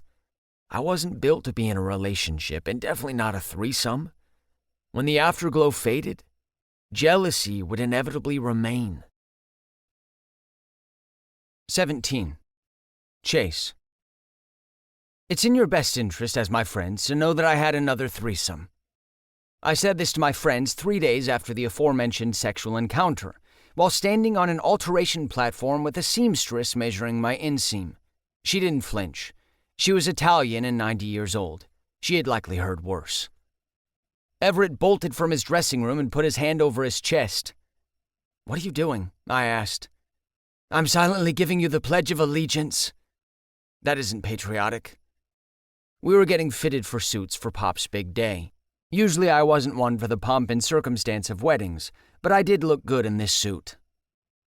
"What do we think?" Julian exited his dressing room in a gray suit that matched ours. He was on the heavier side, but he wore it well. He knew how to dress himself. "Jay, you look awesome," Amos said. "I agree. You wear clothes very well," I said. "You look fabulous, and Chase had another threesome with his students," Everett said, picking at a stray string on his matching gray suit. "Former students," I said. "Once a student, always a student. What did you teach them this time? How to handle their test tubes?" Everett was having way too much fun. I should have had a lesson on that with my students. Over a dozen test tubes had been dropped and shattered this year alone. Taxpayer dollars tossed in the garbage. "Was it good the second time around?" Julian asked, checking himself out in the 3-panel mirror. A smile flitted on my face. "Better, actually. More interactive." The seamstress at my feet continued on with her business, undisturbed and thoroughly uninterested in our conversation. Still, it seemed inappropriate to get into details in front of someone just trying to do their job. "It was wonderful, very easy," I said. "I thought there'd be more difficulty coordinating who did what, but we fell into place seamlessly. It was an easier experience than some of my one-on-one sexual encounters." It reminded me of 2 pieces locking together in one of my Friday night jigsaw puzzles. There was no effort needed to force pieces together. Either they fit or they didn't. We seemed to fit. "Was it hot?" Amos asked. "I mean, I can only imagine that a threesome has to be inherently steamy because of all the extra limbs." Here I could not tell a lie. My face turned red as I thought back. Yes, it was. I loved how Anton could be both rough and tender in handling me, and how Sebastian was cautious and strong. I gave them some choice details from the night, like going down on both guys and having Anton fuck me.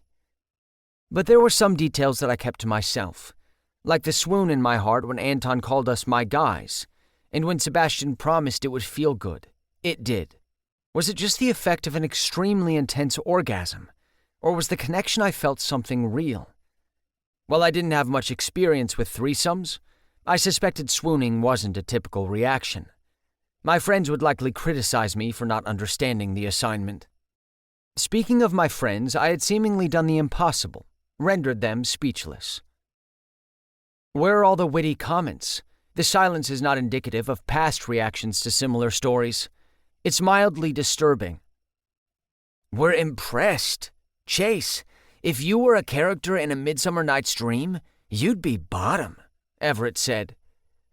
"If you were a 2000s sitcom, you'd be Malcolm in the Middle," said Amos. "If you were a toy, you'd be one of those Chinese finger traps," said Julian. Ah, that was more like it. "Do you think this will be a regular thing?" Julian asked. "It better," said the seamstress, sending us all for a loop. She stood up, rubbing at her lower back, but showing no sign of slowing down. "That should be it. All of you hang your pants and jackets carefully on your hangers. Leave them on the hooks in your dressing rooms. Don't touch any of the pins." She pointed at each of us. It would be her first, last, and only warning. We would not disobey. The 4 of us went into our dressing rooms. I delicately moved my feet up and out of my pant legs, then delicately hung the pants on the hanger, which I delicately placed on the hook. It was as if I was walking through a field of landmines. "You are living the dream, Chase. A recurring threesome?" said Amos from his dressing room. I wish I could feel as ecstatic about the arrangement as my friends were, but the tense moment from the morning made me concerned that it was two and done. "To be perfectly frank, I don't know if it'll happen again," I said. "I thought we had a good time, but I got a sense that Sebastian seemed displeased." "Displeased? Did he not finish?" Everett asked. Oh, he did. He had a good time, but he seemed like he didn't. Typically, I wasn't at a loss for words. I was in exception territory. When we met up at a bar, he seemed not to want me there. But then we still had sex, and he was very much engaged. And then we showered together, where he was also very engaged. And then the morning after, he went back to acting upset that I was there. Is there such a thing as a split personality that only comes out during sex? Sex can be a sort of truth serum, Amos said. Truth serum? I asked, intrigued. Go on. It can be a place where you shuck your inhibitions and let your true self out. You can act differently than you would normally, and say things you might have been too afraid to say. Because the chemicals flooding our nervous system overpower our brain's ability to regulate our actions? I asked, even more intrigued. When you fuck, your prefrontal cortex basically goes rogue, Everett said with his usual directness. Interesting. I sat on the tiny stool in my dressing room and stared at myself in the long mirror. Perhaps this flood of chemicals was skewing my feelings on Anton and Sebastian. I liked spending time with them, not just for sex. And I liked the way I felt in their arms, not just for sex. I wanted to spend more with them, not just for sex, even though our relationship was supposed to be just for sex. It was all very confusing. I left the dressing room in my comfortable clothes, but carrying a feeling of discomfort over the strange dynamic developing between Anton, Sebastian, and me. My friends and I walked out of the store into the warm, sunny afternoon of downtown Sourwood. People were out and about enjoying the weather. The decorative flower beds at street corners were in full bloom. Threesome rule number 1.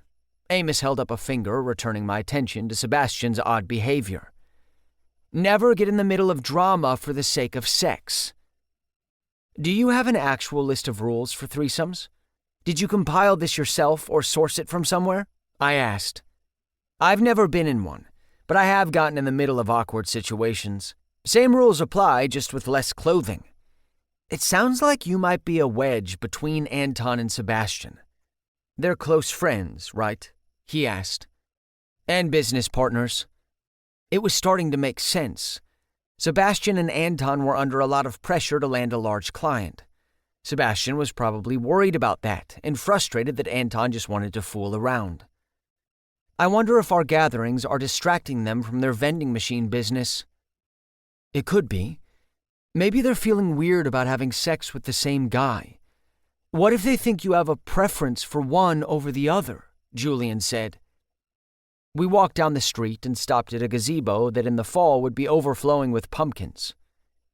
Do you? Amos asked. No, I like them equally in different ways. Anton is fun and charming. Sebastian is more reserved. I think we're more alike. It sounds like they're dealing with their own drama. Drama can be a boner killer, Everett said. Drama equated to mess, which I did not want in my life. Are you sure you want to get in the middle of that for the sake of fun sex? It was a fair question. My gut was only giving me one inconvenient answer. Yes, I said. Even though I didn't want to deal with any mess, an unusually loud voice in the depths of my heart compelled me to keep seeing them. I don't want to stop, I said with a resolve that took me aback. You don't want to come between friends, unless the position calls for it. Everett bit back a smirk. You know what I mean, though. Maybe it's best to back off for a bit. Let them figure their shit out. True, Everett had a point, which my brain agreed with, but my heart begged to ignore. It all sounds delicate, so it might be best to give things time. Julian sat back on the gazebo bench. He too made a valid point, which I too wanted to ignore. You're right, I said, but it also might be worth trying to be a peacemaker. In other words, forge deeper into the mess like a soldier advancing into enemy territory. This made zero sense, yet I could not stop the words from tumbling out of my traitorous mouth. You're choosing to get further in between these two? That is incredibly illogical, Everett said. I'm totally here for it, but that's because I'm a messy bitch who craves drama. But you're not. The logic pieced itself together in my head. In most experiments, the reason molecules don't link together is because of an inactive chemical. There may need to be more of this chemical added or subtracted in order to get the balance just right. Perhaps one could look at Sebastian as this inactive element. We are still getting the balance right, and as the person in this arrangement with the most scientific background, it seems incumbent on me to go forth and get things as they should be. I rubbed my hands, which were sweaty all of a sudden, on my thighs. Logic, rationalization, what was the difference?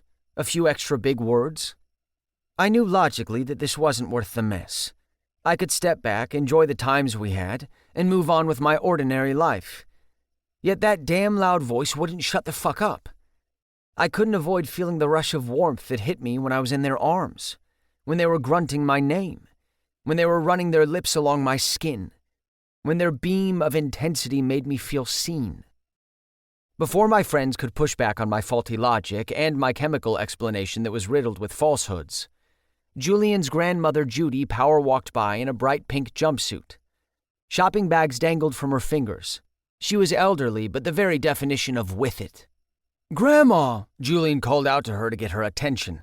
She came up to the gazebo. "Grandma Judy, be still, my beating heart," Everett said. "I didn't know it was pink jumpsuit day. Oh, you should have told me so we could coordinate." Even though she was Julian's grandmother, she was like a grandmother to all of us, always there to dispense sage advice or brutally honest remarks. She once told me that I seemed destined to have a threesome because it was in my aura, whatever that meant. "Julian, and the boys," she blew us kisses. "Why are you here and not spending time with your gorgeous men?" "We were getting fitted for our suits for Hutch's dad's wedding," Amos said. "Are you coming?" "I just RSVP'd. There better be an open bar." Grandma Judy and Pop had gotten to be friends by going to the same physical therapist. It seemed most old people knew each other through repeated run-ins at the doctor. "I can't wait to see you boys in your suits. I have to go. I'm meeting my husband for dinner. Seriously, go find your men. You have the rest of your lives to chit-chat with each other. Might as well use your bodies while you're still flexible." "Grandma," Julian muttered, face turning beet red. "What did I say?" She turned to me, the lone single member of the group. "And Chase, have you taken my advice and had any threesomes yet?" Grandma Judy had once remarked that I had the face and personality of someone meant for threesomes, as if I were Luke Skywalker fulfilling his destiny of restoring order to the galaxy. Usually I demurred from her question, but this time I had good news to share. Actually, I've had two. 18. Sebastian. What did you call a roller coaster that only went down? That was how the last few days had been for me, guaranteeing that I would never visit another amusement park again. Things started on a high after that amazing night with Chase and Anton. Then I lost my cool after seeing them in bed. Then Anton and I lost a client who was going with a competitor. And now this. I turned the card around in my hands. Elmo's happy, smiling face, a dash of salt in a wound that refused to close. Some people had the worst timing. I wished for a day I could live like Anton, letting things roll off my back, never letting things get to me and demolish my focus. Anton liked to tell me how smart I was, but sometimes I wished I could turn my brain off. It was impossible trying to do any work, but I tried. The hustle never quit. I took my laptop to a picnic table at Renegade Park, which was right on the river. I managed to get some admin work done while the sun attempted to alleviate my mood. Chase texted that morning and said he needed to return something to me. We hadn't spoken since I pretty much pushed him out of our apartment. This would be interesting. "Hello," Chase waved at me as he approached, and then he handed me a travel-size lube of toothpaste. Hi. I took the toothpaste and examined it. Thank you? I used some of your toothpaste the other morning, and I wanted to replenish your supply as a thank you. Once a weird kid, always a weird kid. It was kind of cute how earnest Chase was about toothpaste. Okay, I guess this will come in handy when I travel. An amused smile broke through my sullen mood, the first of the day. You didn't have to do that. Really, truly. I've never heard of someone replenishing toothpaste they used. There's a first for everything. Was it just me, or did Chase seem nervous? He had the tightness of someone trying not to crack on the witness stand. I examined the tube once more. Thanks, Chase. Great. He turned to leave, but did a kind of dance move, pivoting back and forth on his heel before spinning back around. Sebastian, I didn't come here to bring you toothpaste. That was a Trojan horse to something else I wanted to discuss. I figured. Would you mind if I joined you? He slid onto the empty picnic bench across from me. His crystal blue eyes were opened super wide, and I got lost in their ocean pull for a moment. I feel like social protocol requires that I apologize, but to be perfectly honest, I'm not entirely sure what I'm apologizing for. I can see that I'm causing tension within your relationship with Anton, and that's the last thing I want to do. I am the element bringing instability to your dynamic, yet it seems like we all get along when we're in the thick of it. But once it's over, you get tense again. I'm honestly a little confused. There wasn't much to be confused about. I was hopelessly in love with my best friend, who only wanted to kiss me when there was a third guy bouncing between us. And I wanted to like that third guy, but it hurt my heart to stand by and watch him get dicked by the man of my dreams. We're good, Chase. It wasn't fair to drag him into my perpetual heartache. Are you sure? Because as I just finished explaining, it doesn't seem that way. Would you like to discuss anything? My door is always open. You used to say that in class. I still do. None of my students ever take me up on it. But contrary to the whispers in the halls, I can be a good listener. I was tempted to take the bait. I have some shit I need to work out with Anton. This is new for us. Of course, you're friends and business partners, and suddenly you're involved sexually. It's a lot to process. Exactly. I just want to make sure the business doesn't suffer, I said, thankful Chase gave me an easy out. Blame it all on the business. I held up the toothpaste one last time. Are you sure you don't want this? To be brutally honest, I don't use Colgate, only Crest. Fair enough. You and Anton should think about switching. It's the superior brand, per all available data. I smiled to myself. Was it strange that I found his weirdness cute? I knew there was a wild, horny guy lurking under the quirky demeanor. I'll keep that in mind. I opened my backpack to toss the toothpaste in. Is that Elmo? Chase pointed at the card, which had slipped out. I turned as red as the Sesame Street mainstay, like some secret had been exposed. Is that for a nephew? No, I said, fumbling for an answer. The envelope's been opened, which means someone bought you an Elmo card? As a joke, right? Chase asked. If fucking only. A purposeful joke would have been less cruel. My dad sent it. It's a birthday card. Oh, happy birthday. My birthday was 7 months ago. I flicked the card into the backpack and zipped it shut. And I'm about 12 years too old for Elmo shit. Elmo's the last thing he remembers about me from before he left. We shared a look, remembering the sad truth we had in common and how it would forever mark us. My sob story isn't as bad as yours. He didn't leave us for another family. He wanted to be an actor and live out his dreams in California. My mom and I were holding him back. I rolled my eyes. I used to think maturity came with age. Dad proved me wrong. The unique sense of anger mixed with hurt that came with abandonment churned in my gut. It was a constant back and forth of wanting to lash out for what he did and wanting to cry, because no matter what any parent, relative, or therapist told you, you always felt it was because of you. The pain never left. No scar tissue was strong enough to let that part of us heal. I'm sorry, Chase said softly.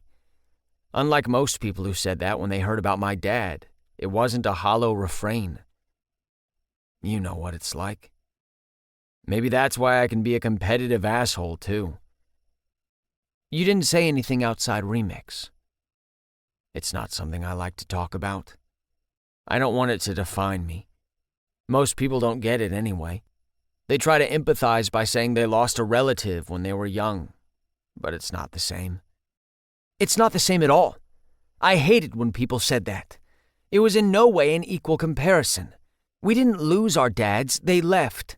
Having a relative pass on shares no similarities with a relative who is still very much alive and choosing not to be a part of your life. You don't have to convince me, Chase.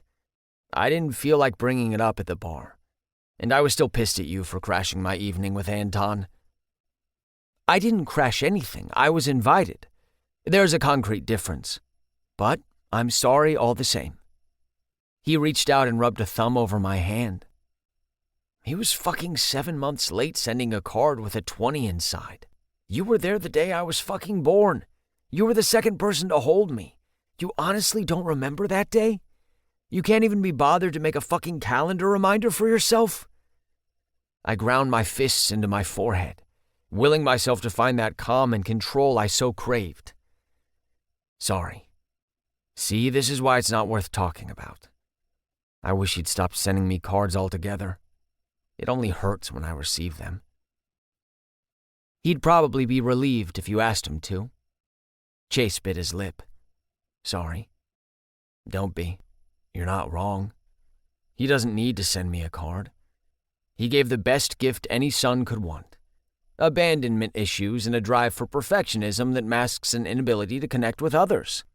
I silently thanked my old therapist for helping me come to that realization. What a coincidence. My dad got that for me too. Chase cracked a smile. Was he just sarcastic? Stranger things have happened. It was all so messy, and I told myself I wouldn't add to the mess. I studied hard, focused on schoolwork. I gravitated to science because it was based in facts, not feelings. Molecules can't break your heart unless they're cancerous. And didn't it feel like we had to be even stronger and more put together because we were gay? Gay guys already have this internal drive to be the perfect sons because of shame, and now we had to be even more perfect in order to lift our family's spirits. I'd never thought of it that way, but you're right. Chase stared out on the water. I really knew how to bring the mood down. Although oddly enough, this conversation with Chase was cheering me up in a way I couldn't explain. Hey, we're here. We're doing awesome. I rubbed my knee against his, sending a burst of electricity up my leg. You know what was most frustrating? Chase said. My dad promised he'd teach me how to throw a baseball, but he left the weekend we were supposed to go to the baseball diamond. Knowing how to throw is something I wish I'd known, even though I never use it. Perhaps that's why I was never interested in sports. I can show you. Didn't you wrestle? I did Little League for years, as well as basketball and hockey. My lord, you did a lot of sports. That seems redundant. I wanted to stay busy, not think about my dad being across the country, duh. I brushed a lock of blonde hair from his eyes. It felt like silk in between my fingers. I had him stand up, then handed him a sheet of paper crumpled into a ball. Let's play catch. I jogged a few paces away and got into catcher position. Aim for my hand. Pull your arm back and release. Are we actually going to have a game of catch? It seems the time has passed. If I can still receive Elmo cards, then you can still play catch. I felt alive, lighter than I had all week. Chase hurled the ball into the air. Because of its low weight, it was unable to gather much acceleration and fell to the grass between us. That's my bad. I'm too far away. I got closer and tossed the ball back. Chase pulled his arm back and flung the ball directly at me, landing it square on my chest. Good one. I shook out my hand. Damn, you got some speed on that one. Every scientific law contradicts that. I threw the ball to him underhand. Good catch, I exclaimed. We tossed the ball back and forth in the glow of the waning afternoon sun. It was dumb and simple, and just a crumpled piece of paper. Even still, I couldn't help but feel a swell in my heart at Chase's first father-son game of catch. His dad was an idiot for walking out on a son like him. Sadly, the game couldn't last forever. I had work to do, and Chase had a cat at home who needed to be fed. "Thanks for the catch," Chase said. Our fingers touched when he handed over the paper ball. Another spark of electricity traveled through me. "Anytime. Thanks for the talk. I enjoy talking with you." "As do I."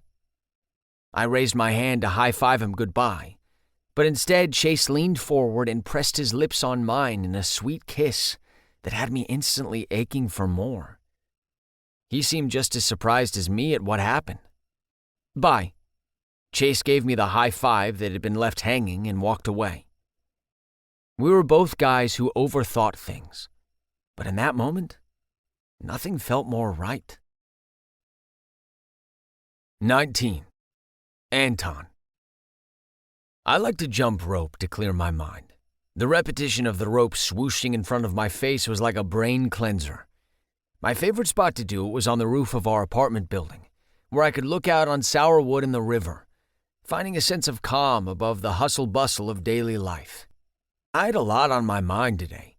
It wasn't something I was used to. My mind was an airport, busy with planes coming and going all day. I chose to find peace and let life unfold as it did. Whatever happened, good or bad, I would figure out a way through. Yet the past few days had been a mindfuck. We had a presentation with Hollis coming up, the most make-or-break meeting of our entrepreneurial lives, and Sebastian and I found ourselves in a weird place again. Just when we needed the lines of communication to be open, I couldn't help but sense a wall between us. And I wasn't sure why. I explained to Sebastian why I invited Chase into my bed and apologized for not including him. The threesome was supposed to be a fun experience, but it was making things thorny. For him and for me too. Whenever I thought back on that fun night of sex, I thought less about how hot it was and more about the sweet faces of Chase and Sebastian. I thought about how they were my guys, even though I didn't know what that meant. They were making me feel warm and fuzzy, not hot and bothered. Big problem. Because warm and fuzzy feelings led to trouble. They led to someone getting hurt, and that someone would probably be me. In our trio, I was the odd man out. Could I keep up with Chase and Sebastian outside the bedroom? Or would they find me dull? I jumped faster, my fists curling tighter around the ends of the rope. My speed got so fast that I stumbled over the rope and nearly tumbled over the building railing. Yikes. I whipped off my sweat-drenched shirt and used the few dry spots to wipe my face. No matter how hard I exercised and how many endorphins I pumped, I couldn't find resolution. When I got back to the apartment, Sebastian was sitting on the futon reading an article on his phone. He was full-on chilling while I was a neurotic mess. How dare he full-on chill and seem at ease? "Hey," I said. "Hey," he looked up. "Jumping rope on the roof?" "Yep." "Nice. Looks like you got into it." "I did," I said defiantly, ready to start a fight without knowing why. Ugh, I hated being confused. Why couldn't sex just stay sex? "I'm gonna hop in the shower." "Good call. You smell." "What's that supposed to mean?" "It means you smell." Sebastian could barely meet my eyes. He went back to reading his phone. Sebastian could be so put together, which really pissed me off right now. He was coming off as reserved and cold. Who the hell did he think he was? Some British dude? I summoned all my years of Little League pitching practice and threw my sopping wet t-shirt in his face. "What the fuck?" He threw it on the floor, avoiding the rug. I kicked it onto the rug and mashed it into the fibers to spite him. "What the fuck was that for, Anton?" "Because you're being British," I spat out before realizing that Sebastian wasn't privy to the conversation happening in my head. "Dude, have you been taking performance-enhancing drugs again? Because I told you that shit messes with your head." "You're the shit messing with my head." I ripped the phone from his hands. His iPhone was new and important to our business, so I lightly tossed it on the futon. "We have a huge meeting coming up, and we can't even talk about it because you're being weird and frosty, like that guy in that movie about the blonde chick who everyone calls fat but is actually a normal size." "Bridget Jones's Diary?" Sebastian crinkled his forehead in confusion, which I found adorable, even though it was totally not the right time to fawn over his fucking forehead. That movie that we watched with Savannah? Yeah, you're the Draco guy. Mr. Darcy? Yeah. I pointed an accusatory finger at him. Darcy! I caught my breath and realized that I might not have been making perfect sense. Something's been up with you ever since we started hanging out with Chase. But then when I bring it up, you say everything's fine. Like what the fuck was up with being pissed in the kitchen the other morning? Since then, all we've had are hella awkward exchanges. It's all just weird, and I don't understand what's gotten into you when we're on the cusp of landing the biggest client in Beverage Solutions history. I stomped into the kitchen and pulled off a few sheets of paper towels from my sweaty hair. Sebastian charged in while I was mid-rubbing my head. You really have no idea why I'm being weird? He asked, kind of curious but also kind of glaring at me. No! So every time that you've been flirty and touchy with Chase, I get weird and you have no idea why? You have no idea why I've never been fully supportive when you describe your latest hookups? You have high standards for me? Let's go back to Bridget Jones and her motherfucking diary, shall we? Why does it turn out, has Mr. Darcy been weird about Bridget for the whole movie? I replayed movie highlights in my head, especially remembering when Savannah swooned at the line Darcy says about liking Bridget just as she is. Because he's actually in love with her? Like the faulty switch in our bathroom, the light bulb suddenly went off in my head. Oh shit. Sebastian stared at me, letting it sink in. Just beyond his tense glare was something more sensitive and wounded peeking through. You like me? I asked. I'm in love with you, you fucking dipshit. It was as if Bridget Jones's diary had the twist ending of The Sixth Sense. That was why Sebastian was acting weird. He wanted me all to himself. This whole time he loved me. How had I been so blind as to not realize his feelings? Maybe I was forcing myself not to think about them because they led to an uncomfortable gray area in our friendship. What happened when the high of hooking up faded away? Would he still be in love with his not-so-bright friend? Could I keep up with him? I pushed those fears aside for now and stared at Sebastian's intensely beautiful face. I couldn't imagine my life without him. He wasn't just a part of my life. He was the key that made the whole thing turn. The feelings that had been brewing inside me didn't just come out of nowhere. When we kissed during the threesomes, those kisses meant something to me. What did they mean for you? He asked, almost like a dare. They were so fucking hot. I couldn't stop thinking about his mouth on mine. They were amazing. I wanted to keep kissing you even after we were done, but I didn't want to make it weird. I, haven't been able to stop thinking of kissing you. Sebastian knew me better than anyone in this world. I wanted to be close with him. Was this what it felt like to be in love? Was love just the constant wanting of someone? And when you have them, it only makes you want them more? All this thinking was hurting my head. Just go with it, I told myself. I pulled him to me, my sweaty chest imprinting on his t-shirt. Seb, let's make it weird. Our lips met in a heated kiss filled with tenderness and years of history. We were more than friends.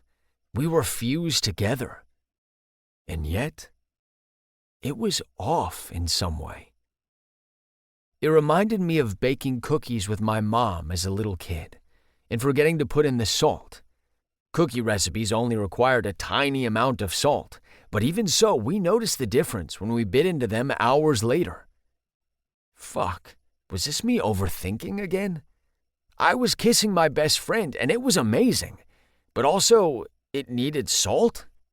I told myself that it would be less weird the more we did it. I pushed Sebastian backwards out of the kitchen and against the wall, rattling the pictures hung behind him. He pressed his chest against me, squeezed my ass with his greedy palms. I used every maneuver in the Anton Makeout Handbook. Not a real thing, but maybe that was an unexplored business idea? My tongue swept into his mouth as I cradled his chin and moaned against his lips. Sebastian bit my bottom lip in a rush of heat. His taste drove me wild. The smacking sound of our lips was like a brilliant symphony. And yet, salt. Where was the fucking salt? Why did salt need to be in cookies? Make it make sense. Sebastian was wearing a ratty old South Rock wrestling t-shirt. He had 1,000,000 of them. He wouldn't miss this one. I tore it open, revealing his bronze, delicious chest. He threw his head back and gasped my name. I kissed down his chest, flicking a tongue on his nipple. Not all cookies needed salt, did they? Was it some scientific requirement for baked goods? This was why I stayed away from complex carbohydrates. Come here. I grabbed the remnants of his shirt and yanked him flush against me, mashing our mouths together in a heated kiss. Then I shoved him onto the futon and lay on top of him, thrusting my hips. There was heat for sure, but I felt myself working overtime to make up for something that was lacking that I couldn't put a finger on.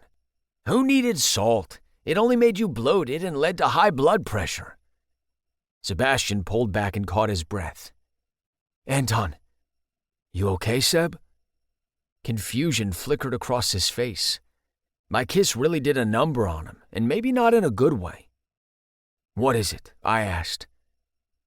Does something feel off to you? He squirmed under me.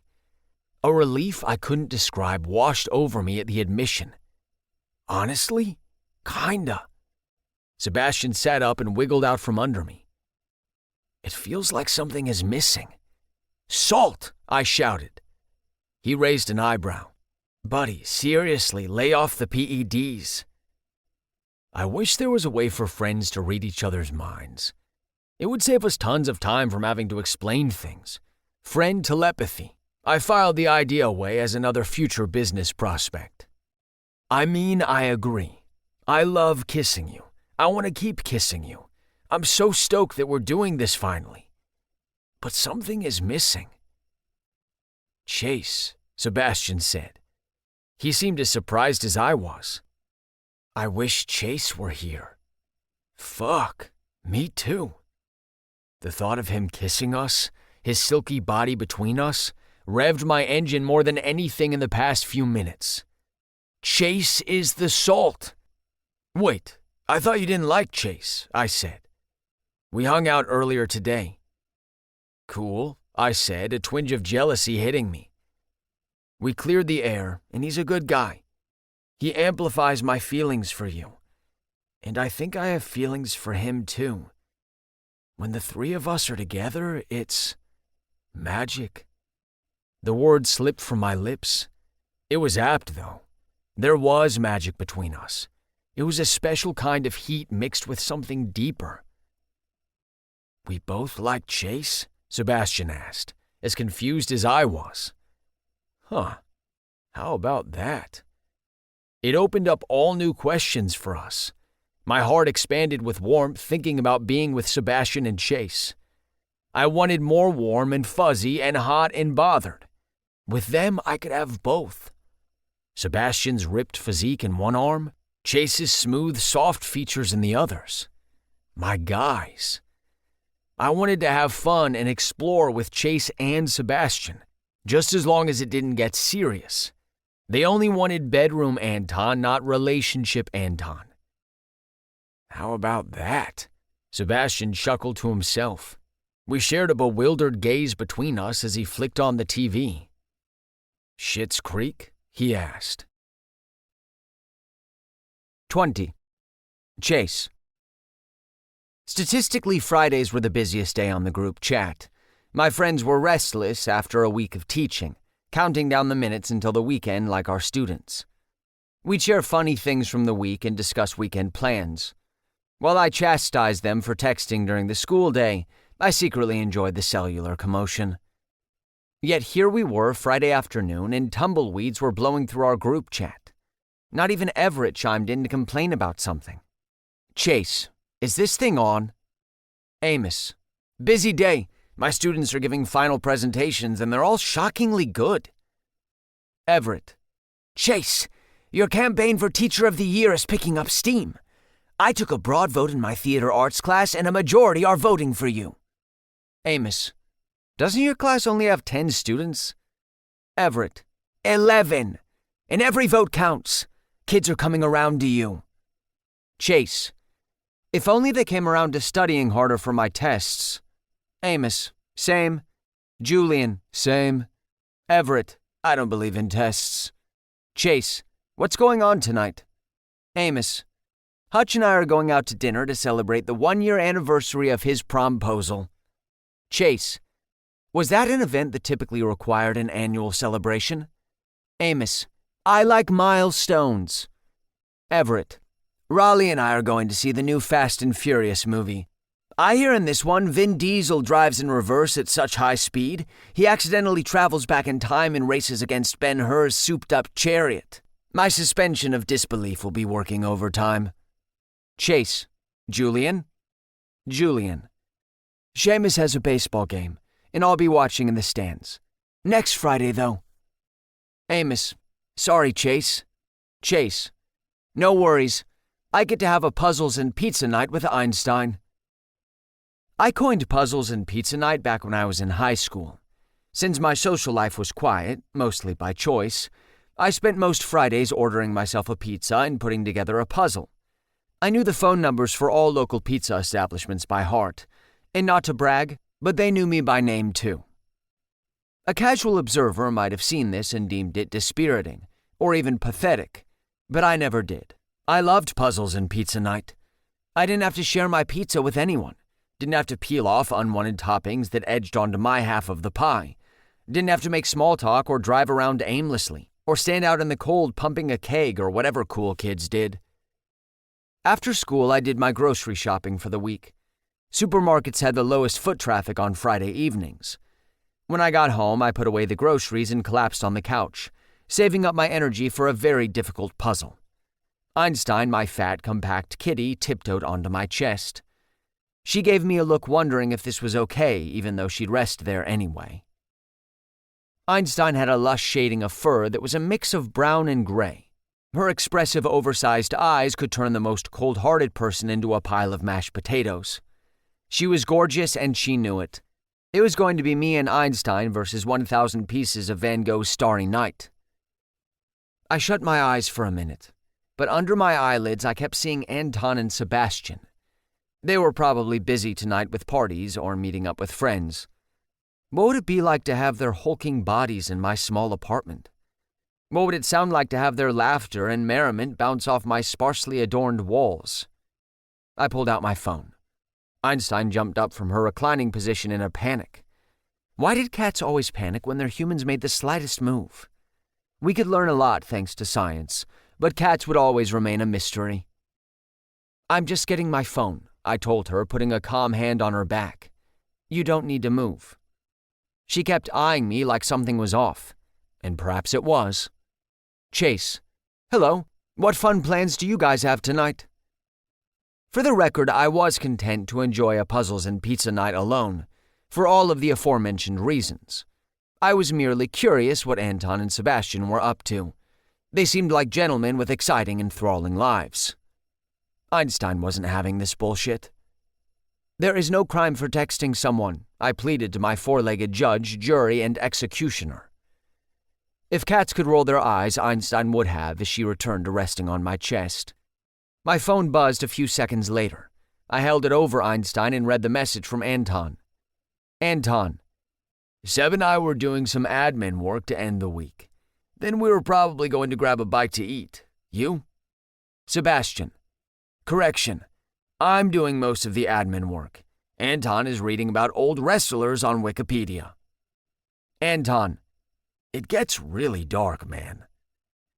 I chuckled at the exchange, imagining them squabbling in person. Chase. I'm having a puzzles and pizza night with myself.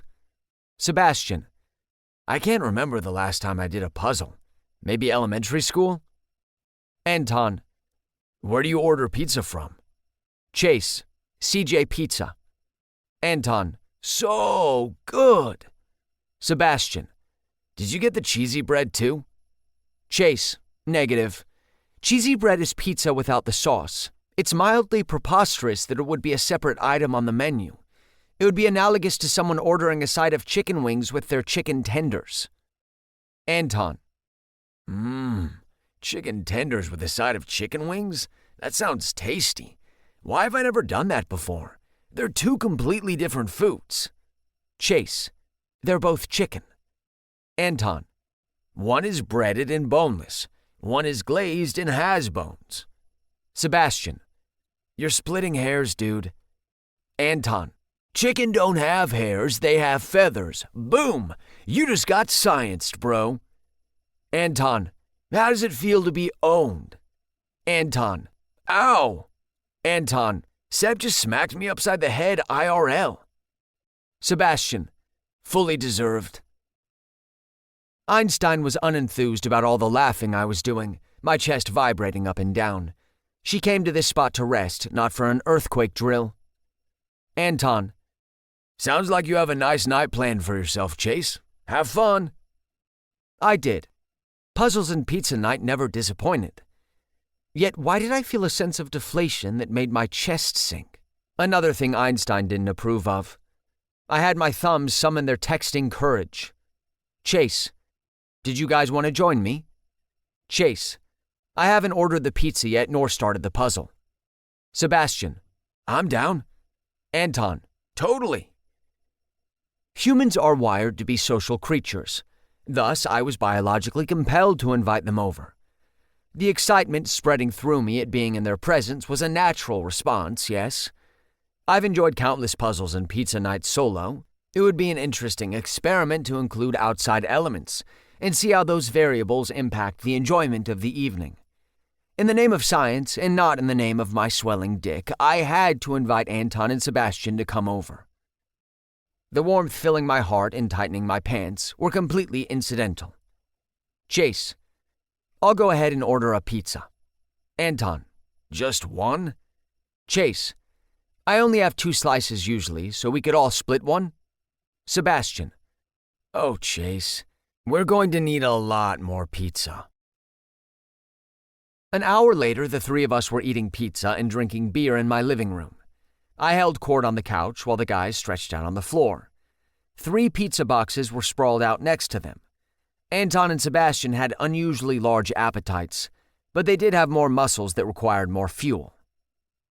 We talked about our day. They gave me the rundown on the very important meeting they had coming up, and I shared about what was going on at South Rock. I went deep on an article I read about greenhouse gases, bringing down the mood for a moment. Sebastian and especially Anton were fascinated, giving me their rapt attention. Typically, I started on the puzzle as soon as the pizza was delivered, but this was nice too, sitting around and chatting, chilling, if you will. It was remarkably easy to talk with them.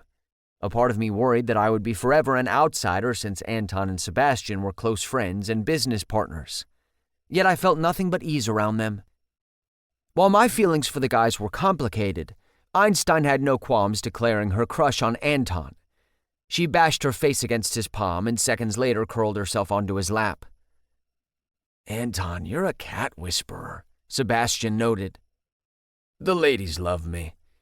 Anton held his plate above Einstein's head so he could eat in peace. Sadly, that was not going to happen. She batted at his plate. Can she eat pizza? No, she doesn't like pizza, but that won't stop her from wanting it. She can likely smell the fat of the cheese, I said. Einstein was curious whenever I got pizza, but this was next level. Lady, have you tried playing hard to get? Anton asked her. In a compelling show of her flexibility, Einstein batted the piece of crust off his plate and ran with it in her mouth. She'll be fine, I told him. She'll quickly realize she doesn't want it. She just wants to be included. Sebastian was also a cat whisperer. He was tender with her, scratching under her chin and between her eyes. I was impressed that Einstein wasn't swatting him away. I grabbed her box of cat treats from behind the couch and put a few in Anton and Sebastian's hands. She didn't know where to go first. She ran back and forth, her stomach swinging as she moved. She was in heaven. She reminded me of myself. "Your cat is much nicer than my aunt's cat, Link," Anton said. "Whenever I come over, he hides under her bed. I've only seen him once, when I camped outside his litter box on Thanksgiving. How is Einstein with your friends?" Anton massaged my foot hanging off the couch, while one of his feet rubbed up and down Sebastian's leg. Like everything else, it all felt very easy. "She tolerates everyone," I said. "Loves no one." "She loves you," Sebastian said. "I'm not sure about that. Do cats love? Or does she realize that she's completely dependent on me for food, water, and shelter?" I was equally confused about love as my cat. "Love via Stockholm Syndrome." Anton flashed his winning smile. Cats could be very withholding, but that's what I liked about them. They weren't furry balls of slobbering love like dogs. They made you work for it. Meanwhile, I was turning into a cat myself because the more Anton circled his fingers around the soft skin of my ankle, the more I wanted to purr in his lap. I reached down a hand and ran the tips of my fingers over Sebastian's head. "So where's this puzzle?" Anton asked. "And do we have to do it?"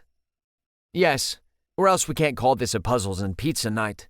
It would just be a pizza night, which anyone can have," I said. "Starry Night." Sebastian read the puzzle box cover. 1,000 pieces. Looks challenging. You finish this in a night? "Never. It takes me a few days to complete a puzzle, but I get a good start on Fridays." Anton eyed the box. "We can get it done tonight." "That is highly doubtful. It's a very difficult puzzle, and I'm only one person," I said. "What about us?" Sebastian asked. "You haven't done puzzles in years, you said. You're both novices, essentially." "Is that a challenge?" Anton asked. He glanced at Sebastian. "Seb, I think Chase thinks that we can't do this puzzle." "Chase does think that." Sebastian smiled back at him. "Do we ever back down from a challenge, Anton?" "We do not." Anton grabbed the box and stood up. "Let's puzzle this bitch." 21. Anton. When Chase invited us over to eat some pizza and do a puzzle, I thought that was code for eat some pizza and have some sex. And it could have been. We were all pretty comfortable in the living room. But as Sebastian said, I never back down from a challenge. And Starry Night was proving to be a challenging fucker.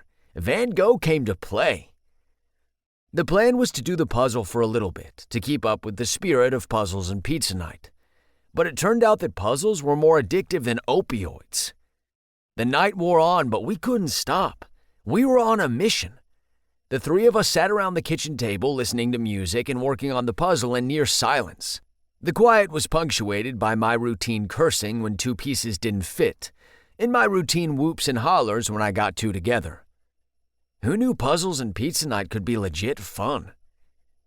"Here's a window piece for the town section." I pushed it over to Sebastian. "I think that's part of the sun," Chase said. "Shit." "Don't give up. This isn't an easy puzzle." Chase rubbed my back. "I never give up," I declared with all the seriousness of a locker room pep talk. Sebastian snickered to himself. Yeah, I was getting into it. I played to win, no matter the game. We were going to finish this puzzle tonight. "Girl, don't you even dare." I narrowed my eyes at Einstein, who hopped on the table, my warning meaning nothing to her. She locked eyes with me as she lounged across my puzzle section. "Einstein, off," Chase said. She stretched out her legs, pushing into the piles of pieces, not a care in the world. Chase grabbed her and moved to the floor. 2 seconds later, she was back. "Einstein is a chaos agent," Sebastian declared. Chase grabbed her again and put her in the bedroom. "Say goodnight, Einstein." She gave us the saddest eyes on the planet before disappearing into his room. I stood up and stretched my back. "What are you doing?" Sebastian asked as I went into a round of push-ups. "I'm getting the blood flowing." "You are cracked out." But he got on the floor and joined me too. We kept going to see who'd stop first. "This is puzzles and pizza night, not puzzles and push-ups," Chase said, standing over us. "Regaining our strength," I said through strained breath. I hopped my feet, letting Sebastian have the win this time. What do you do for exercise? Nothing. Chase, you might be naturally slim. I put my hands around his waist, loving how easily he fit there. But you still need to exercise. You should come with us to the gym tomorrow. You're going to the gym tomorrow? On a Saturday? Yeah, why not? Sebastian looked at him cockeyed. Fitness doesn't take weekends off. Come with us, we'll get you in shape. I rubbed a hand over his chest and arms. Get you nice and jacked. I don't need nor want to be jacked. I like my body as is. Though I suppose some resistance training with weights can help improve bone density. We hunkered back down to the puzzle. Even though we were all super focused, there were still opportunities for touching here and there. I had a hard time keeping my hands to myself. But it wasn't about getting us closer to the bedroom. I just wanted to feel their heat, inhale their natural scents, and comfort them. Was I the odd man out, though? I tried keeping up while Chase was talking about that article on greenhouse gases. For years, I thought that greenhouses were emitting toxic chemicals into the air. I didn't realize the greenhouse part was just a metaphor for our thinning atmosphere. And what happened to protecting the ozone layer? How was that going? I kept my opinions and questions to myself so I didn't make myself look like a total idiot. We made more progress, and when I looked up, 2 hours had passed. It was almost midnight. My eyes were heavy, weighted with the desire to sleep. Puzzling took a lot out of us. I don't think this puzzle is going to happen tonight, Sebastian said. We were maybe a third finished. I'd never spent a Friday night doing a puzzle and enjoying it. My Friday nights were spent going out on the town, living it up, making memories. Chase was turning me into a nerd, and I didn't hate it. We've made remarkable headway, Chase said. I've never gotten this far on the first night. I guess that means you'll have to come back to help me finish. That sounds nice, I said, kissing his arm and rubbing the back of Sebastian's neck. That really does sound nice. Since when did I want nice, though? This arrangement was supposed to be about hot sex and exploration. Pizza and penetration. I was about to suggest that we take ourselves to the bedroom to end tonight with a bang. But instead a yawn ripped out of me. I was exhausted. Puzzling officially kicked my ass. Give me a minute. I went to the couch and flopped onto the comfy cushions. I leaned my head back and willed myself not to fall asleep. The week rapidly caught up to me. The coziness of Chase's apartment swaddled me, not letting me go. I would find my third wind and bang the brains out of both of them. We would turn this apartment into a fuck fest. When I opened my eyes, an episode of Schitt's Creek was playing on the TV, and a quilt was draped over us. Chase and Sebastian sat on either side of me, their arms meeting behind my head, fingers drawing circles in my hair. God, I had never felt more relaxed. I could stay like this forever. I think you fell asleep, Sebastian said. I just rested my eyes for a minute. Fuck. That was something my dad said to my mom when she caught him falling asleep at his computer. I made popcorn. Chase passed me the bowl of microwave popcorn, its buttery aroma impossible to resist. I dug my hand into the puffed-up snack.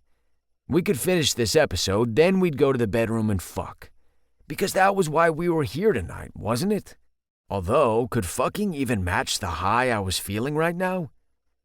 I rested my head against Chase's shoulder while Sebastian continued to massage his fingers through my hair. Einstein leapt up and curled herself into a cat loaf on my lap, her sleepy but determined eyes signaling she wasn't moving anytime soon. It was all, no other word for it, nice. 22. Sebastian. I woke up sandwiched. I generally tried to avoid sandwiches because of all the excess carbs, but this was one I could get behind. Chase was cradled in my arms, while I was the little spoon for Anton. The three of us lay in a row in Chase's bed after a whirlwind night of puzzles and pizza. It wasn't sex, but it was just as incredible. The warmth of Chase and the weight of Anton pressed against me. I was in a cocoon of cuddles. A man could get used to this. I nuzzled my cheek into Chase's hair, the flutter of his fruity shampoo filling my nose. Anton's cadence breath hit my ear, sending the best kind of shivers down my back. His morning wood ground into my ass, and I, in turn, ground mine into Chase's. The three of us. Was this actually a thing? Anton only wanted to explore and keep things hot. Cuddling on the couch was neither of those things. For now, I wasn't thinking of any of that. I turned my planner brain off and luxuriated in this moment. "Good morning," I whispered to Anton, whose morning wood was threatening to rip a hole in my boxers. Anton wasn't a morning person as much as he wanted to be. He preached about seizing the day, but getting him out of bed was a Herculean effort. "Are you trying to take my temperature?" I asked of his insistent cock. "Are you trying to take mine?" Chase asked. I moved my hips back. "I didn't ask you to stop." Chase turned his head and flashed me a sleepy grin. I canvassed my hand across his chest, then dipped it under his shirt, skimming his soft, creamy skin. Chase responded by jutting his ass against my cock. The little nerd was all mine. Or ours. He'd gotten two jocks to spend their Friday night doing a puzzle and loving it. Hey, what's going on over there?" Anton asked, his voice raspy with the last vestiges of sleep. "Do I need to send you two to the principal?" "We are outside of school grounds, so Principal Aguilar's jurisdiction doesn't apply." Chase set him straight. "Welp, if you can't beat 'em." Anton pulled down my boxers and squeezed my ass. "Join 'em." I let out a moan as he slapped his cock against my crack. I had always been a top, part of being a control freak, but I was very tempted to explore bottoming.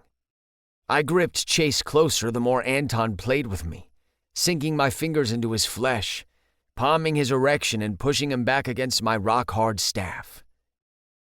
"My guys," Anton purred. "Fuck, I love watching you play with each other." I spun Chase around, and we instantly began making out. I pulled down his boxers, tangling our cocks together. Anton tugged off his shirt and grabbed my ass. Chase tasted so freaking good, our tongues lapping over one another, wild for each other and for Anton. I wanted Anton salivating over us. "Yes, that's so hot," Anton said, his dick thrusting against me. Chase jerked both our cocks in his hand. His eyes were two blue lasers burning bright. "Chase," I breathed out, wanting him, connected to him, sinking deeper and deeper into this moment. He slid down and took me in his mouth, bolts of heat shooting through my chest. I made him take all of me. I could tell Chase liked things a little rough, and I was happy to oblige. He winked at me as he sucked, a teasing smile on his lips, as if I wasn't already turned on. I threw my head back against the pillows and came face to face with Anton's meaty cock. He smiled down at me, as if to say, "Get to it." He didn't need to ask me twice, or once. I dreamed about sucking Anton, and reality surpassed every fantasy. He was wet, salty, manly, mine. His thick cock entered my mouth, the bitter taste of pre-cum hitting my tongue. I probably could have started slow and worked my way up, but I was already at an 8 out of 10 by the time his cock was in my face. I sucked him fast and hard, matching the orgasm building in my balls. He threw his head back. "My guys," he muttered. He leaned down and spanked Chase's ass. Chase got on all fours to give him a better angle, which also helped him deep-throat me with ease. I was on fire at both ends, heat raging inside me, a deep well of need that could never be extinguished. "Hold up," Anton said. He pulled out of my mouth. "Huh?" I asked, catching my breath. He pointed to the corner of the bed where Einstein watched us with casual disdain. "Ignore her. She doesn't care," Chase said. "Are you sure?" Anton asked. Einstein folded herself into a bread loaf shape. She blinked at us, then stared at the wall. She could care less. She just likes that spot on the bed, Chase assured us. Einstein licked her paw, really digging between her nails, as if this were all a regular morning for her. See?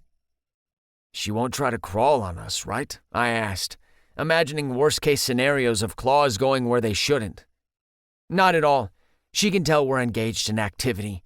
She only likes to rest on people when we're perfectly still. So she's just going to sit there while we... I scratched my head. Most likely, unless she gets bored of the bed. She prefers to rotate around the apartment throughout the day, Chase said. I suppose that was one way to be an ally. Einstein, you're a nasty-ass freak, and I'm here for it, said Anton. She continued licking her paw, giving him no mind at all. Cats did the cold shoulder thing better than any human ever could. Chase moved up and licked Anton's shaft. As we were. Don't need to tell me twice. Anton winked at us and gently pushed my head back to blowjob position. Chase and I made out with Anton's cock between us, our tongues sliding around him like we were strippers on a pole. Anton fingered Chase, who remained on all fours for the best access. Fuck, just like that, Anton creaked out in his deep, rumbly voice. Chase took his balls while I sucked his cock, both of us working to serve and please him. We were his guys, after all. Anton gave both of us a firm tap on the shoulder. Coming, he said through strained breath. Hot cum flooded over our twisted tongues as he emitted a loud, ferocious grunt. Holy shit, he said as he came back to earth, his chest heaving with breath. That was so intense. His eyes glowed in reverence as he looked down at Chase and me, our mouths crested with his seed. You two, finish each other off, he commanded. Chase seemed as excited as I was at being ordered by Anton. We both liked a sense of control, and there was a thrill in giving it over to someone we trusted. We got into the 69 position. I sucked Chase's long, leaking dick while I fucked into his mouth. We amped up the speed and heat. I grabbed his ass, shoving his cock deeper down my throat. His tongue snaked past my balls and licked over my hole. Every piece of me crackled with lust. I emptied myself into his mouth at the same time his salty cum surged into mine. I was spent beyond belief. Anton leaned down and kissed both of us, getting a taste of each. A man could get used to waking up like this, he said. I agreed. Einstein was neutral on the whole thing. I suggested we go out to breakfast, but Chase had other ideas. I have in my possession what I consider one of the top 3 best pancake recipes. Chase unclipped a faded index card from a CJ pizza magnet on his fridge. I've eaten many pancakes in my life, so I consider myself an apt judge of pancake recipe quality. Sold, I said. Anton and I hunched over a small IKEA kitchen table, which was built for slender Europeans, not hulking American guys. Yeah, Anton said, not paying attention. His mind was focused on the puzzle. We had 3 sections of Starry Night built out, and he was determined to connect them. It was in his nature to be a uniter. My stomach rumbled with impatience. How long do they take to make? 13 minutes to prep the ingredients and 8 minutes for the first batch to cook. Anton looked up and pulled out his phone. I'm going to time you, Mr. M.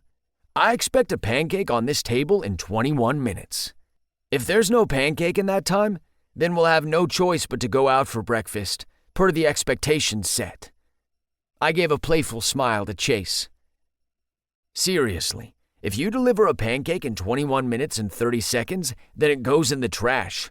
We take our carbohydrates very seriously. Anton leaned back and crossed his arms. Chase seemed to enjoy our brand of shit-talking. When does the timer start? It should start when all the ingredients are on the counter, as is comparable to the setup on cooking competition shows. Okay then, get your ingredients ready. I tapped the non-existent watch on my wrist. Time's a-ticking. I'd hate to see these pancakes wind up in the trash. Is there anything we can help with? Anton asked. There's fruit in the fridge. Perhaps you can cut up a fruit salad in between puzzling, Chase said. That we can do. I pulled blueberries, strawberries, and peaches from the fridge, while Anton grabbed a bowl and cutting board, and Chase's ass. I gave it a squeeze too. For someone who had never done a squat in his life, it was a very nice ass. Okay, Chase, you got this. I rubbed his shoulders as if he were about to go into the boxing ring. We took our seats. Anton dramatically lowered his finger on the timer button. Putting together the fruit salad was easy. We dumped blueberries and strawberries into the bowl. I cut up the peaches into slices. The main event was happening by the stove, and we couldn't look away. Chase worked with precise diligence, his face dead serious as he measured and mixed ingredients with care. There was no winging it here. He used a knife to slice off runoff from a measuring cup to get exact amounts. He studied batter consistency with the gravity of heart surgery. He acted as if he were tasked with cooking the world's best batch of pancakes. Anton and I would have been happy no matter how they turned out.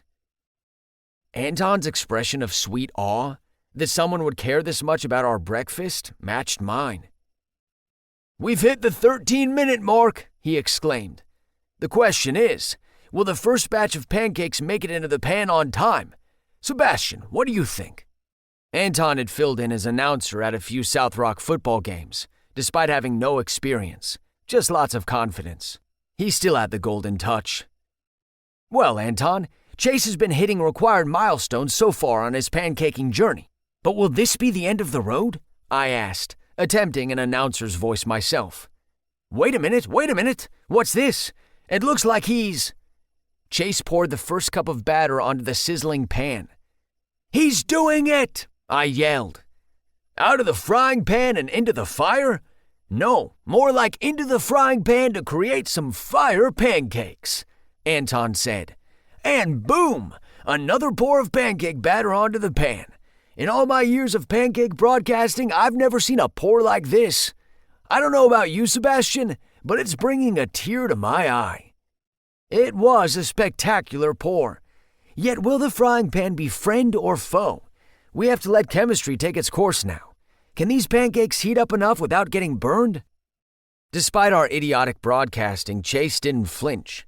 He was fully in the zone. His level of concentration was something to behold.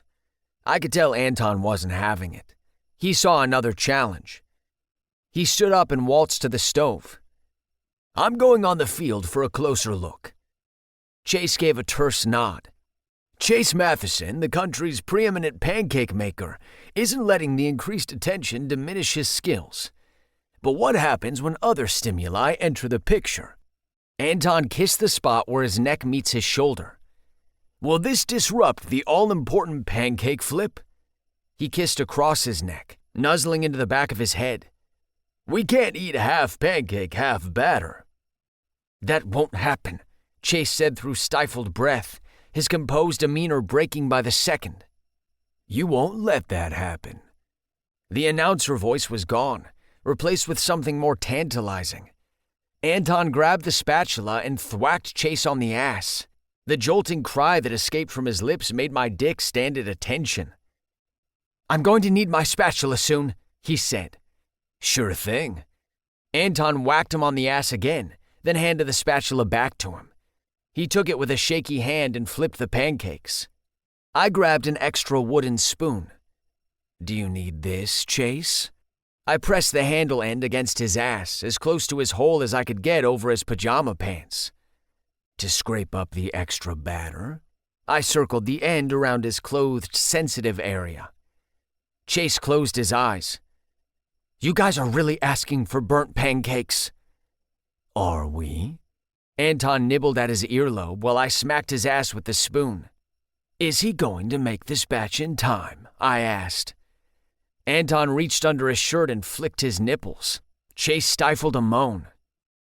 We should be careful around an open flame, he said. He did have a point.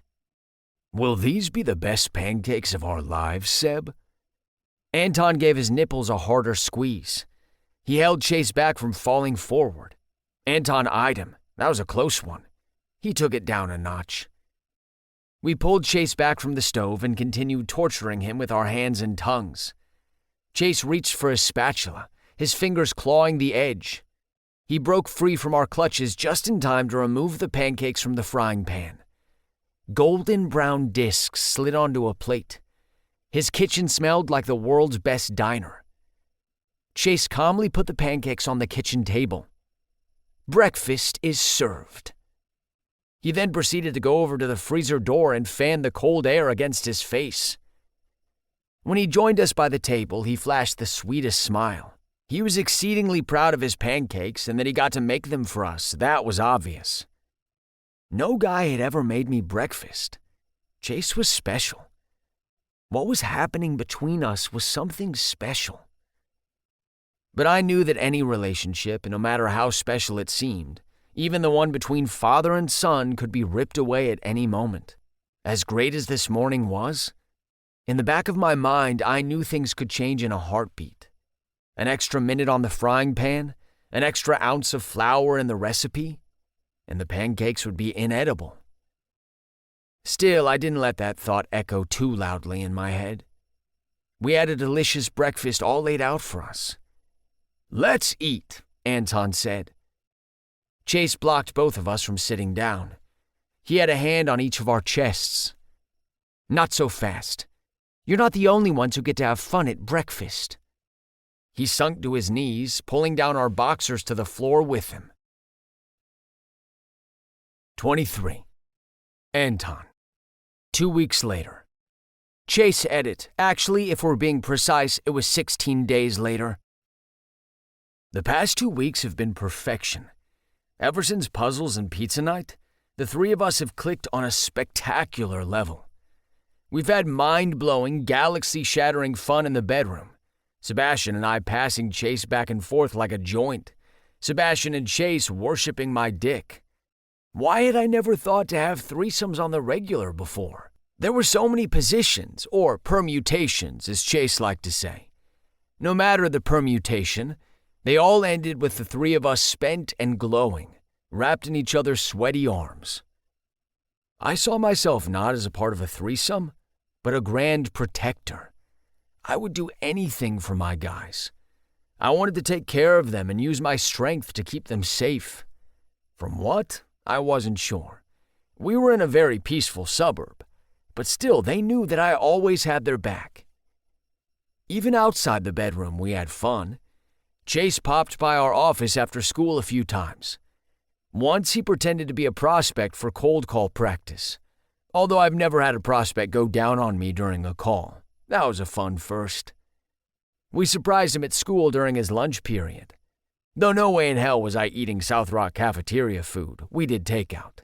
We've enjoyed more puzzles and pizza nights together, taking on 1,500 and 2,000-piece puzzles. Sebastian and I were also getting closer. The walls that had surrounded him were crumbling down now that our feelings were out in the open. I was seeing a whole new side of him, and I wasn't just talking about his fine ass. I got to see the vulnerable, tender, unsure of himself sides that he usually hid under his stern demeanor. That he let me see these parts of him only made me care for him more. Chase was the special sauce. He was also a fun onion to unlayer. Was unlayer a word? Chase said that language was always evolving, so I took it as a yes. The other times we got sweaty together were at the gym, where we dragged a reluctant Chase. He might have been naturally slender and flexible, but everybody needed exercise. "You got this," I said to my favorite science teacher. Currently, he was tackling his first time doing a bench press. I stood over him, hands under the barbell, ready to hand off. Sebastian was one bench over doing an incline press.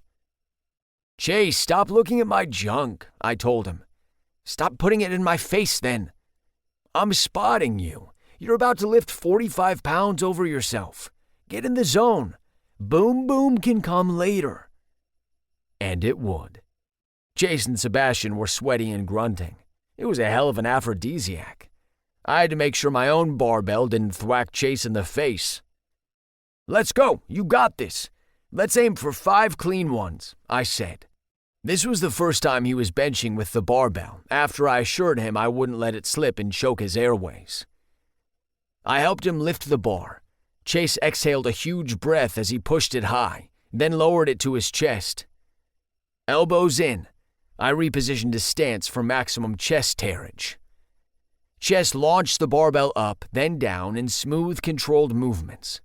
He could probably handle more, but he wanted to take things slow lest he pull a muscle.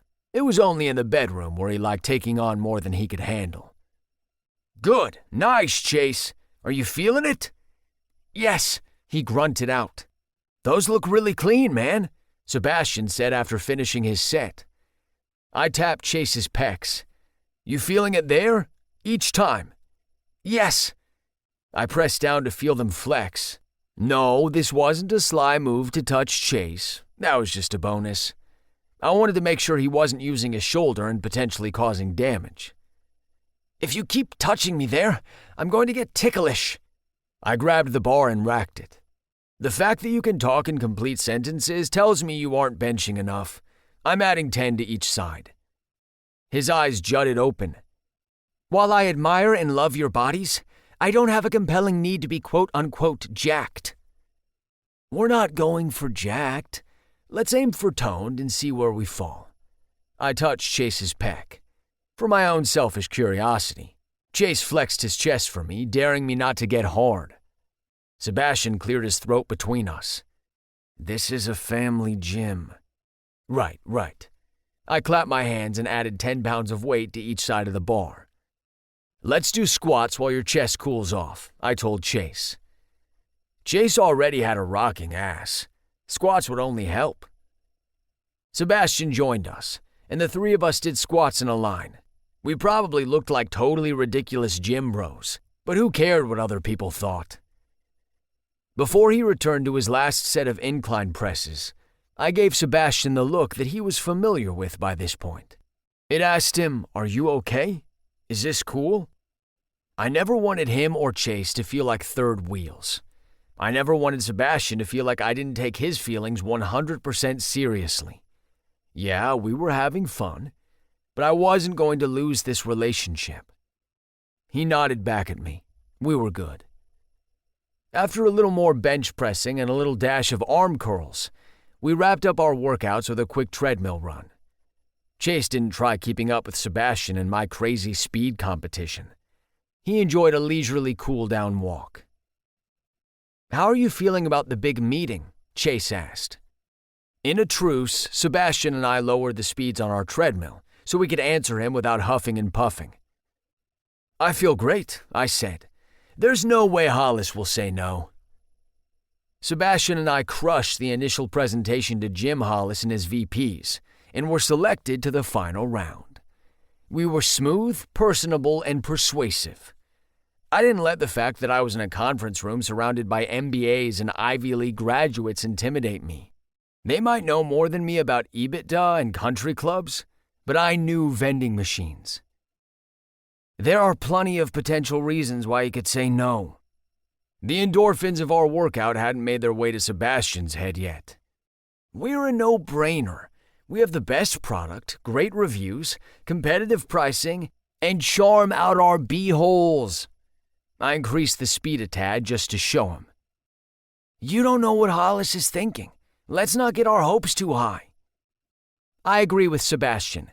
You want to take a measured approach, lest you come off too cocky, said Chase. It was 2 against 1 and not in the fun way. But you also want to be confident because if Hollis smells weakness or shakiness, he won't invest a dime with us, I said. Chase tipped his head as if it were a literal scale weighing both sides. He has a point. Booyah! I pumped my fist. I'm cautiously optimistic, said Sebastian. Seb, you're cautiously optimistic about crossing the street. Well, to be fair, you never know when a car could come around the bend. Chase shrugged. I hopped off the treadmill and whipped both of their cautiously optimistic asses with my towel. We went into the locker room and grabbed our gym bags, then left. We preferred to shower at home, for obvious reasons. 2 days later, it was time for the final meeting with Hollis.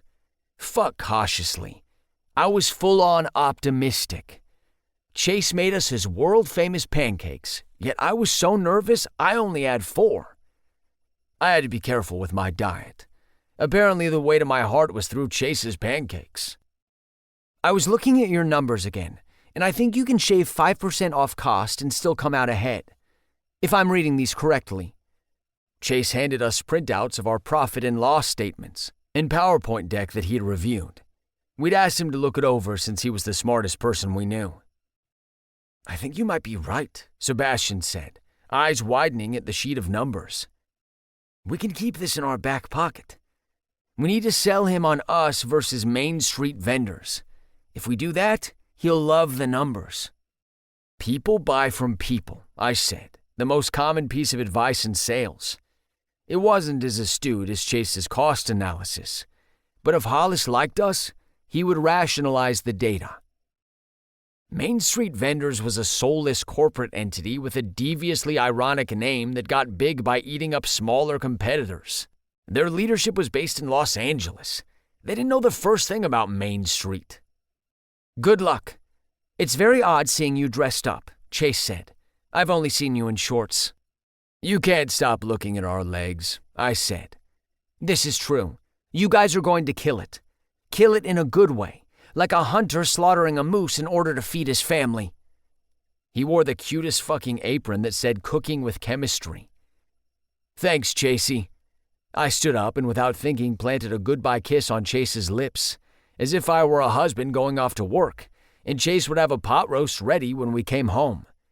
He seemed a tad surprised at the gesture, too. Sebastian kissed Chase, too, and straightened his glasses. It was all very domestic and impossibly sweet. I got into my sales mindset and pushed whatever I was thinking to the back of my head. We had an account to win. Sebastian and I turned on the charm for Hollis. Fortunately, he wrestled in college, so we had a very easy in.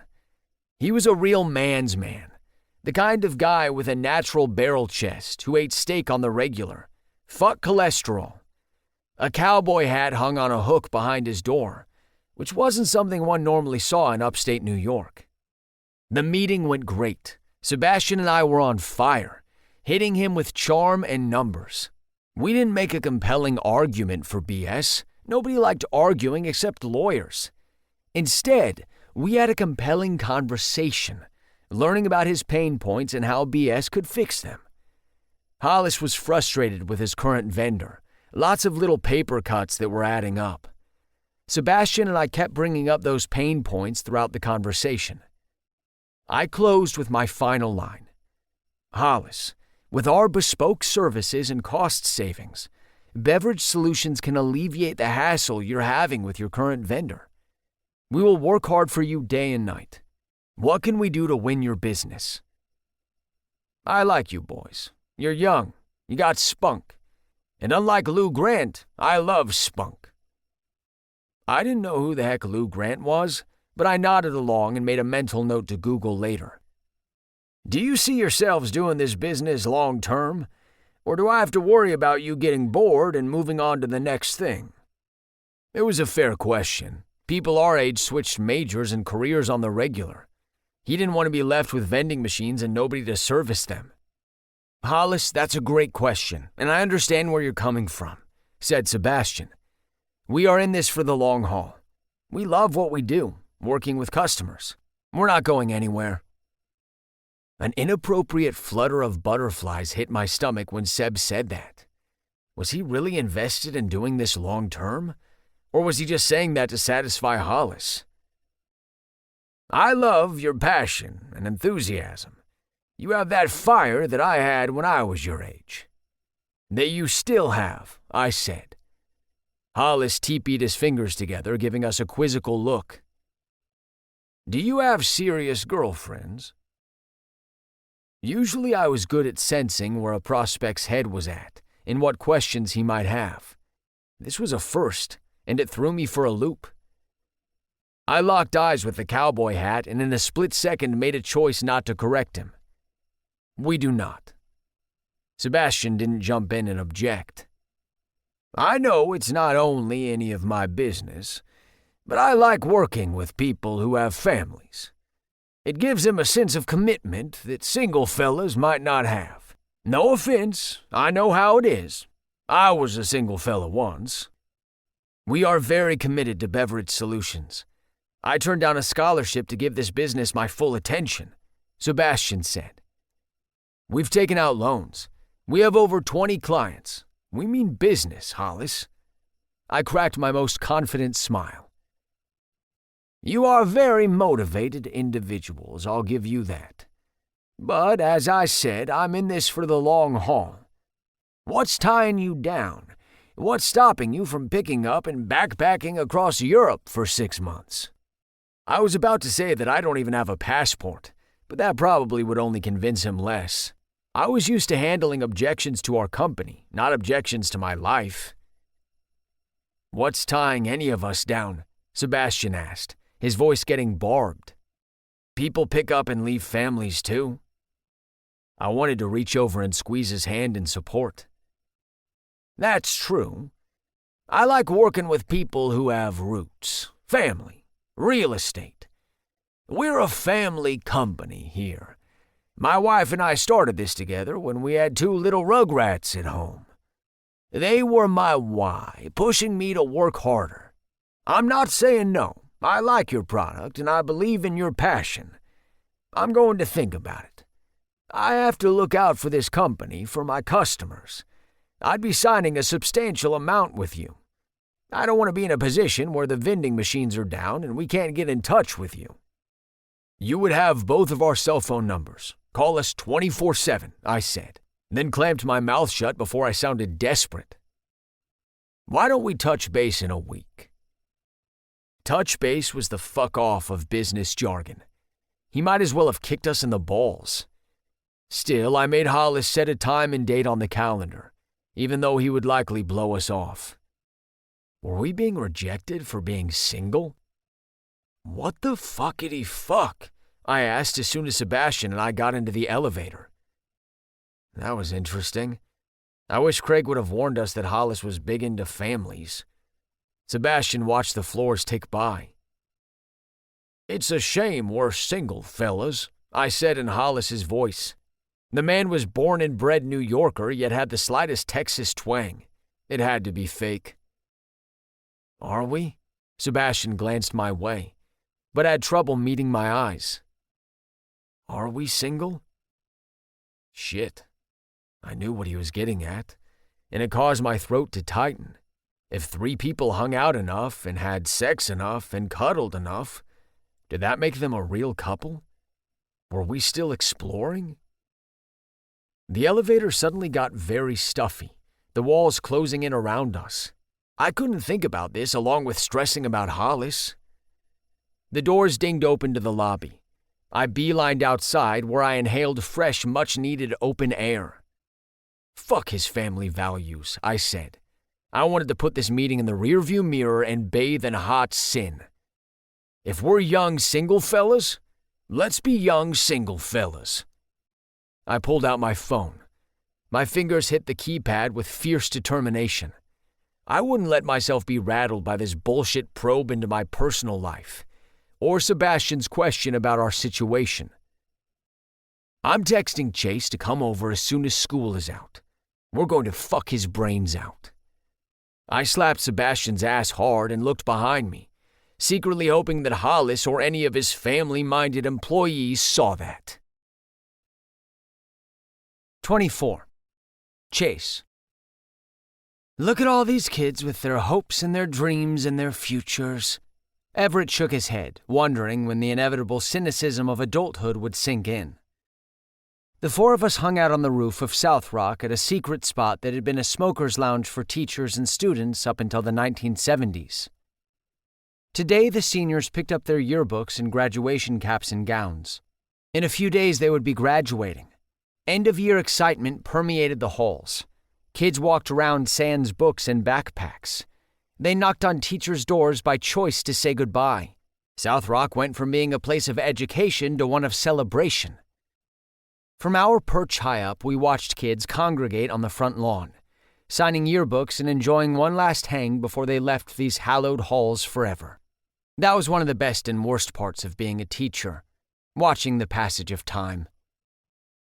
Amos said it was best to relax on the roof to avoid the mad rush of fevered seniors, but really we didn't want to get choked up in front of our graduating students. They grow up so fast. Amos looked out on a group of kids trying on their caps. Soon they'll be off to college, getting jobs, having families of their own. In no time they'll be having sex with their former chemistry teacher, Everett said. My friends cracked up, breaking the sentimental moment we were sharing. I felt myself turn red. How is naked wrestling practice? Amos asked. You've been less forthcoming on details. We want to hear all about the wild times. Everett elbowed me in the ribs. Only if you want to share, Julian said. While I'd gotten used to my friends making jest of my current sexual situation, their comments had recently begun to cause an unfortunate pit to form in my stomach. Whatever was happening with Anton and Sebastian felt less and less like something that deserved to be a punchline. I'd prefer not to, actually. I straightened up. Usually I didn't mind sharing details of sexual escapades with my friends. We all traded stories over the years, and had a good laugh about awkward experiences or unforgettable nights. Something stopped me from turning this into an anecdote. It's not all sex. They came over the other night, and no clothes were shed.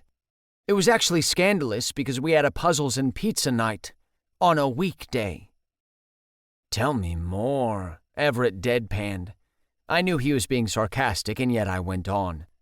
Well, we puzzled for about an hour, until Einstein skittered off the finished part when she heard the silverware drawer open. She took the pieces with her. The look on Anton's face? I broke out in laughter, remembering the moment. He and Einstein are in a love-hate relationship. After that, we turned on this 2000s playlist and had an impromptu sing-along. Every time Sebastian was about to carry a tune, Anton would throw him off key. It should have been annoying, and yet it came off charming.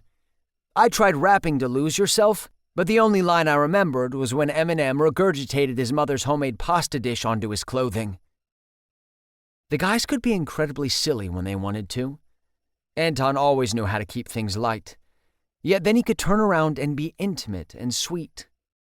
I found myself smiling from the inside out in their presence. The kind of smiles reserved for the top of a roller coaster, or stumbling upon a used bookstore. Wow, Julian had a hand on his heart. Who knew three-ways could be so wholesome? We're not having sex every waking minute we see each other. That would be exhausting and potentially cause dehydration. It sounds sweet. Are you sure this is casual? Amos asked. As opposed to what? I wondered. Something more serious. Amos studied me for a moment. Because it seems serious. Being a history teacher, objective facts weren't his forte. The only fact of history was that it was written by the victors seeking to puff up their reputations. However, he had a keen interest in emotional truth. Are you guys, together? Everett pounded his fists together to demonstrate, but even in that rudimentary example, there were only two fists. As in a couple? I shook my head no. That's impossible. Couples are defined as two people. 3 people can't be romantic. Thruples are a thing, Everett said. Just because you make a portmanteau doesn't make it real. Attraction and relationships are based on 2 people uniting. Those are the rules upon which society has been based for millennia. It's as close to scientific fact as there is. And society has never shown a proclivity for making bullshit heteronormative rules before, Amos said with his own heaping of sarcasm. 3 people are allowed to be attracted to each other. You are allowed to love 2 people at the same time. Love? Who said anything about love? Heat hit the back of my neck. Just saying, it's not outside the realm of possibility. Amos said his declarative sentences without hesitation, but they still didn't make complete sense. There was a leap in logic there. Could a person love two people equally? Sure, history had evidence of polygamous relationships, but it was about men controlling multiple women, not an equitable distribution of romantic feelings. Chase in a throuple? I did not have that on my bingo card, but then again, I don't play bingo. Everett shrugged and messed a hand through my hair. I am not in a throuple, I said definitively. I liked to avoid the mess of relationships, and that was with one person. 3 people? That's mess cubed. I shook my head, reiterating my previous protestation. We had a half day at school, so once the seniors got their yearbooks and caps, we were allowed to go. Another school year for the record books. When I got in my car, I turned my phone off silent. It blew up with messages from Anton and Sebastian. Anton, what are you up to? Do you have a half day? We want to see you. Sebastian, hang out. Anton, we want to blow off some steam. With you. Anton, no clothes allowed. Anton, you there? Sebastian, do they have a full day today? Man, South Rock has gone downhill since we were there. Anton, play hooky, Mr. M. We won't tell. I could feel my heart race and throat go dry as I read their messages. It was merely a physiological response to my sexual attraction for them. Sexual attraction, not romantic. Chase, I just got done with school. Apologies for missing your previous messages. I keep my phone on silent. Sebastian, you are probably the only person in that school who does. Sebastian, still down to come over? Chase, sure. Did you want to order Chinese takeout? Anton, later. Let's earn it first. Anton was being more forward than usual. My heart kept racing, making it difficult to pay attention to navigating the parking lot. I stuck to a slow speed and weaved around clusters of students taking their sweet time getting to their cars. Chase, what did you have in store? I drove around the big grassy circle at the front of the school with a flagpole and students exchanging yearbooks on benches. As a good driver, I refrained from peering at my phone. But then it buzzed with a text. I was going slow enough and knew this parking lot like the back of my hand. I opened my phone. Anton had sent a close-up picture of his and Sebastian's dicks, both hard and touching. Their cocks were so powerful that they sent my car rolling onto the curb. I slammed on the brakes, coming within a few inches of mowing over the flagpole and a commemorative bench. Principal Aguilar peered into my passenger window. Mr. Matheson, are you all right? Yep. I think I need to get my tires rotated. I sped off before he could ask any more questions or glimpse the boner tenting my pants. 12 minutes later, I was buzzing Anton and Sebastian's apartment. 30 seconds after that, they came to the door. Anton picked me up, threw me over his shoulder, and carried me upstairs. Hi, sweetheart. How was your day? He asked in a faux sitcom dad voice and gave my ass a hard slap. I took it as a rhetorical question. Once inside the apartment, he pushed me against the wall and smashed his lips into mine in a surge of heat. We missed you, he said. I couldn't tell if this was a line to increase arousal or if it was genuine. Perhaps a bit of both.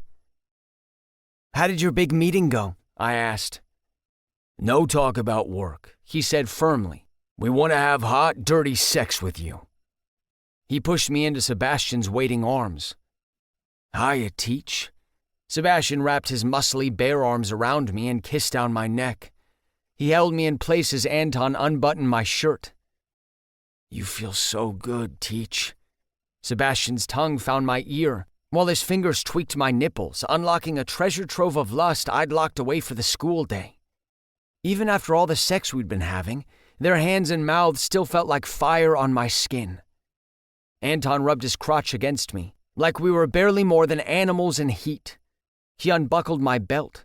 Cold air hit my naked body as my pants dropped. Fuck, you're hard, Anton said. I have 2 jocks kissing and rubbing against me. It's simple friction, I said in between moans. Anton cracked a smile that had the smallest bit of danger hidden in his lips. He and Sebastian had big plans for my little body, but I trusted them. They would never hurt me. They would only make me feel good. I pulled Anton's dress shirt from his khakis. It was weird seeing him and Sebastian dressed up. Anton yanked open his shirt, buttons going everywhere. "That was a nice shirt," I said. "Fuck it." Anton tossed it to the floor. Our chests pressed together as he hugged his arms around Sebastian and me, pulling us tight, smushing me between two virile, hungry men. I reached between Sebastian and me and felt his erection through his pants. "You want this dick?" He purred in my ear. "You have to raise your hand." I raised my hand, unsure if we were segueing into role-playing. "I was joking." Sebastian's breath danced on my neck as he laughed. Anton unzipped and dropped his pants. Fortunately, he didn't rip them off. Good quality, well-fitted pants were hard to come by. "Seb, take your fucking clothes off," he commanded.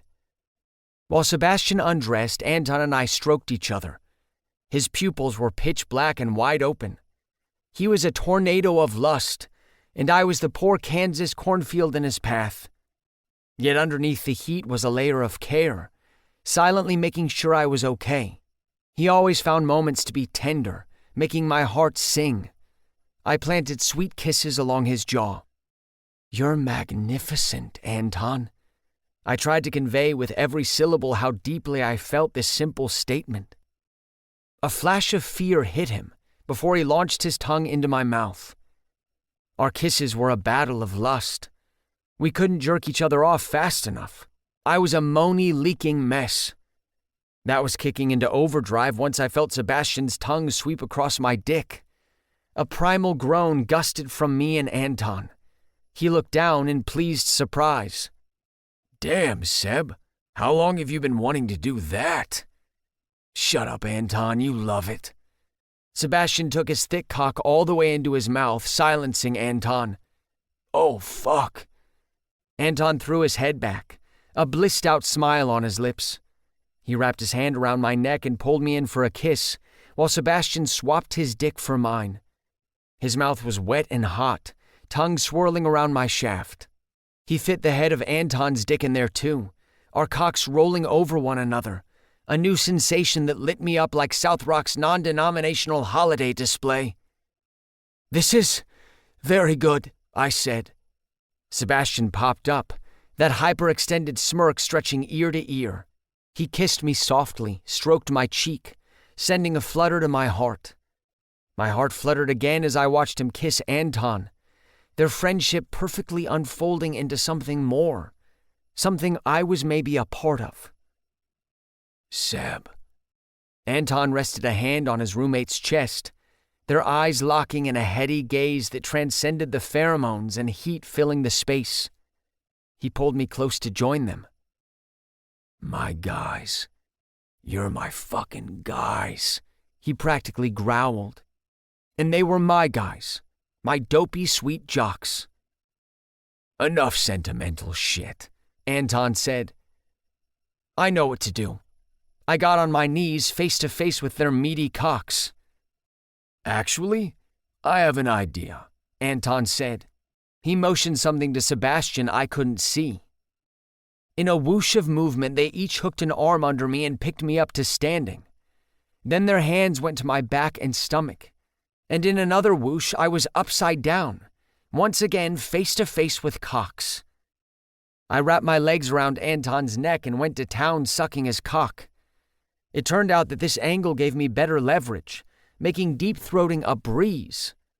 Anton grunted his approval above me. I let out a guttural moan when I felt a tongue in my hole that I assumed was Sebastian's.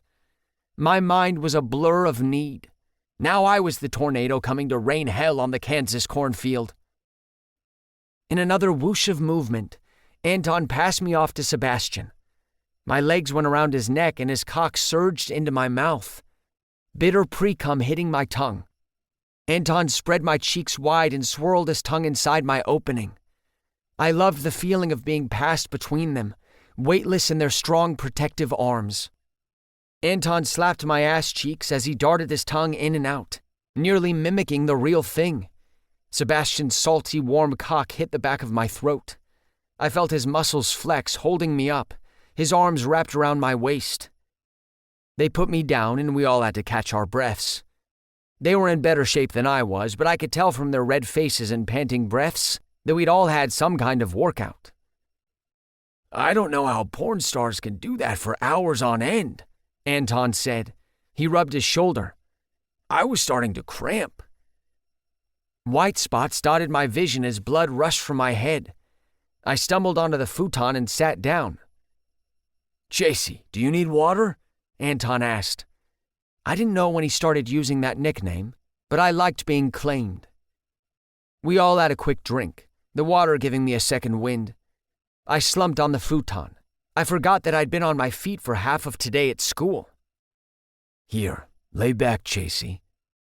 I rested my head on a pillow on Anton's lap. His fingers made delicate laps in my sweaty hair. He straightened my glasses. "I want to watch Seb fuck you until you come." I nodded yes to all of that. Yes to being here entangled in these two. My heart couldn't stop beating, tapping me on the proverbial back to remind me it was here, in the middle of all this, feeling feelings. I lifted my legs. We ditched condoms by our second week together after getting tested. We plowed the savings into purchasing higher quality lubricant. Sebastian slicked up my hole with lube. His face softened with a dash of nerves mixed with a dash of bravado. "Are you nervous?" I asked. "I want this to be good for you," he said. "It will be," Anton assured him. I nodded in agreement. "I want you inside me, Sebastian." And inside me he slid his thick cock, spreading me wide. I threw my head back at the slight wince of pain, but there was Anton nuzzling my cheek, letting me know it was all okay. We were safe. Sebastian thrust into me with boorish heat, his arms flexing above me.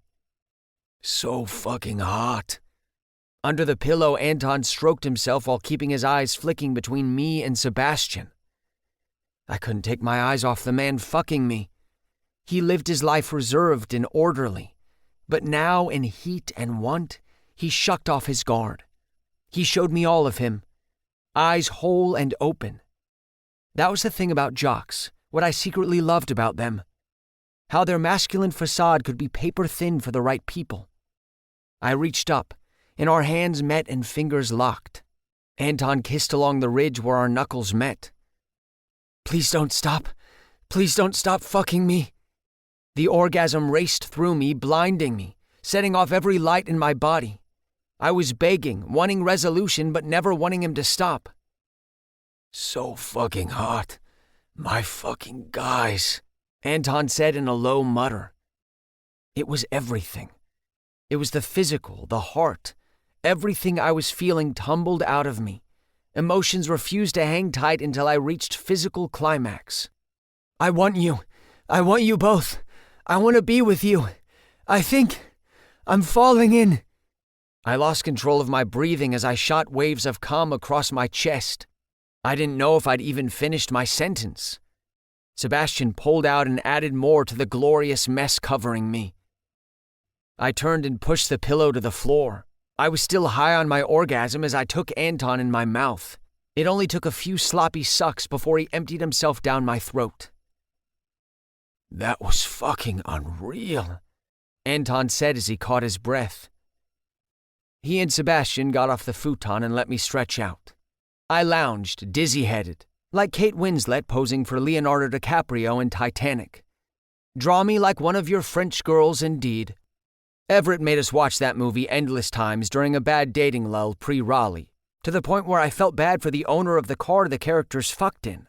Not only did strangers desecrate his beautiful automobile, but then he didn't even get a chance to drive it in America. Anton brought us cups of water. Sebastian pulled towels from the linen closet and passed them out. I wrapped myself in one and he the other. Now I understood why old people kept plastic on their sofas. Easy cleanup. I packed myself into the corner of the futon. Had they heard what I said right before I came? My prefrontal cortex had officially gone rogue. With any luck, my confession would be chalked up to the high of orgasm and discarded, even though a part of me hoped that they would say those words back. Dude, that was amazing, Anton said, pulling on his underwear and laying back. You are amazing, Chasey. Damn. Sebastian sipped his water. We rested for a long moment, the hum of cars outside the only sound in the apartment, until Anton finally broke the silence. What did you want to do tonight? There's a new mini golf course that opened up by the river. I'll bet Chase uses mathematical precision to get holes in one every time. I should have told him that my math skills weren't as strong as my chemistry knowledge, that despite math and science being similar, there were major differences in these disciplines. But I couldn't talk. Neither of them made mention of what I'd said. I had uttered something illogical and ridiculous, and it had been fortunately swept away, never to be spoken of again. Good. I found myself agitated, though, not relieved. It made no sense. It was the exact opposite reaction I should have been feeling. Mess was clouding my vision. I'm not sure if you'd heard over the sounds of moaning and panting before, but I have very strong feelings for both of you. There. Now there was no doubt they heard it this time. Really? Something began to shift on Sebastian's face, like one of those puzzles where you moved pieces around on a grid to form the picture. I think so. While I began our arrangement under the guise of having lots of hot sex, I think it's turned into more than that. I was trying to make sense of it in real time, too. It's the orgasm talking, Anton said. He flashed me his trademark charming smile. Yet there was that look of fear again, flashing across his eyes. I've said crazy things in the heat of sex. Isn't it scientifically proven that when a guy is close to finishing, his brain circuits go haywire? I don't think haywire is an accurate scientific definition. But you know what I mean. We were in a heightened state. Don't worry, Chasey. I know what you mean. Anton rubbed a hand through my hair, ignoring the fact that he didn't know what I meant, or didn't want to know. I care about you two a lot. I like spending time with you. It's magic. Let's just keep things status quo. He kissed me on the lips, but his touch suddenly gave me a chill. Sebastian remained mum, closing in on himself. Yeah, I said, unsure what I was agreeing to. I just wanted the mess to go away. 25. Sebastian. Savannah, this is a public park. Savannah met me at Renegade Park for lunch and immediately stripped off her t-shirt to sunbathe in a barely there bikini top. I'm not breaking any indecency laws. She rested on her elbows and inched down her heart-shaped sunglasses frames. They're just boobs, Sebastian. People don't really come to Renegade Park for sunbathing. There's a playground and a nature center. There's also a view of the water, and when there's water, there's good sun to be had. She swished her hair behind her, a young woman utterly carefree. I was a tad jealous that she got to experience summer vacation. Her college was finished for the year. No more libraries, no more endless studying, no more notebooks, just boobs and water. I rolled out my towel next to her. Large rocks abutted the river. Over the years, people had graffitied them with drawings and initials. Some kids liked to climb them, while Savannah saw a perfect sunbathing opportunity. The sun shone through the clouds, warming my skin. I put on a hat and sunscreen. Seb, take off your shirt. Live a little.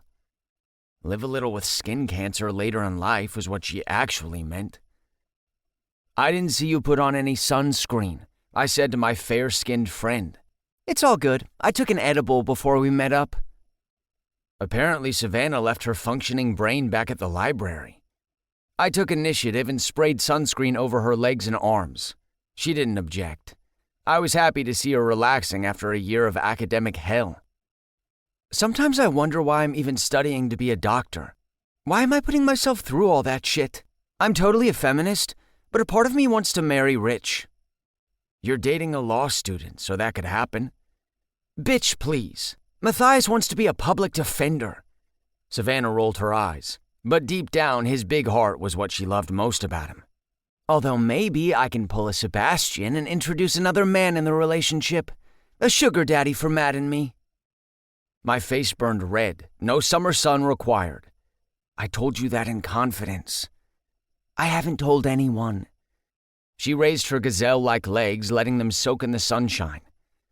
I'm just saying maybe you're on to something. It doesn't have to be another man. I could bring in another woman. Matt would love that. I might too, actually. Have I brought out your bisexual side? I'm carpet curious. I'm glad you're so open-minded, I sneered.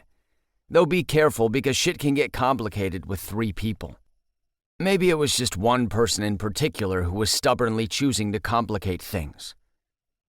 How's it going with all that? She asked, taking a break from her suntan and her high to be a concerned friend. Things were going great, really great, actually.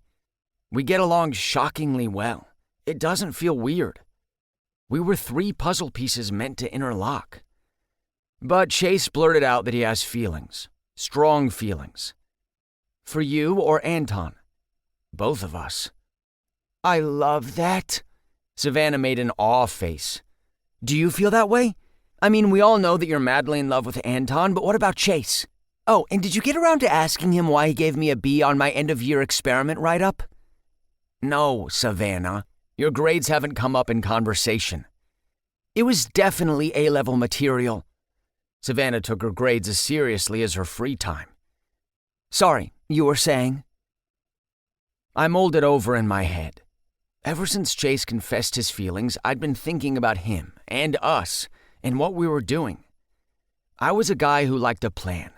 I didn't jump into anything without knowing where I wanted to go. This was the first time in my life where I pulled an Anton and let myself get carried away, and it was fantastic. I think I'm falling for Chase too, but I still love Anton. Chase is thoughtful and listens. He indulges my type A side. Anton sets me free. I loved 2 men equally and differently. Was it that simple? I see no problem here. Anton isn't having it. He pretty much shut down when it came up. Typical Anton. How dare a guy have actual feelings for him? This was part of why I'd kept my feelings hidden for so long. Whether or not they would be reciprocated, he would only let things go so far. Who says it's up for him to decide? It's 2 against 1. This isn't kids deciding what video game to play at someone's house. You can't force people into a relationship. What if we actually start dating, and then Anton gets cold feet or Chase gets cold feet, and then they're gone? They won't be gone. Anton won't leave like that. You 2 have a business together. He could dissolve it. We were on the verge of Hollis slipping through our fingers because we didn't have anything tying us down to beverage solutions. Anton could peace out, we'd split up clients, and that would be that. I'd already watched a father walk out. I couldn't bear watching my best friend do the same. Do you think Chase would leave you guys? He could. He could get freaked out and bounce. Chase was fragile like I was. He'd had a parent leave, and he didn't want the thorny parts of a relationship. He was like a cat. One loud noise could cause him to skitter under the bed. You think these guys would do that to you? Anyone can leave, Savannah. Bullshit. She sat up and whipped off her sunglasses. Listen to me, Sebastian. Good people stay. Your dad, not a good person. He is the minority. You have good people in your life. We stick around whether you want us to or not. You and I have had our share of disagreements and flat-out arguments, but I didn't bail and neither did you. Your dad isn't representative of all men. You've done a good job of only surrounding yourself with non-assholes. Anton and Chase care about you. She squeezed my hand in her soft palm. Good people stay. The next day I met Chase at Bark to the Future, the local pet store in downtown Sourwood, where he was scouring the cat toy aisle. You look very deep in thought, I said. Einstein's taste keeps getting more and more particular. I used to be able to give her a bottle cap and she'd spend a week playing with it. He selected a banana-shaped velvety catnip holder. What did you want to talk about? Did you mean what you said? That it's mildly insulting that this pet store chose a dog-centric name that excludes cat owners? No, the other thing. I met his eyes, refusing to let him deflect. The objective, quizzical side of Chase slipped for a second, revealing a worried, wounded man. I'm going to purchase this before I forget. It's so small I could put it in my pocket by accident and get arrested for shoplifting. I followed Chase to the register where the acne-faced kid rang him up. Have a barktastic day, the kid said upon handing over the receipt. I'm a cat owner. I will have a meow-nificent day, but I appreciate the sentiment. I gave the confused kid a goodbye head nod and followed Chase onto the sidewalk. We walked in silence. The aloof side of him was shut off. Vibrant thoughts illuminated his face. Oh, how I would love to be inside that head for a day. I was sure it'd get confusing, but it would be quite a ride. In the middle of downtown was a small park with a gazebo where the annual Christmas tree would be raised in a few months. Kids chased each other while mothers and fathers checked their phones nearby. Chase led us into the empty gazebo away from the hubbub. Did you mean what you said about having strong feelings about us? I found myself nervous at hearing his answer. Whether he said yes or no, everything was on the verge of changing. I might have uttered something while in a very heightened, emotional, compromised state. He could barely look at me. He was just as nervous. But he didn't brush me off. He didn't ditch me. Chase was here having this awkward conversation. Good people stay. I caught Anton by surprise, and he's supposed to be the one of us that likes surprises. Chase squirmed on the bench. Has he said anything to you? Nope, but that's Anton. I shuffled closer to him on the bench. When we were sophomores, Anton wore the same hoodie for a month straight. It started to smell. Be thankful he wasn't in your class then. My locker was next to his. It wasn't pretty. He said that he kept wearing it because it was comfortable. But I knew that was the hoodie his grandfather gave him the Christmas before. It was a corny, touristy hoodie from Rockefeller Center that Anton rolled his eyes at when he got it. He wanted an Xbox. 1 month later, his grandfather died of a sudden heart attack. But Anton would never, ever admit that that was why he wouldn't stop wearing the damn hoodie. It was just comfortable, according to him. It's obvious that he's lying and that the hoodie was a representation of his grief over losing his grandfather, as well as guilt for not being grateful for the hoodie. Ding, ding, ding, that is correct. Everyone knew that, but Anton wouldn't let himself admit it. He's not the best with that kind of stuff. I'm assuming his emotional investment in our arrangement also falls under that quote-unquote kind of stuff too. You are correct. Anton was a great guy, but there were times when he used his charisma as a shield, shutting people out rather than welcoming them in. I know that Anton cares about us, and he loves being with us. He's just very anti-relationship. Why? Humans are wired for it. Not Anton. Chase scoffed. You mean to tell me Anton is the exception to the approximately 109 billion of humans that have lived? He does think very highly of himself, and it's actually 117 billion humans. You actually looked this up? I shrugged. I have a thing for numbers. Any kind of numbers. He laughed over our shared nerdiness. People couldn't believe I was such a numbers guy. The chiseled physique threw them off. Anton isn't one for the parts of a relationship that aren't sex, I explained. He seems to love it. He's a master cuddler. He's the most excited of the three of us when it's time to watch a movie on the couch. He bought me a new spatula for flipping pancakes because my old one was getting rusty. None of those scream sex. Maybe Chase had a point, and I hadn't been looking hard enough. Anton says he doesn't like things to get boring. Huh. I find comfort in boredom, Chase said, giving me a little breakthrough myself. Such a simple sentence could contain multitudes. What about you? I do. For the first time, I let myself feel what I wanted to without restriction. I interlocked our fingers in a tight grip. I'm falling in love with you, Chase. We gazed into each other's eyes and we were thinking the same thing. All that's missing is Anton, he said. We sat in silence for a moment, unsure where to go next. Chase eventually shrugged his shoulders. "Oh well, it's for the best," he said. "What are you talking about?" "It's for the best that Anton doesn't want this to go any further, whatever his reason. We enjoyed each other's company socially and physically. We created memories that will last a lifetime, and perhaps that's about as good as something like this can be. This was a highly illogical setup from the get-go." Chase stood up and patted my hand. "As students love to write in yearbooks, thank you for the memories. Have a great summer." He turned to walk away. I couldn't believe he was actually walking away. A big light-up sign inside of me that read "What the fuck" blinked in my head. I jumped off the bench. "Are you seriously leaving?" "Yes. You're walking away, just like that." "I would, but you're blocking my exit." Chase's objective stare was back on his face, but I couldn't forget what was lurking underneath. "You're done. You're seriously done." "What other options do we have, Sebastian? This doesn't work without Anton. We don't have Anton. Hence, it doesn't work. Maybe we can be friends in the future, but for now, it's best that we go our separate ways and find a way back to our normal lives before things get even messier." "I don't want to go back to my normal life. My normal life was pining for my friend. It was feeling this gaping hole of loneliness. It was thinking that I was permanently fucked up because the first man in my life bailed on me. This weird, illogical thing that the three of us have is worth fighting for."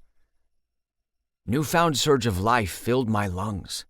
Damn it, I loved these guys. I wasn't letting them go so easily. I jabbed my finger into Chase's chest. "Now you listen to me. I don't care that you were my teacher. I don't care what people walking down the street will say. I'm not giving up. You may use your stuffy, overly formal language, but I've seen you at your most vulnerable, Chase Matheson, and you are scared, terrified of this uncharted emotional territory. Guess what? I am too. But I'm not going to hide. I'm not going to run. Fuck, I've been doing that forever. We both have." I pushed Chase against the edge of the gazebo. His glasses went askew on his face. "I'm not letting myself get dumped by not one, but two boyfriends."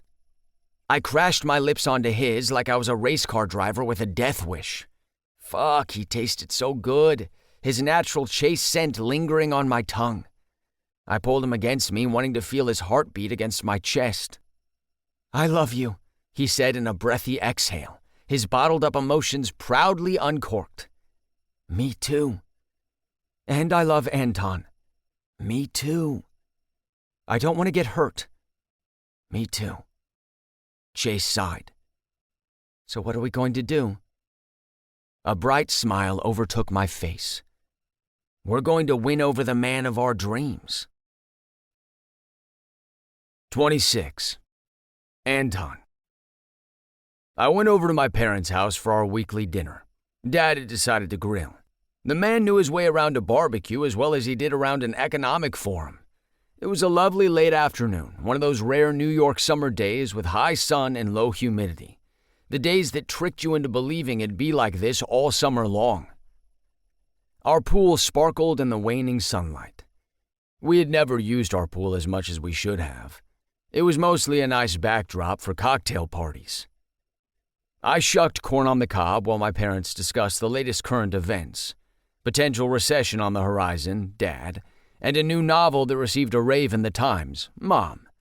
No mention of the nail-biter of the Yankees game last night, me. Their chatter was white noise that allowed me to zone out. My mind kept flipping back to Chase admitting he had feelings for me and Sebastian.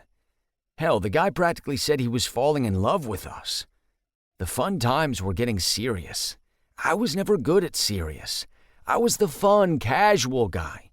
What if my serious relationship side was paper thin? What if he and Seb realized that I wasn't at their level?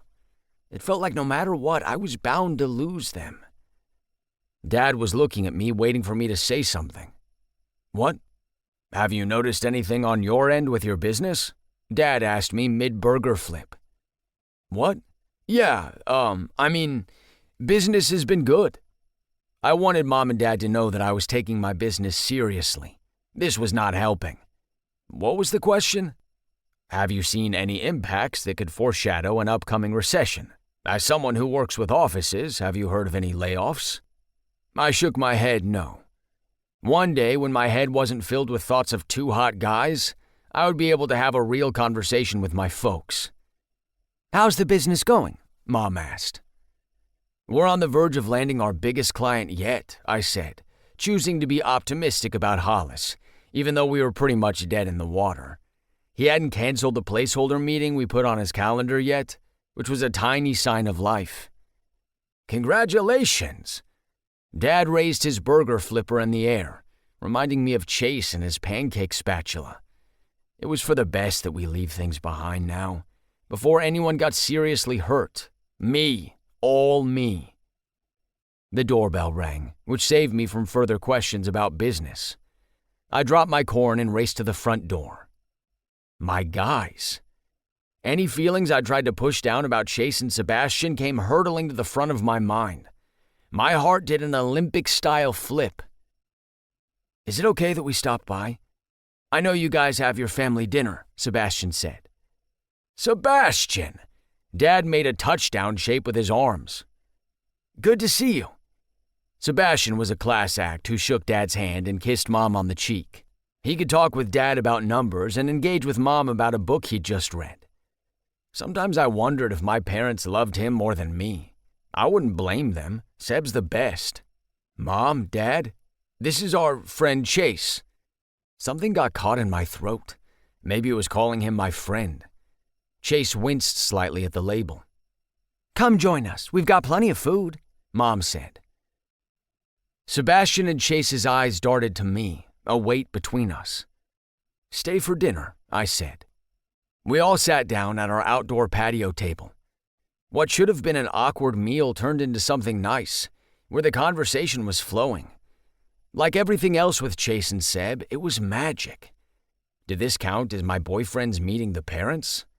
Although they weren't technically my boyfriends, were they? We left things in a weird gray area. A gray area filled with hot sex, but a gray area nonetheless. My phone buzzed with a text in the middle of Chase regaling my parents about an article he'd read about nuclear power. Sebastian, can we talk somewhere private? I glanced across the table at Seb, the crinkle of his forehead underlining his ask. He and Chase hadn't come here for grub. I became paralyzed, afraid to leave the table, grateful for the first time ever that Mom and Dad told long, involved stories. It's a nice night out. You should take a dip in the pool, Mom said to us after we cleared our plates and hit that post-meal low. Unfortunately, we didn't bring our bathing suits, Chase said. You can borrow Anton's, she said. All eyes went on me. I cleared my throat. Yeah, I've got plenty. I'll, take you back to my room.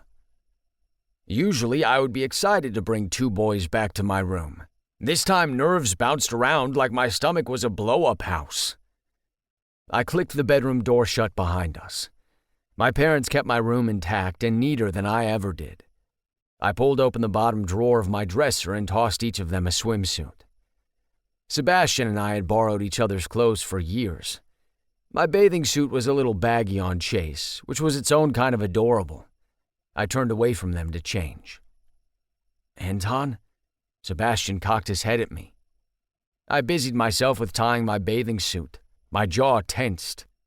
Why so serious? I turned around and whipped on my sunglasses, as if I was about to say a snarky catchphrase in a summer blockbuster. Because I'm in love with you, Chase said. We both are. And there it was, the L word, the big, fat, serious L word, the word that changed everything. But hearing it also made my heart beat with fresh verve. How could a word bring both fear and exhilaration? I meant what I said the other day. It wasn't said in the heat of passion. It was said from the bottom of my heart. Chase's eyes went wide like a lost puppy. I love you too, Anton. And I know you feel the same about us. We're not going to let you run, said Sebastian. I sat on the bed. My heart kept beating wildly, enjoying this turn of events. We have a good thing going. Why do you want to ruin it? I asked. How does this ruin anything? Love is proven over the entire human existence to strengthen relationships, Chase said.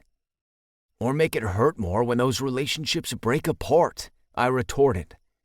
A quick pang of hurt ripped through me as I flashed to a world where Sebastian and Chase weren't in my life. We're not going anywhere, Sebastian said.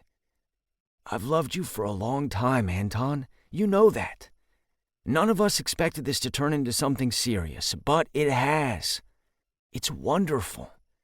I've never been happier doing a puzzle and eating pizza with you guys. Fuck, those were good times. Just thinking about puzzles and pizza made a coziness full up my chest. It was home. But I remembered where relationships lead. Things are on fire now, but what happens if you get bored? I rubbed my forehead. We won't, Sebastian said. How do you know? I asked. His confidence unnerved me. Sebastian was the guy who ran the numbers and triple-checked things. How could he be so sure? What happens when you get bored of me? He and Chase traded a look of skepticism.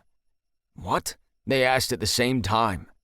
I couldn't hold it in any longer. What happens when things stop being new and exciting? When I'm just a guy you're dating and it's not just sex? What if... I pushed past the lump in my throat. Being this exposed was so not my thing. What if I'm not enough for you?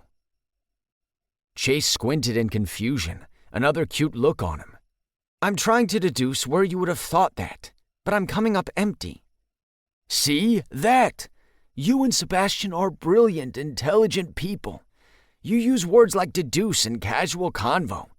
I'm just a slick sales guy who knows how to close the deal, but then hands off the account to customer success to nurture.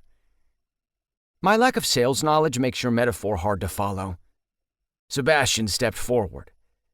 Who says you aren't intelligent, Anton? You're one of the smartest guys I know.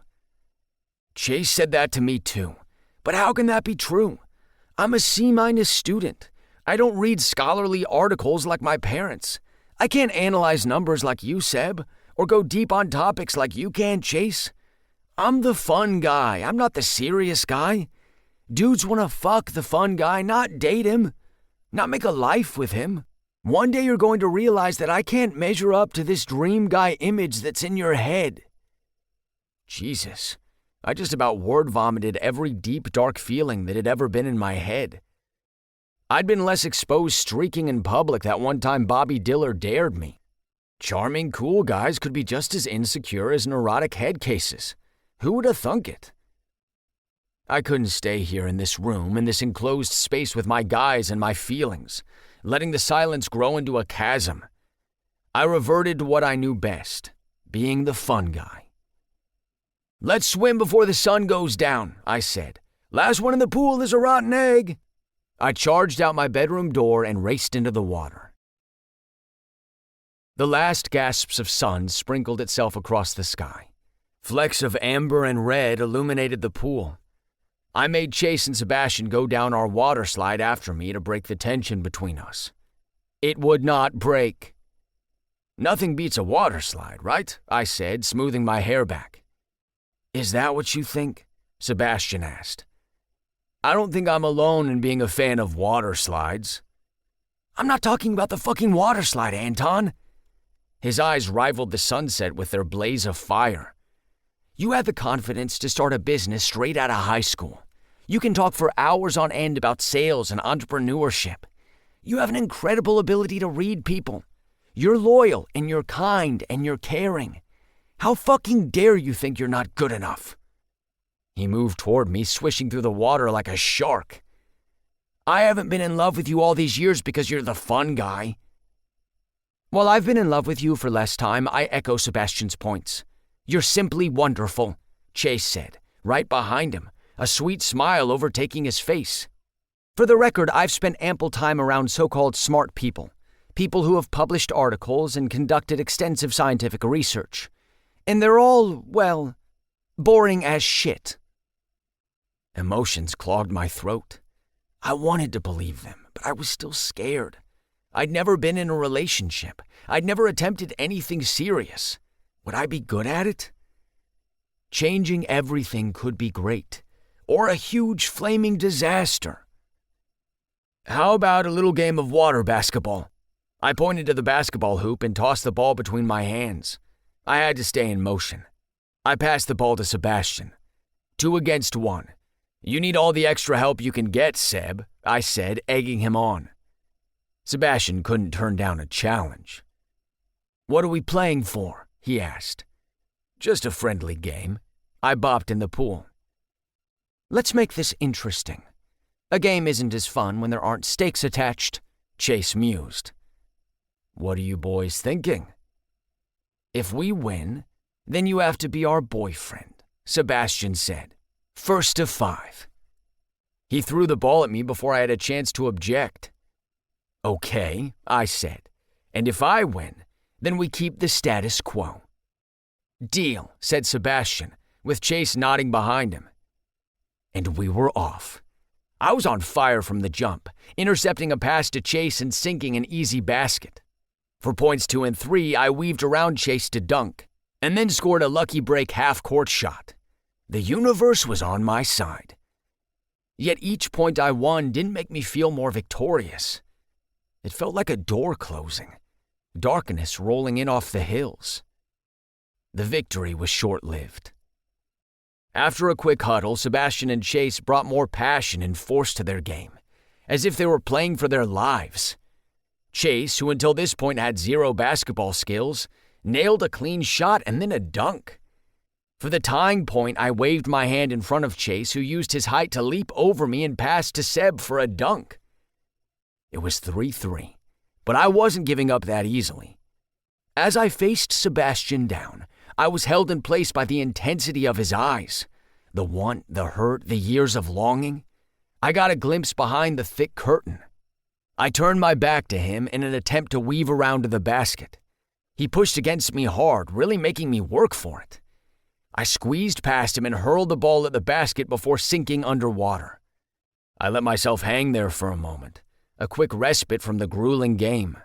I could win this. Yet the thrill of potential victory wasn't there. When I came back to the surface, Chase informed me that I'd clinched the lead. 4-3. This time Chase was in charge of blocking me. Like Sebastian, he stared me down with a naked intensity, a glimpse behind his own rigid wall. The aloof Chase was gone, and all I wanted to do was protect him and bring that sweet Chase back. Fortunately, I was more agile in the water than Chase. He wasn't as fast as I was, so I darted around him with ease. But when I went to shoot, Chase punched the ball out of my hands with such force I thought my hand was going to fly off with it. Dang, darts wasn't a fluke. Chase really was just as competitive as Seb and me. Sebastian scooped up the floating ball and easily shot it into the basket. Tie score, Chase said. Game point, I said. For the final point, Chase and Sebastian met me at the half-court line, both staring me down. The win was in my sights. But what was I winning? Lighten up, dudes, I wanted to say. It's just a game. Only it wasn't. They were fighting for me. I'd never had someone fight for me. I cared about my guys deeply. I thought about them all the time. Home was having them in my arms. Why wasn't I fighting for us? Was I really going to let these guys slip through my fingers out of fear? Since when did I give in to fear? Ready? I asked. They nodded and off we went. Sebastian charged past me. I didn't block him or reach for the ball. In fact, I didn't move at all. I turned around and watched him pass to Chase, who delivered the ball to the basket in a glorious layup. My guys. I love my guys. Sebastian and Chase didn't whoop and holler with victory. They looked at me, knowing that no matter the outcome, it was up to me. I put a hand on each of their shoulders. Looks like we won. 27. Chase. It was the last week of school and I couldn't stop smiling. Not just because I was about to have my summer free, but because I was 24 hours into my first real relationship. After our water basketball game, we went back to my place and made love. then slept in each other's arms. This morning I made pancakes for us. I supposed nothing much had changed, except that none of us were going anywhere. During homeroom, some of my students kept looking at me, wondering why their usually stern, stoic teacher was grinning like he was high. I turned my back to the students and wiped down my marker board while the morning announcements blared through the loudspeaker. Principal Aguilar came on at the end. "Good morning, students. I can't believe we're wrapping up another school year. The time really flies. I have the results for the Teacher of the Year poll voted on by you. The winning teacher will address our seniors at graduation later this week. I can't believe our seniors are graduating. I'm getting a little choked up. Anyway," students glanced my way, putting an uncomfortable spotlight on me. I hadn't much cared about the award, but in that moment it began to feel real. "And our winner for the Teacher of the Year is..." Seconds passed by like hours. "Mrs. Gonzalez," he announced, sending a gust of wind out of my body. "Congratulations, and congratulations to all of our students who participated in voting. Let's have a great week, Huskies." The loudspeaker turned off, leaving the room in silence. Now I had a room of students looking at me with pity. I couldn't let us get off track. "Congratulations to Mrs. Gonzalez," I said. I watched the clock, waiting for the bell to ring. This was homeroom, not an actual class, so I couldn't jump into a lesson. "I voted for you," said a student. "Me too," said another. Other students nodded as well. I'd thought I had a so-so reputation at South Rock. I wasn't a fun teacher. I didn't try to be cool. But perhaps I had managed to garner a little bit of respect. Once the bell rang, the class emptied out. I checked my buzzing phone. Everett. "Fuck Mrs. Gonzalez." Julian. "She's actually a very nice woman." Everett. "Oh, she's lovely. She always leaves a birthday card in my cubby. But also, fuck her. Chase was robbed." Amos. "You were so close, I could feel it." Chase. "It's okay. The award has absolutely no bearing on my job." Everett. "It's going to happen for you next year, Chase. You're going to have goodwill from this year to carry you. It's like when Nicole Kidman lost the Oscar for Moulin Rouge. And because of that, she won it the next year for The Hours. We're going to do a year-round campaign for you." Chase. "That really isn't necessary." Amos. "I'm with Everett. Chase, Teacher of the Year. It's going to happen." Julian. "I'm with them. You deserve it." There was no stopping my friends, especially when it came to looking out for one of us. Chase. "Okay, let's make it happen next year." Smiley face emoji. I have boyfriends. I have boyfriends. No matter how I said it, this statement of fact sounded like retro cat-centric internet slang. I can has cheeseburger. I has boyfriends. I was practicing how to introduce my new social situation to my friends over some creamy cherry goat cheese vanilla ice cream that Amos had made. The recipe used 4 different kinds of dairy, which would wreak havoc on my stomach later. Everett and Raleigh had found someone selling a brand new ice cream maker on Facebook Marketplace and bought it before realizing that they had neither the time nor patience to make ice cream. Everett would rather buy a carton at the store, and Raleigh said something about abs being made in the kitchen, then lifted up his shirt. They gifted it to Amos and Hutch for a 1-year anniversary gift. We relaxed on Amos's balcony, another beautiful summer evening stretching out before us. "This is my boyfriend Sebastian, and my other boyfriend Anton," Julian said. "I'm dating people," Amos said between bites. "You're right, Chase. There is no practical way to say this." "I'm having threesomes on the regular. And how are you?" Everett said. "How about that one? It'll shut people up." I rolled my eyes, even though yet again Everett's bluntness was probably the best call. "I'll take these all under consideration." I sprayed another dollop of whipped cream on my sundae, adding more dairy into the mix. "No matter what, you'll have to rip the Band-Aid off," said Julian. "People might not know what to make of it, but that's their problem. All that matters is that you're happy." A smile took over my face. I was brilliantly happy in a way I'd never been before. It had only been 2 weeks since Anton, Sebastian, and I made it official with a victorious water basketball game. It was 2 of the best weeks of my life. Waking up cuddled by both men, laughing together over breakfast, feeling part of a new family. Ever since my dad skipped town, I'd gotten used to holding people at arm's length. But finally, I let 2 guys in and held them tight. There was no mess, only warmth. As Sebastian once said to me, good people stay. I've thoroughly enjoyed watching the 3 of you find your true love over this past year. I assumed it wasn't for me. I thought I was a noble gas, but I actually like being an element with multiple valence electrons. I have no idea what you just said, but I'm sure it was sweet, Amos said. Not as sweet as this ice cream. This is incredible. Julian scooped the last bites of it onto his spoon. What are you guys doing? Hutch called from the sliding door, his voice high with accusation. Raleigh and Seamus peeked their heads in behind him. Raleigh held up delivery bags. We're back with the takeout. I thought we were going to have dinner first, then ice cream, as has been done by civilizations for thousands of years, Hutch said, his accusatory stare aimed at his boyfriend. Dessert as we know it is a fairly new phenomenon, Amos said. Stop! It's summer vacation. You're not allowed to talk about school stuff. No learning allowed, Everett said, a rule he held firm on. You regale us with musical theater trivia all year long, Julian said. Well, my subject is fun. It's not history.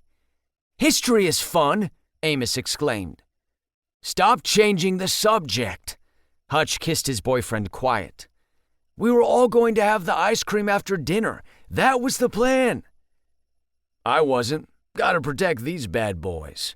Raleigh pulled up his shirt yet again. Did he think he was the only person on this planet with abdominal muscles? Dude, I will pay you $5 to keep your shirt on for an entire day, Seamus said. He turned to Julian. How is it, Jules? Heavenly. Seamus swiped a finger through the melted ice cream at the bottom of Julian's dish, then licked his digit clean. Dang, that's good. Where are you going? Hutch asked as Seamus went back into the condo. I'm not waiting for dessert. I'm having some now. Hutch shook his head at Amos. Look what you started. Don't freak out. There's plenty left for you guys. I'm not having any, Raleigh said, about to lift his shirt before thinking better of it. I'm having his portion, Everett said. How amazing was this ice cream maker, though? What a find, said Hutch. Raleigh sat on the arm of Everett's chair. We were buying an old end table from this guy, and we saw it in the corner. He'd gotten it as an engagement gift, but then his fiancée called off the wedding. He sold it to us for $10. Originally, he wanted 20, but we got him to come down and throw in a set of measuring cups from Crate and Barrel, Everett said. You were incredible, Ev, Raleigh purred. The way you negotiated him down, as if we were going to accept 15. It was hot. Not as hot as when you casually mentioned that he should include the measuring cups, Everett purred back. No secondhand shopping sex on my balcony, Amos said. And I thought I was the oddest friend in our friend group. Raleigh and Everett were gunning for my crown. Hutch and Seamus came back with a bowl of ice cream. Their moans of delight matched our initial reaction. Hutch, I need to talk to you about Pop's wedding, I said. I would like an extra invitation. He has a +2, Amos said. Oh, right. You've got a boyfriend, Hutch said. I held up 2 fingers. Boyfriends. Threesomes galore, Everett added, something I should have been embarrassed by, but no lies were told. Is it too late to add another guest to the list? I asked. I'll have to check. We're already close to capacity, and it's a cramped space as it is, Hutch said. Do you think Sebastian or Anton could go with you? Not both? I asked for clarification. Hutch squirmed in his seat. He didn't like to be the bearer of bad news. I would prefer not to. We are a package deal. Hutch pressed his lips together as he deliberated. Would other people start asking for another +1? Hutch, are you discriminating against a throuple? Everett asked. Chase has 2 boyfriends and thus deserves 2 +1s. Not only were my friends accepting of this arrangement, they firmly had my back. Let's call Pop, Amos said, putting his phone on the table. He's at work, Hutch said. It's his lunch break, Amos dialed, and 2 rings later Pop picked up. Amos, what's going on? To what do I owe this midday call? Hutch's dad was always in the best spirits. Even last year, as he dealt with one heart issue after another, he would greet us with warm smiles. It was as if he'd known all of us for years and not a few months. Hey, Pop. Question. Can we squeeze one more guest into the wedding? Chase needs an extra invite. Amos looked at me, silently asking for permission to bring up my boyfriend situation. Hi, Pop. This is Chase. I'm dating 2 men. Do they know about each other? Pop asked. They do. We're all together. One cohesive unit. I hunched over the phone, biting my lip, wondering if Pop was hip enough to understand. Oh, like those polyurethane relationships? He asked, after a pause. Polyamorous, I clarified, and yes. Pop, I know things are tight, but it would mean a lot to Chase to be able to bring both of his boyfriends, Amos said. It'd mean a lot to Hutch and me to support our friend. Hutch's eyes popped open at being roped into this. I understood his main concern was making sure Pop's wedding went off without a hitch. Yeah, Pop, Hutch said. Is that cool? Absolutely. If Chase has 2 boyfriends, he will need 2 invites. I'm with it, boys. And as luck would have it, your Uncle Milton has gallstones, so he won't be able to come. Shucks, Hutch said, then wiped his brow with relief for our eyes only. Thanks for being cool about this, Pop. Of course. And if worst-case scenario, we're a little tight in the reception, we'll survive. I'm still getting married. I'll be eating the first slice of cake. If you boys have to fight for scraps, that's your problem. Amos put the phone on mute. He's kidding. There will be plenty of food and cake. He took us off mute. Thanks, Pop. Thank you, Pop. I really appreciate it. I can't wait for you to meet Anton and Sebastian. I sat back and let good vibes wash over me. If a 60-something guy could be cool with my relationship, then there was hope that other people would be accepting. And as a bonus, I'd get to see Anton and Sebastian in suits. Delightful. It usually took me a few weeks to fully shake off the school year and start enjoying my summer. 4th of July was the turning point, a big holiday to usher us into the heart of the season. Anton invited us over to his parents' house for a barbecue. They weren't fazed in the slightest over the fact his son was dating 2 guys. It helped that they worked on a college campus where many of their students were in unique relationships, and also that they really liked Sebastian and me. I helped Anton on the grill, making sure he was hitting the right temperature to get the burgers cooked without getting dry. How are you such a good cook? Anton asked, slipping his hands around my waist and kissing my neck. It's science, knowing which ingredients complement each other, the ideal temperature to cook meat, all of it. I don't think so. I just think you're a genius. Anton continued kissing my neck, sending goosebumps up my head. I'd gone through most of my life sure that I was better off alone. I almost missed out on these moments, on the touch of another person. Or people. Sebastian was an excellent cuddler too. Sometimes I wondered if he and Anton were in competition with each other about who could be the better boyfriend. Too bad for them, there would always be a tie. Sebastian emerged from the pool like a model, water rivulets traveling down his abs, his wet bathing suit clinging to his tree-trunk thighs. It was hard not to stare. Seb planted a kiss on Anton, then on me. Seb, Chase is changing the game on these burgers, Anton said, giving my ass a light tap. He cooks us breakfast, he grills us dinner. Anton, we need to reciprocate, Sebastian said. That's not necessary. There is no barter system with relationships where each partner must deliver an equal amount of culinary skill, I said. We gotta make this up to him, Anton said, ignoring my point. Chasey, we're cooking you a nice dinner this Friday. Really nice. Sebastian raised his eyebrows. Cloth napkin nice, added Anton. Sebastian turned to him. Do we have cloth napkins? Shit, we don't. But we'll get those fancy paper napkins. Anton pecked me on the lips. A fancy paper napkin dinner, with caviar. I don't like caviar. I tried it at a faculty event once and found it tasted like stale dirt. Caviar looks gross, man, Sebastian said. He slapped Anton's shoulder. Steak dinner. Steak fucking dinner with fancy fucking paper napkins. Anton ground his fist into his hand, the scenario swirling in his eyes. Get ready. You're going to think you died and went to Michelin heaven. I'm happy to help. This is a relationship of equals. I prefer to pull my weight, I said. Nope, you can't help. We want to do this for you. And if we have to tie you to the chair, then so be it. A Cheshire cat smile slinked onto Anton's lips. While I had never met every person on the planet, I had to believe I was one of the luckiest people on Earth, or at least in the top 0.01%. Later that night, after delicious burgers and corn on the cob, we all returned to the pool to watch the South Rock High fireworks celebration that would be lighting up the sky. The high school hosted the fireworks celebration with people gathering on blankets on the football field. That was what my friends and I had done in years past. Here we were, all with our own relationships, happier. It was a true marker of time. For the fireworks extravaganza, Anton, Sebastian, and I squeezed onto a raft.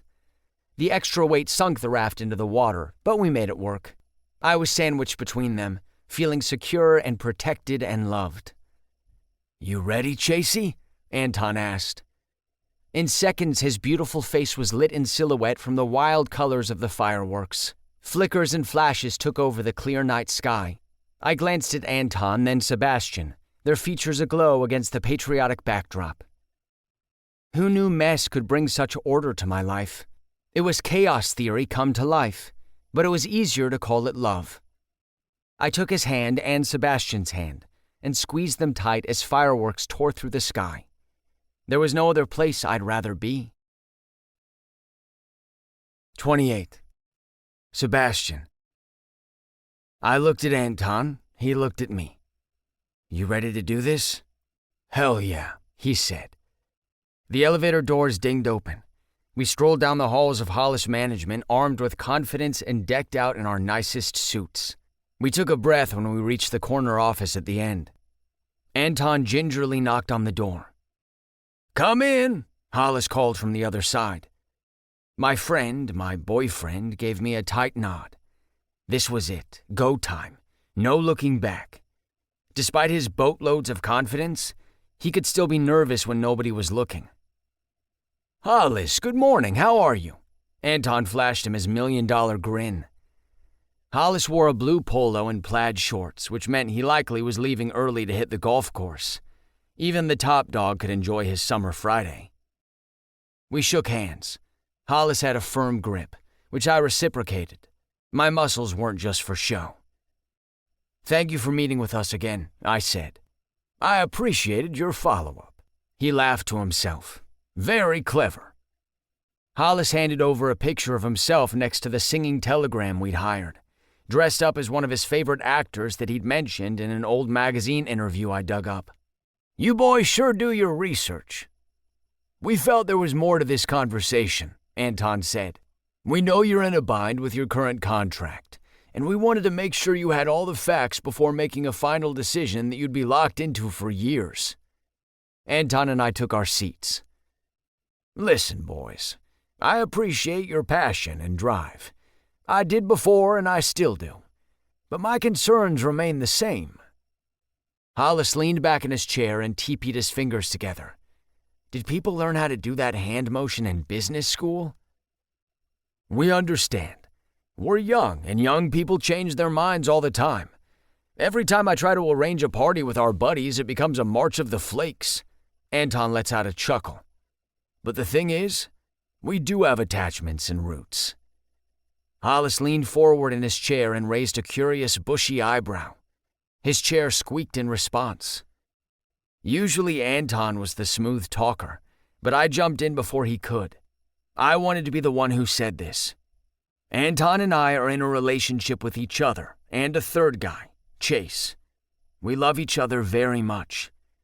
I glanced at my friend and boyfriend, who responded with a nod that told me he wasn't going anywhere. Our relationship is real and serious. To his credit, Hollis maintained a stone face. Whatever shock he was experiencing, he kept to himself. We're also looking into leasing bigger office space for beverage solutions in the future. Anton handed over a letter from the bank approving a business loan. I didn't know you two were... You were athletes, right? Hollis stumbled over his words. Yes, I said without correcting his stereotypes. Gay guys can play sports. Although our other boyfriend Chase has zero athletic ability. It's cute, Anton said. Uh-huh. This is a funny joke, gentlemen. It's not business appropriate, though. You're going to scare off clients with your sense of humor.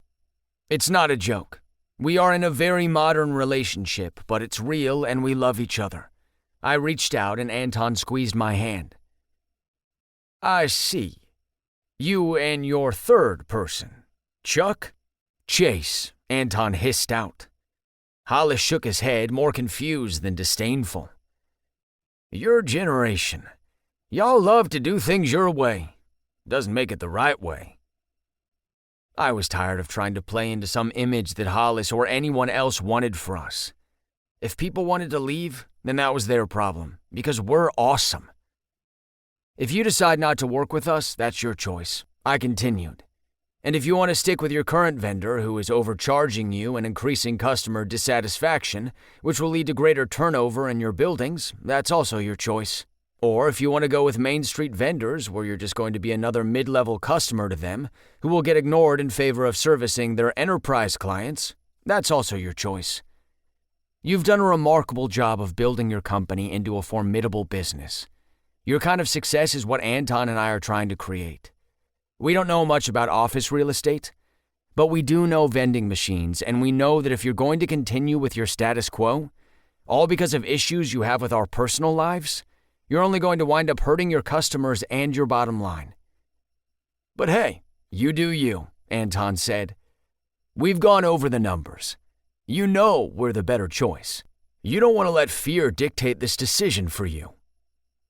I took out a copy of the contract we proposed and placed it on his desk. The deal we offered expires at the close of business today. None of us want to drag this out. So if you're not interested, we don't want to waste any more of your time.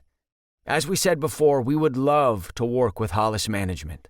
We're hungry, we're smart, and we will work hard for you and your clients, Anton said, emphasizing the word smart. Anton was smart, and thanks to Chase and me, he was starting to believe it. He had a social intelligence and a perceptiveness that he never gave himself enough credit for. Silence hung in the air as Hollis took all this in. I didn't know what he was thinking, but I felt better. We came clean.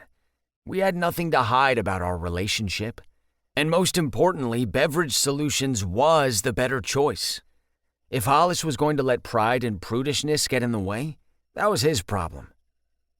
Thank you for your time. I stood up and shook his hand. Anton followed. We waited one final beat before turning to leave. We didn't want to seem desperate. The air changed when Anton and I entered the hallway. The energy we had leading up to the meeting dissipated. Anton gave me a chin-up look. We tried, I said in a low voice as I hit the elevator button. Onward. I put my hand on Anton's shoulder and let him into the elevator. The doors closed. We would be okay. We're going to make 100 cold calls today, I said. We're going to find another Hollis, an even bigger Hollis. The smile that I loved so much cracked onto his face. Hell yeah. Anton pulled me into a kiss as the doors opened into the lobby, where Hollis was waiting for us. Shit. He cleared his throat. We stepped out of the elevator and jumped back into business mode. Gentlemen, he said uneasily. But then a grin broke out onto his face as he handed over the signed contract. I look forward to working with you. I took the contract, but it didn't feel real. None of this felt real. Had the elevator plummeted us to our deaths? Set up a call with my admin for Monday morning. Yeah. Yes, will do. I shook his hand, which again didn't feel real. How did you beat us down here? Anton asked. I have a private elevator. Hollis shrugged as if it were the most obvious thing in the world. Clearly, we had a lot to learn about wealthy businessmen. And speaking of elevators, No hanky-panky in mine." He pointed a warning finger in our faces. Then he broke into a laugh, clapped us each on the back, and was gone. Off to his secret elevator. Anton and I walked to our car in dead, shell-shocked silence. "We did it," he said matter-of-factly, no emotion in his voice. "Yeah, I think we did," I replied, just as confused. The next night, Anton and I were still on the top of the world. And then we entered the kitchen. "It says to broil it. What does broil mean?" Anton looked at me, then back at the steak simmering in the skillet, then back at me. "I don't know. Is that a fancy term for cooking it?" "Maybe it means boil it. Should I get a pot of hot water?" Anton asked. "Who boils meat? Is that really a thing?"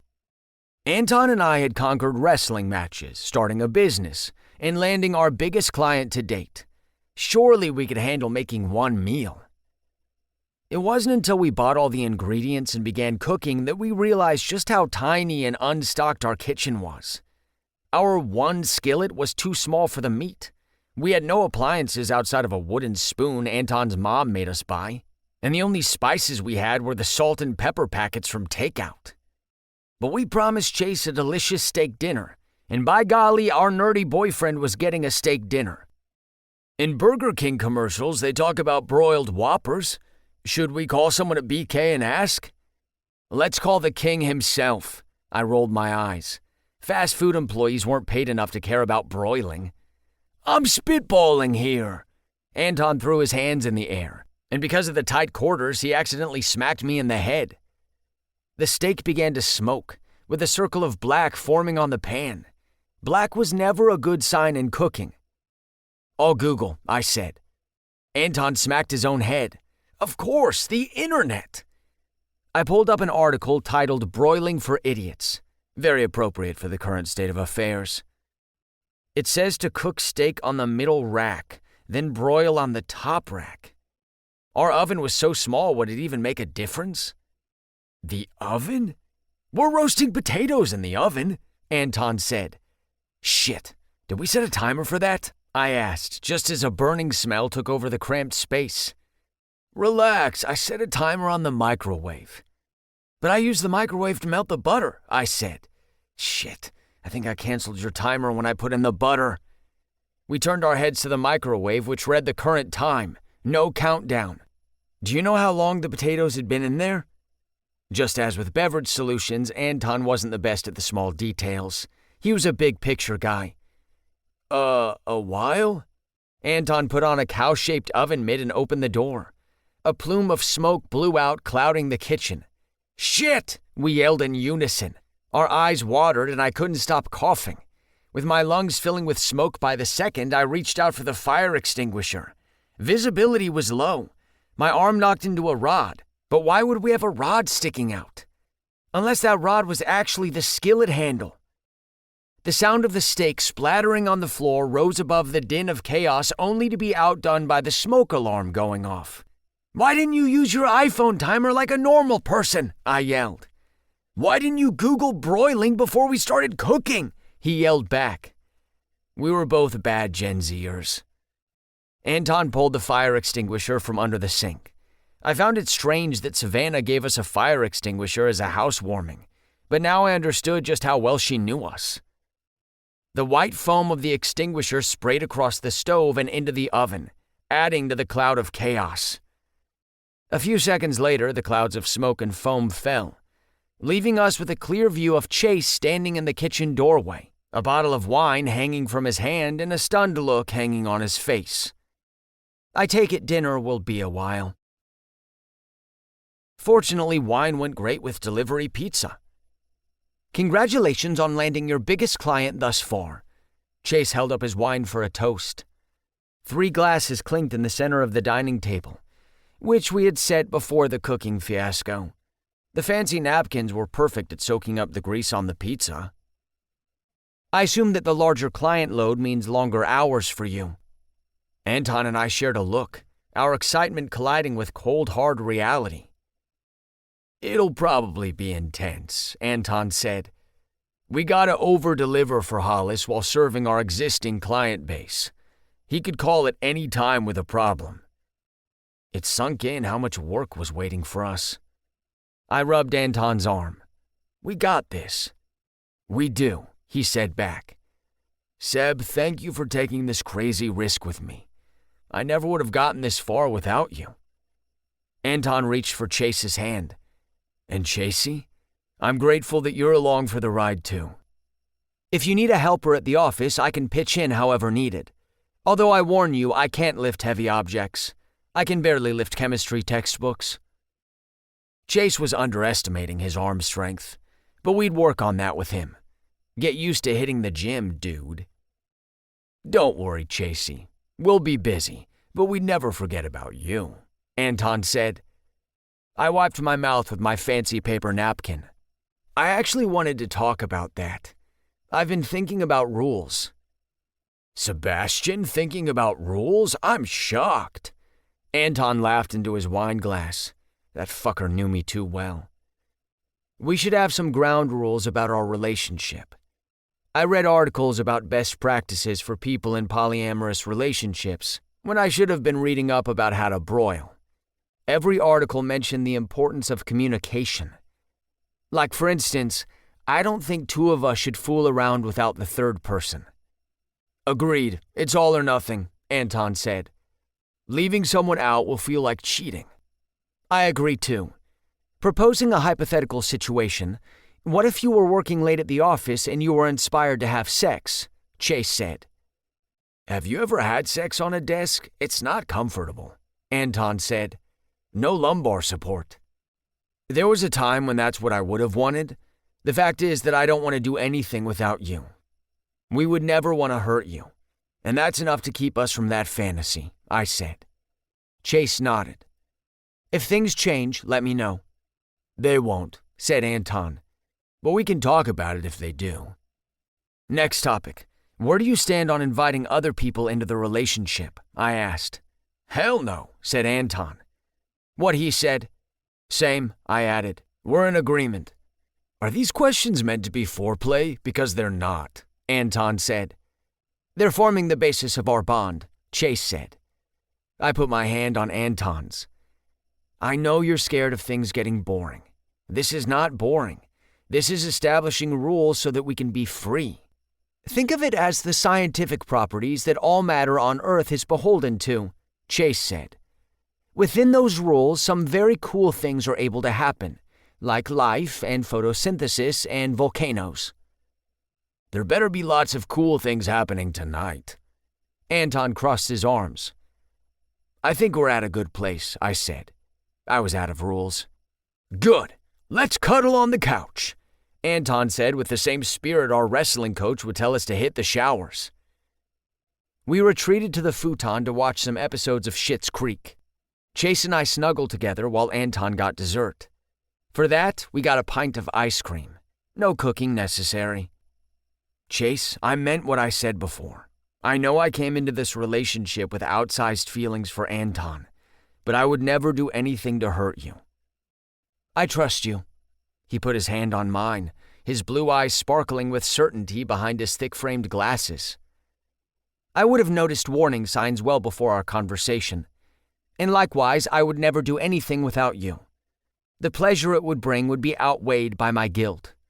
Although this precludes my desire to whoop your ass at darts. I'd like to see you try.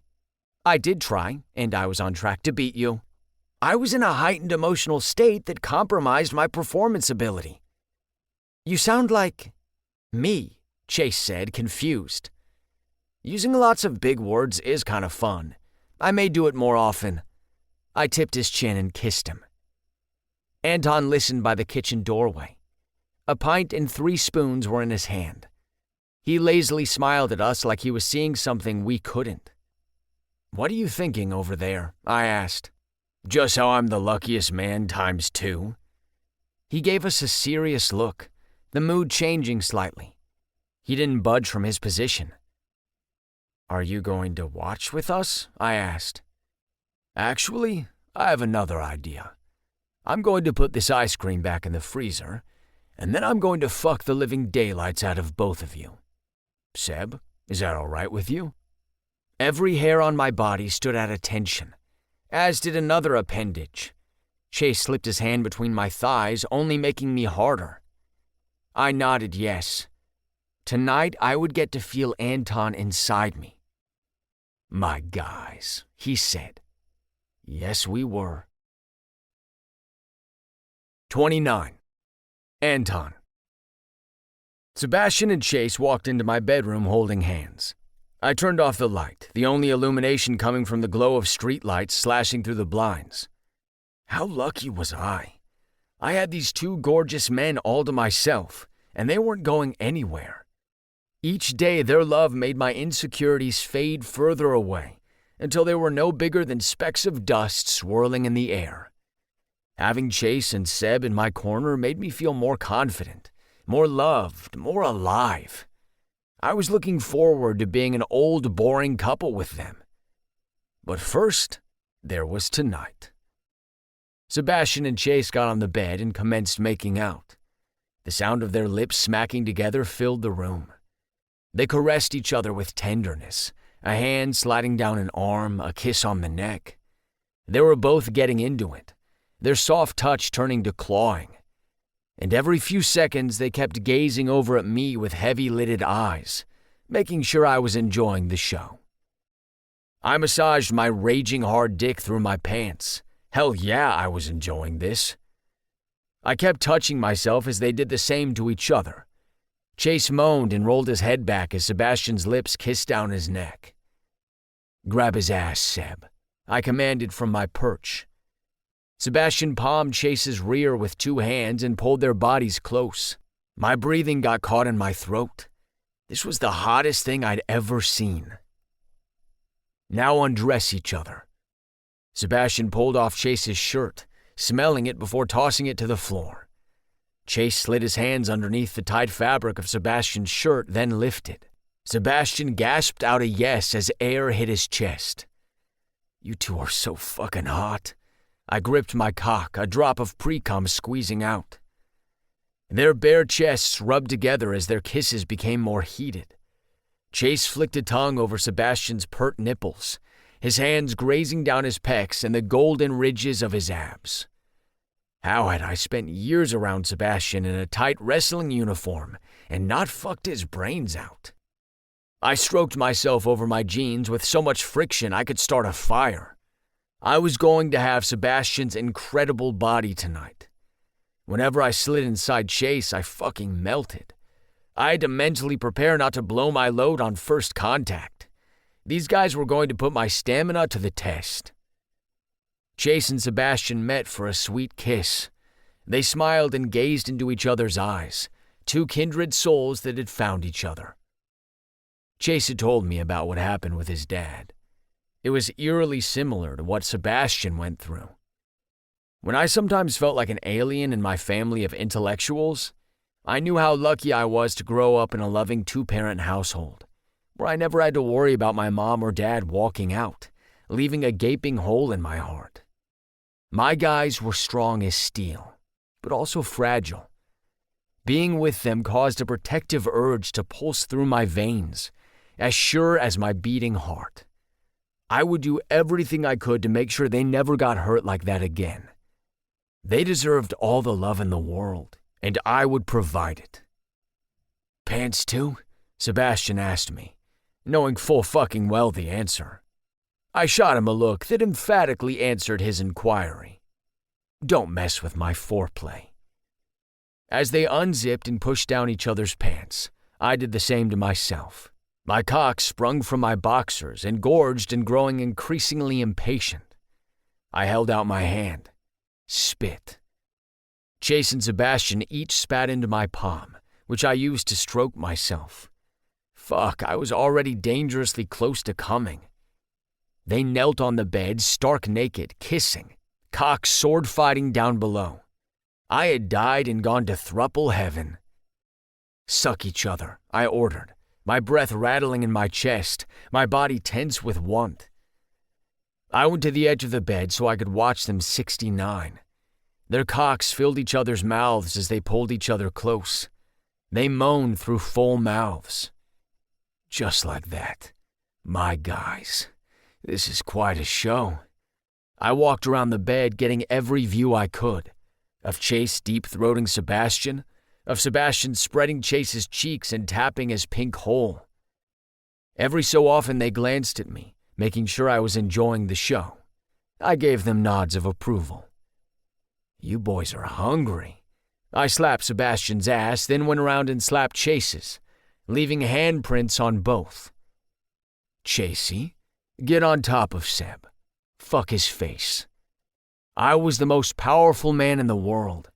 My mind spiraled with scenarios of everything I wanted to see, and I knew they'd do it, just as I would do anything for them.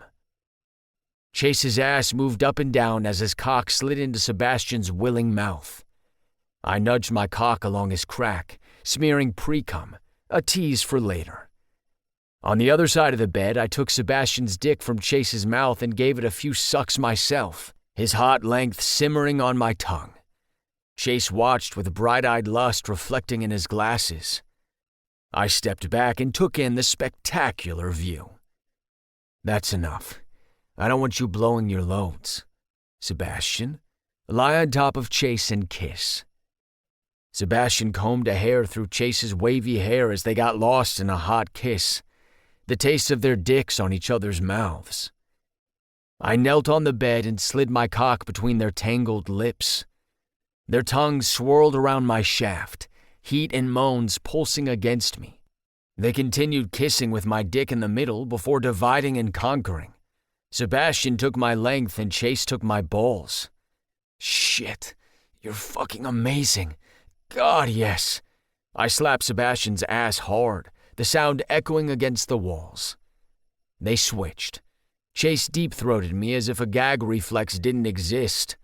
Sebastian licked my balls. My whole body was one big wildfire, flickering flames devouring everything in its path. You're gonna make me come before I have a chance to fuck you. Shit, you feel so good. They passed my cock between them, taking turns. I pulled away. Keep kissing, I said. Their bodies tangled together while I removed the lube from the nightstand. I slicked myself up. Seb, get on all fours. Sebastian did as ordered, sticking his ass up in the air. Chase lifted his legs up under him. Their two holes were lined up, one on top of the other, open and ready for me. I flicked a tongue over Sebastian's puckered opening, then let it slide south to Chase's hot hole. Back and forth I went, satisfying my guys, their groans of approval making my dick impossibly hard. I had Chase put his legs down. I was going to fuck Sebastian first. I dribbled lube over his opening, massaged it around. I slipped my thumb into Sebastian's hole, working him loose. He was clenched and nervous. You ready, Seb? So fucking ready. Give it to me, he said, a breathy mess of desire. It was 4th of July all over again, because my vision lit up with fireworks when I entered him. I pushed through his tight ring of muscle slowly. I didn't want to hurt him, but I had an animal need to bury myself deep in him, to be closer to him than we'd ever been after years of intense friendship. Seb, how are you feeling? You okay? I smoothed a hand over his back. Uh-huh, he grunted out. Don't worry, I'm gonna go slow. I pulled out, then carefully made my way inside, every nerve ending catching fire again. You feel so good. I love being inside you. Want it so bad. Are you grimacing? I asked. No. Chase, is he grimacing? Yes. Keep going, please, Sebastian pleaded. I don't want you to stop. I've wanted this for so long. I leaned over and kissed Sebastian's neck. Chase smoothed sweaty strands of hair from his face. We were here for him. We were in this together. This was going to be earth-shattering. You tell me if it starts to hurt, I said. Sebastian had a habit of holding in his pain. He'd wrestled with a twisted ankle or gone on sales calls with a fever. You don't have to be brave here. He nodded, his body tense. This is my first time bottoming. Seb. His confession stole my heart. He had given me so much over the years. Now this? I dipped my face into the crease of his back, grateful for Sebastian coming into my life. Baby, I won't hurt you. I promise I won't hurt you. Thank you for letting me be the first. You're doing great. You're so beautiful, Chase said, eyes beaming at him. He hugged Sebastian to his chest. It stole my heart. Are you okay? Do you want me to stop? I asked. No, he answered, his voice strained. Because it looks like you want me to stop. Sebastian looked over his shoulder. Are you calling me a quitter? There was that competitive grin that I saw on the treadmill and on the wrestling mat. Sebastian wasn't someone who threw in the towel. Let's do it, Sebastian said. Okay, round 2. I coated my cock in his hole with more lube, then pressed ahead. With each thrust inside, Sebastian became more relaxed, pain turning to pleasure. He loosened the vice grip choked around himself. I watched my dick slide in and out of his hole, opening him up, connecting to him on an even deeper level. Soon he cried out in moans of lust, arching his back to give me better access. I pulled him to my chest, his pulse and heartbeat vibrating against my skin. He was lost in abandon, a completely unbridled, wanting Sebastian that never came out in good company. It was a special Seb that was all for me and Chase. Chase looked up at us with adoring eyes, taking in this beautiful scene and stroking Sebastian for even greater pleasure. All those years of longing and pining brought us to this powerful moment. We would never be just friends again. We'd be something more special, something permanent. How you doing, Seb? I asked. Don't stop. Please don't stop fucking me, he begged, his mouth struggling to form words. Please, Anton. I wrapped my hand around his cock. He coiled under my touch, his body tense as I felt what was coming. He cried out as he came, a years-long release which landed all over Chase. I wiped off a streak from Chase's glasses and tasted it. Sebastian couldn't say anything. He could barely breathe. I held him upright as I pulled out of his pink stretched hole. He collapsed into Chase's waiting arms. I'm sorry, Chase. I should have given you warning. There were several warning signs that it was coming. Usually I refrain from using Windex on my glasses, but I'll make an exception this time. Chase flung his glasses onto the nightstand. You were incredible.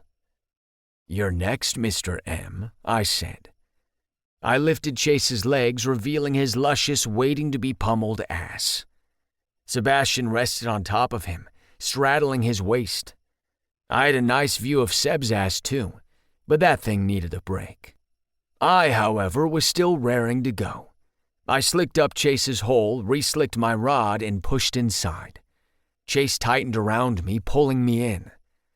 I held his legs up as I pushed in, filling him up, and hurling myself closer to the edge.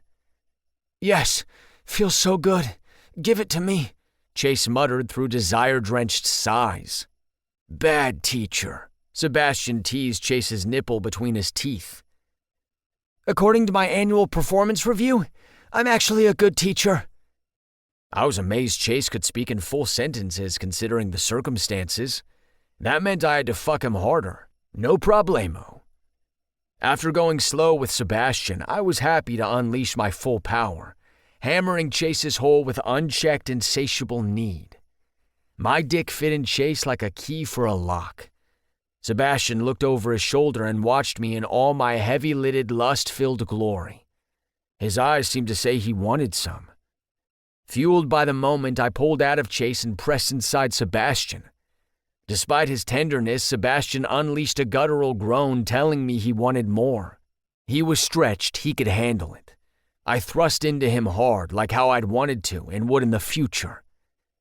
Sebastian punched the bed, words unable to express his pleasure. A few more pumps and I slid out of his opening and returned to Chase. From one warm entrance to another, a loud, shocked gasp lurched from Chase. "You good?" I asked. "I'm very, very good." His head fell back onto the bed, absolutely dazed. "You're leaking so much," Sebastian said. "I can feel it against me." God, this was too hot, like the earth was going to combust if we kept up much longer, though that meant I could brag about outlasting the earth. Before I fully let go, I pulled out of Chase and plugged into Sebastian for one last trip.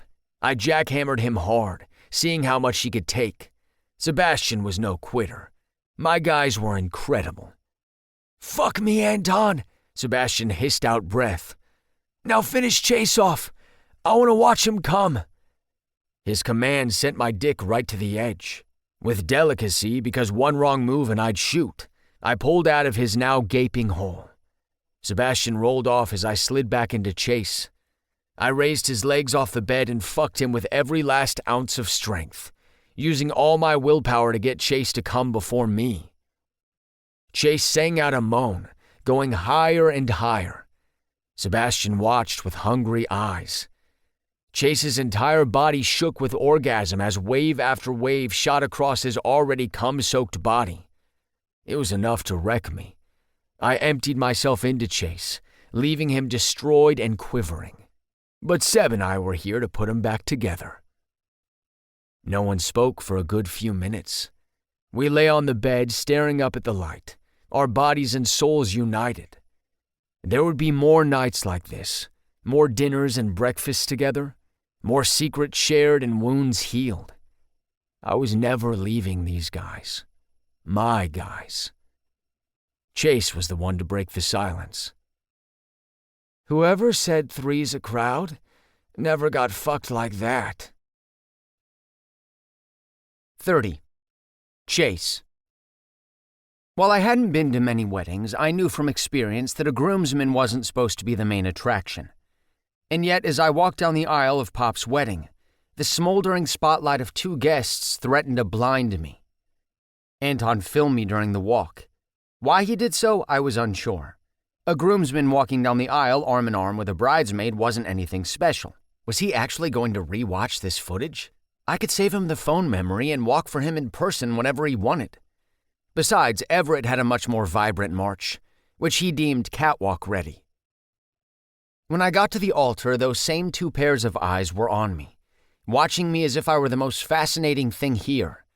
Honestly, all I did was walk. Granted, Anton and Sebastian had never met Pop, so I could see why the actual wedding might not be of great interest to them. But still, it was tradition to focus on the couple, not a squirming groomsman whose socks were bunching at the base of his shoe. I should have worn better socks. Amos insisted we wear gray socks to be formal, but my dress socks branded with Einstein's face would have been loads more comfortable. During the ceremony, the smoldering looks kept coming. I motioned for Anton and Sebastian to look at, the bride and groom. Pop had to walk down the aisle with a cane, but he was full of pep. He decided to wear tails with his suit, much to the chagrin of his bride, who was luminous in a conservative blazer and dress combo. The guys watched the couple exchange vows, then returned their stare to me. While it was against wedding protocol to focus on the groomsmen, I had to admit it was a thrill to be watched. I routinely caught Anton and Sebastian glancing at me, checking me out, an amused smile on their lips despite me performing mundane tasks like putting on my socks or cleaning my microscope.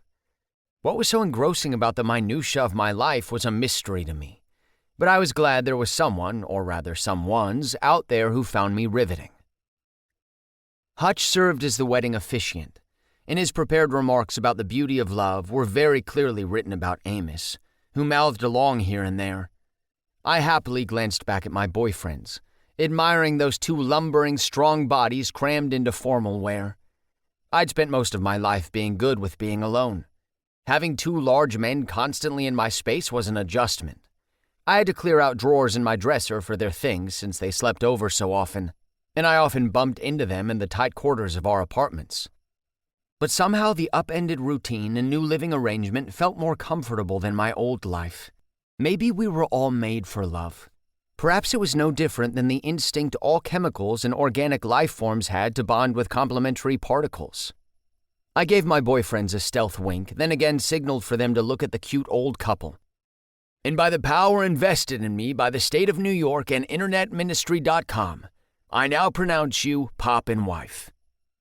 The couple shared a chaste kiss to the rapturous applause. My pants began to tighten with an oncoming erection because I would pass Anton and Sebastian on the procession out, and again I would be hit with those smoldering stares. What was it about them? Or really, what was it about me? The logic of this arrangement would always escape me, but I just went with it. Some things would have to remain a mystery. The reception was held at the MacArthur Community Center where Pop worked. They took over one of the party rooms, which overlooked a woodsy patch in the parking lot if you squinted closely. "Mr. Bright, did you want me to get you a refill?" Anton asked.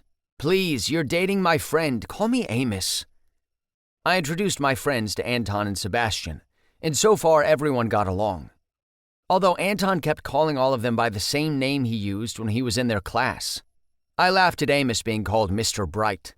Knowing what I knew about my friend and the things he posted on our group chat, it was hard to think of him as a mister. We sat around a big table with a white floral arrangement at the center. The band was taking a quick break while we ate. "This is a really nice wedding. I'm thinking we can do something like this for ours," Raleigh said as he tossed a piece of bread into his mouth. He clearly had no idea he set off a gossip bomb at the table. "What are you talking about?" Everett asked. "Who said anything about us getting married?" "You don't think about it? It's a night where you get to be the center of attention and people give us gifts."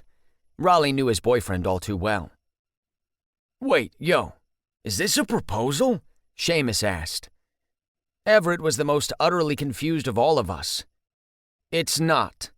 He is not proposing because we aren't getting married. I thought we were going to do the Goldie Hawn-Kurt Russell thing. Or as you wanted to call it, the Gert Hustle." He looked to Raleigh to back him up. "I don't know, Ev. I think I might see a wedding, marriage, and kids in our future." Raleigh had too much fun pushing Everett's buttons, but it was fun to watch. "Sweet. Mr. Calloway and Mr. Marshall, you're getting married?" Anton asked back with the drinks. "Hold the phone." Amos held up his hand to silence all of us. "What's happening?" "Nothing is happening," Everett assured, the tips of his ears turning red. "Raleigh's just being a tad dramatic. We aren't getting married and we definitely aren't having kids. No way, no how." "I don't know," Raleigh shrugged, getting a kick out of making his boyfriend blush. "Babe, you do know that you can't accidentally get me pregnant, right? That's not how gay sex works." Everett gave Raleigh a polite pat on the lap. "He has wedding fever," Julian said. The band returned to the stage and immediately launched into a rousing rendition of This Will Be. "Well, how about we dance then?" Raleigh asked. Everett, for all his snarkiness, couldn't resist him. Raleigh did the impossible. He brought out Everett's sweet side. They folded into the couples on the dance floor. Grandma Judy sidled up to Julian. "May I have this dance?" "Absolutely, Grandma." Julian stood up and took her hand. "Chase, are these your boyfriends?" Grandma Judy asked me while sizing up Sebastian and Anton with no shame. "It's nice to meet you," Anton said to her, followed by Sebastian. She motioned for me to bend down so she could whisper in my ear. "Nice work. I'm shocked you're still able to walk." I stood up straight, suddenly understanding why syphilis was so prevalent among senior citizens. "Grandma, what did you say?" Julian asked. "Child, I lived through the 60s. I've seen it all. Now spin me around that dance floor," she commanded. Julian rushed to her side, and off they went into the crowd of dancers. Sebastian and Anton each turned and held out a hand to me. "May I?" they said at the same time, before realizing what they were doing. "We're still working out the kinks," Sebastian said to my friends. There would be plenty more embarrassing moments like this to come, but no matter what, we could all laugh about them together. "So what happens now? Do you pick Chase?" Amos asked. That was a good question. I could weigh the pros and cons of each man as a dance partner. Anton had more natural rhythm, but Sebastian likely had more technical dancing ability. I wasn't one for decision-making. Having two Romeos would complicate that. "You guys dance," Anton said. "I'll get the next song." "See? We've worked out a dancing system," I said.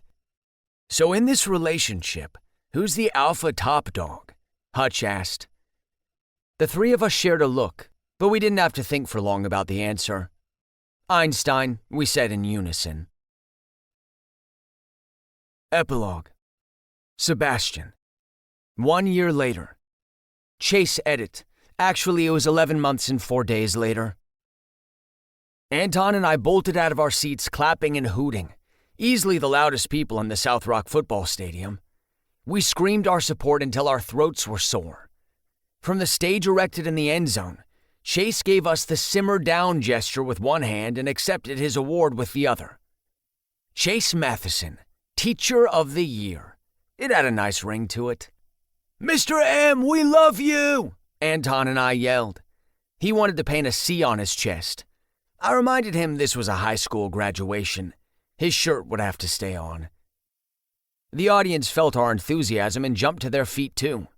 Nothing less than a standing O for Mr. M. "I like calling him Mr. M in public because I know it makes him blush," Anton whispered to me. The only other place he called Chase Mr. M was in the bedroom.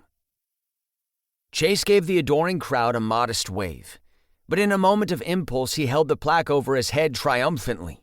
The place went wild. Graduating students seated on the football field threw confetti in the air. "Thank you, South Rock," Chase said at the podium. "It's an honor to receive this award. My friend and our drama teacher, Mr. Calloway, gave me pointers for a good acceptance speech. He said that I should act surprised even though I was notified in advance I'd be receiving this award. And despite knowing this was coming, I assure you I'm still in shock. He said that I should thank the director and crew, or else I could risk hurting fragile egos and getting myself blacklisted in this town. I'm realizing now that he didn't try and tailor his advice for this situation, but the sentiment remains. To everyone in the South Rock community, Principal Aguilar, fellow teachers, and my students, the only reason I'm successful as a teacher is because I love coming here every day. I love getting inspired by you." He pointed at the students, which garnered him more cheers and confetti. In perfect Chase form, he picked up a single piece of confetti off his blazer and studied it as if it were a questionable substance. Watching your brain work through challenging material, watching you grow has been a highlight. The world may not always make sense, but that's part of its charm. We try to live orderly lives, but I believe life happens in the mess of things. That's where we really find out who we are and what we want. Never forget how capable and smart you are.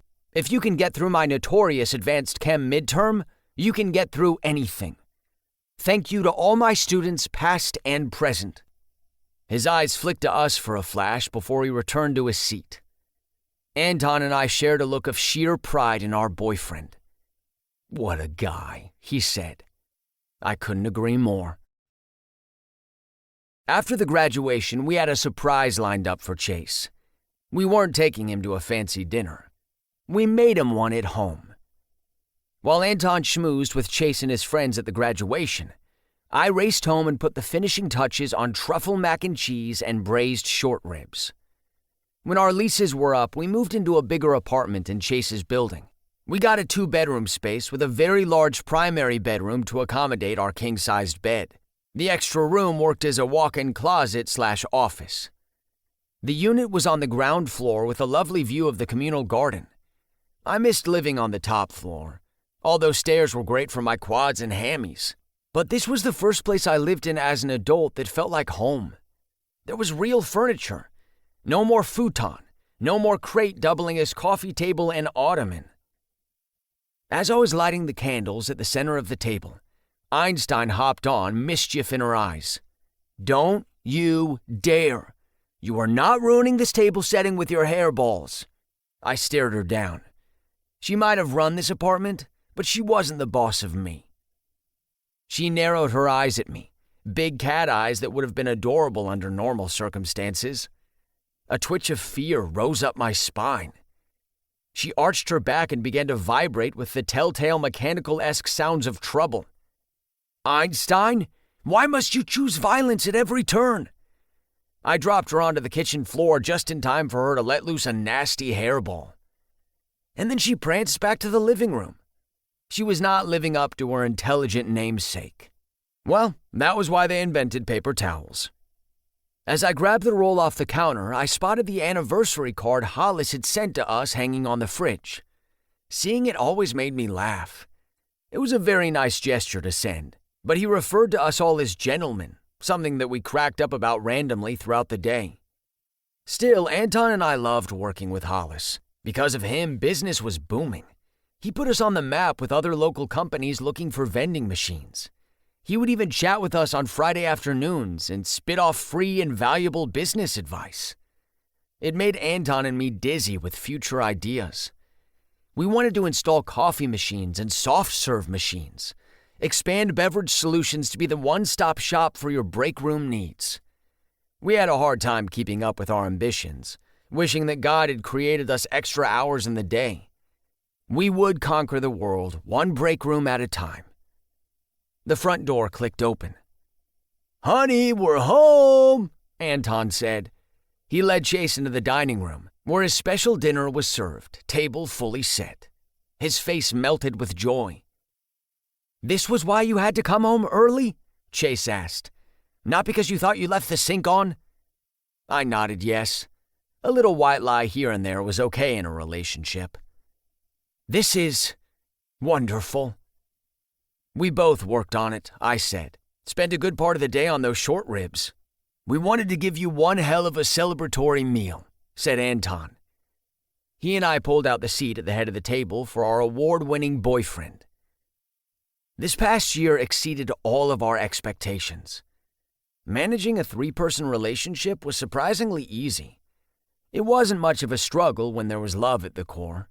I got to spend my days with my favorite people. We sat down to eat. Anton and I chowed down on our food while Chase was the slower eater. "Not to toot our own horn, but damn, this food is good," Anton said. "Why don't we eat this good all the time?" "Because then we'd have to spend the rest of our lives in the gym," I reminded him. The mac and cheese alone had 3 different kinds of dairy. It was the first time I'd ever bought whole milk. "What do you think, Chase?" I asked. "Brilliant. This ranks in the top 5 meals I've ever had," he said. That was a high compliment considering how thoroughly he tracked his eating experiences. "Top 5? That's impressive. Higher than that time you had the chicken pot pie at the Cheesecake Factory?" Anton asked. "Yes, you've leapfrogged ahead of all franchise establishments." "Did you hear that, Seb? We beat the Cheesecake Factory." Anton and I clinked glasses. Take that, chain restaurants. "Although, we'll have to see how your dessert compares to their titular cheesecake," Chase said. Uh-oh. I looked at Anton. He looked at me. Did we forget to make dessert? We did. "Actually, since you love dessert so much, we thought we'd go out and get ice cream at Sunday Fun Day," Anton said in a brilliant cover. "Since it's your favorite." "They still have that Twinkie ice cream," I said. Chase lifted an eyebrow, intrigued. Anton and I breathed a sigh of relief. One of these days, with enough practice, we'd get everything right. Entree and dessert. "So, how does it feel to be Teacher of the Year?" I asked. "It doesn't feel any different.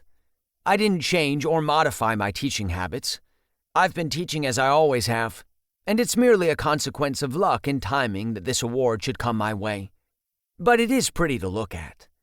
He gazed at the plaque sitting on the table beside him.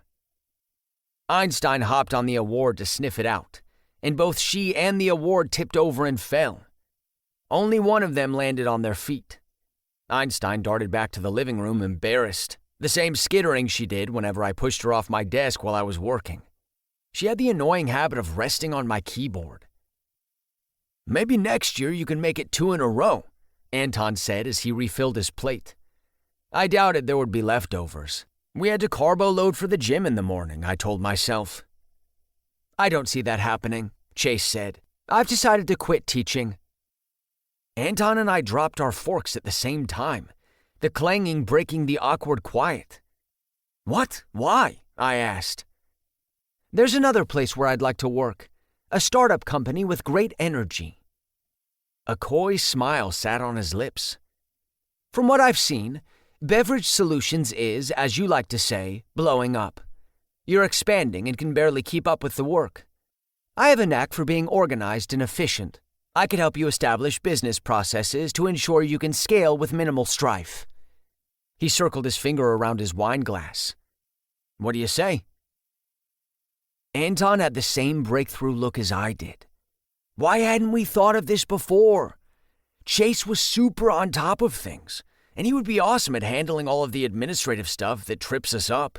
He was a very detail-oriented person. Are you sure about this? You love teaching, I said, noting the award currently on the floor. I do. I can always go back to it, but I'd like to give this a try. It's about time I took some risks in my life. Plus, if I can be perfectly honest, I'm a little tired of talking about chemistry all day. I do have other interests. Too bad you can't get a job putting together puzzles, Anton said. Unfortunately not. This felt like a momentous moment. Things were shifting, growing. Chase sparkled in the candlelight. Our first employee. Employee? Partner. Anton held up his glass. We'll make this a true family business. We all stopped what we were doing. We could feel it. Another shift. Family. Was that what we were? Anton had said it, and we had heard it. The words sat there opening us up. We were a family. No mess, no gaping wounds. To the family business, I toasted. To the family business, they repeated as our glasses clinked. Maybe after Chase joins, we can get Einstein on customer service, Anton said. Einstein blinked at us from the living room and yawned. As per usual, she was not amused. This concludes Advanced Chemistry by A.J. Truman, narrated by Iggy Toma, a member of SAG-AFTRA. Copyright 2023 by A.J. Truman. This unabridged audiobook is published by arrangement with A.J. Truman and was produced in the year 2024 by Tantor Media Incorporated, a division of Recorded Books which holds the copyright thereto. Please visit tantor.com for more information on our growing library of unabridged audiobooks. Audible hopes you have enjoyed this program.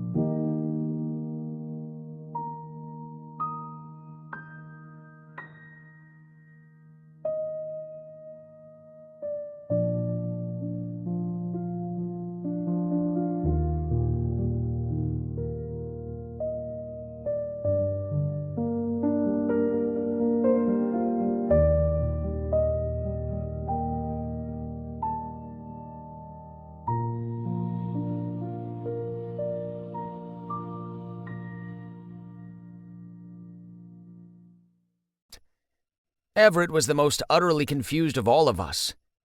It's not. He is not proposing because we aren't getting married. I thought we were going to do the Goldie Hawn Kurt Russell thing, or as you wanted to call it, the Gert Hustle. He looked to Raleigh to back him up. I don't know, Ev. I think I might see a wedding, marriage, and kids in our future. Raleigh had too much fun pushing Everett's buttons, but it was fun to watch. Sweet. Mr. Calloway and Mr. Marshall, you're getting married? Anton asked back with the drinks. Hold the phone. Amos held up his hand to silence all of us. What's happening? Nothing is happening, Everett assured, the tips of his ears turning red. Raleigh's just being a tad dramatic. We aren't getting married and we definitely aren't having kids. No way, no how. I don't know. Raleigh shrugged, getting a kick out of making his boyfriend blush. Babe, you do know that you can't accidentally get me pregnant, right? That's not how gay sex works. Everett gave Raleigh a polite pat on the lap. He has wedding fever, Julian said. The band returned to the stage and immediately launched into a rousing rendition of This Will Be. Well, how about we dance then? Raleigh asked. Everett, for all his snarkiness, couldn't resist him. Raleigh did the impossible. He brought out Everett's sweet side. They folded into the couples on the dance floor. Grandma Judy sidled up to Julian. May I have this dance? Absolutely, Grandma. Julian stood up and took her hand. Chase, are these your boyfriends? Grandma Judy asked me while sizing up Sebastian and Anton with no shame. It's nice to meet you, Anton said to her, followed by Sebastian. She motioned for me to bend down so she could whisper in my ear. Nice work. I'm shocked you're still able to walk. I stood up straight, suddenly understanding why syphilis was so prevalent among senior citizens. Grandma, what did you say? Julian asked. Child, I lived through the 60s. I've seen it all. Now spin me around that dance floor, she commanded. Julian rushed to her side, and off they went into the crowd of dancers. Sebastian and Anton each turned and held out a hand to me. May I? They said at the same time, before realizing what they were doing. We're still working out the kinks, Sebastian said to my friends. There would be plenty more embarrassing moments like this to come, but no matter what, we could all laugh about them together. So what happens now? Do you pick Chase? Amos asked. That was a good question. I could weigh the pros and cons of each man as a dance partner. Anton had more natural rhythm, but Sebastian likely had more technical dancing ability. I wasn't one for decision-making. Having two Romeos would complicate that. You guys dance, Anton said. I'll get the next song. See? We've worked out a dancing system, I said. So in this relationship, who's the alpha top dog? Hutch asked. The three of us shared a look, but we didn't have to think for long about the answer. Einstein, we said in unison. Epilogue. Sebastian. 1 year later. Chase edit. Actually, it was 11 months and 4 days later. Anton and I bolted out of our seats clapping and hooting, easily the loudest people in the South Rock football stadium. We screamed our support until our throats were sore. From the stage erected in the end zone, Chase gave us the simmer down gesture with one hand and accepted his award with the other. Chase Matheson, Teacher of the Year. It had a nice ring to it. Mr. M, we love you! Anton and I yelled. He wanted to paint a C on his chest. I reminded him this was a high school graduation. His shirt would have to stay on. The audience felt our enthusiasm and jumped to their feet too. Nothing less than a standing O for Mr. M. I like calling him Mr. M in public because I know it makes him blush, Anton whispered to me. The only other place he called Chase Mr. M was in the bedroom. Chase gave the adoring crowd a modest wave, but in a moment of impulse he held the plaque over his head triumphantly. The place went wild. Graduating students seated on the football field threw confetti in the air. Thank you, South Rock, Chase said at the podium. It's an honor to receive this award. My friend and our drama teacher, Mr. Calloway, gave me pointers for a good acceptance speech. He said that I should act surprised even though I was notified in advance I'd be receiving this award. And despite knowing this was coming, I assure you I'm still in shock. He said that I should thank the director and crew, or else I could risk hurting fragile egos and getting myself blacklisted in this town. I'm realizing now that he didn't try and tailor his advice for this situation, but the sentiment remains. To everyone in the South Rock community, Principal Aguilar, fellow teachers, and my students, the only reason I'm successful as a teacher is because I love coming here every day. I love getting inspired by you. He pointed at the students, which garnered him more cheers and confetti. In perfect Chase form, he picked up a single piece of confetti off his blazer and studied it as if it were a questionable substance.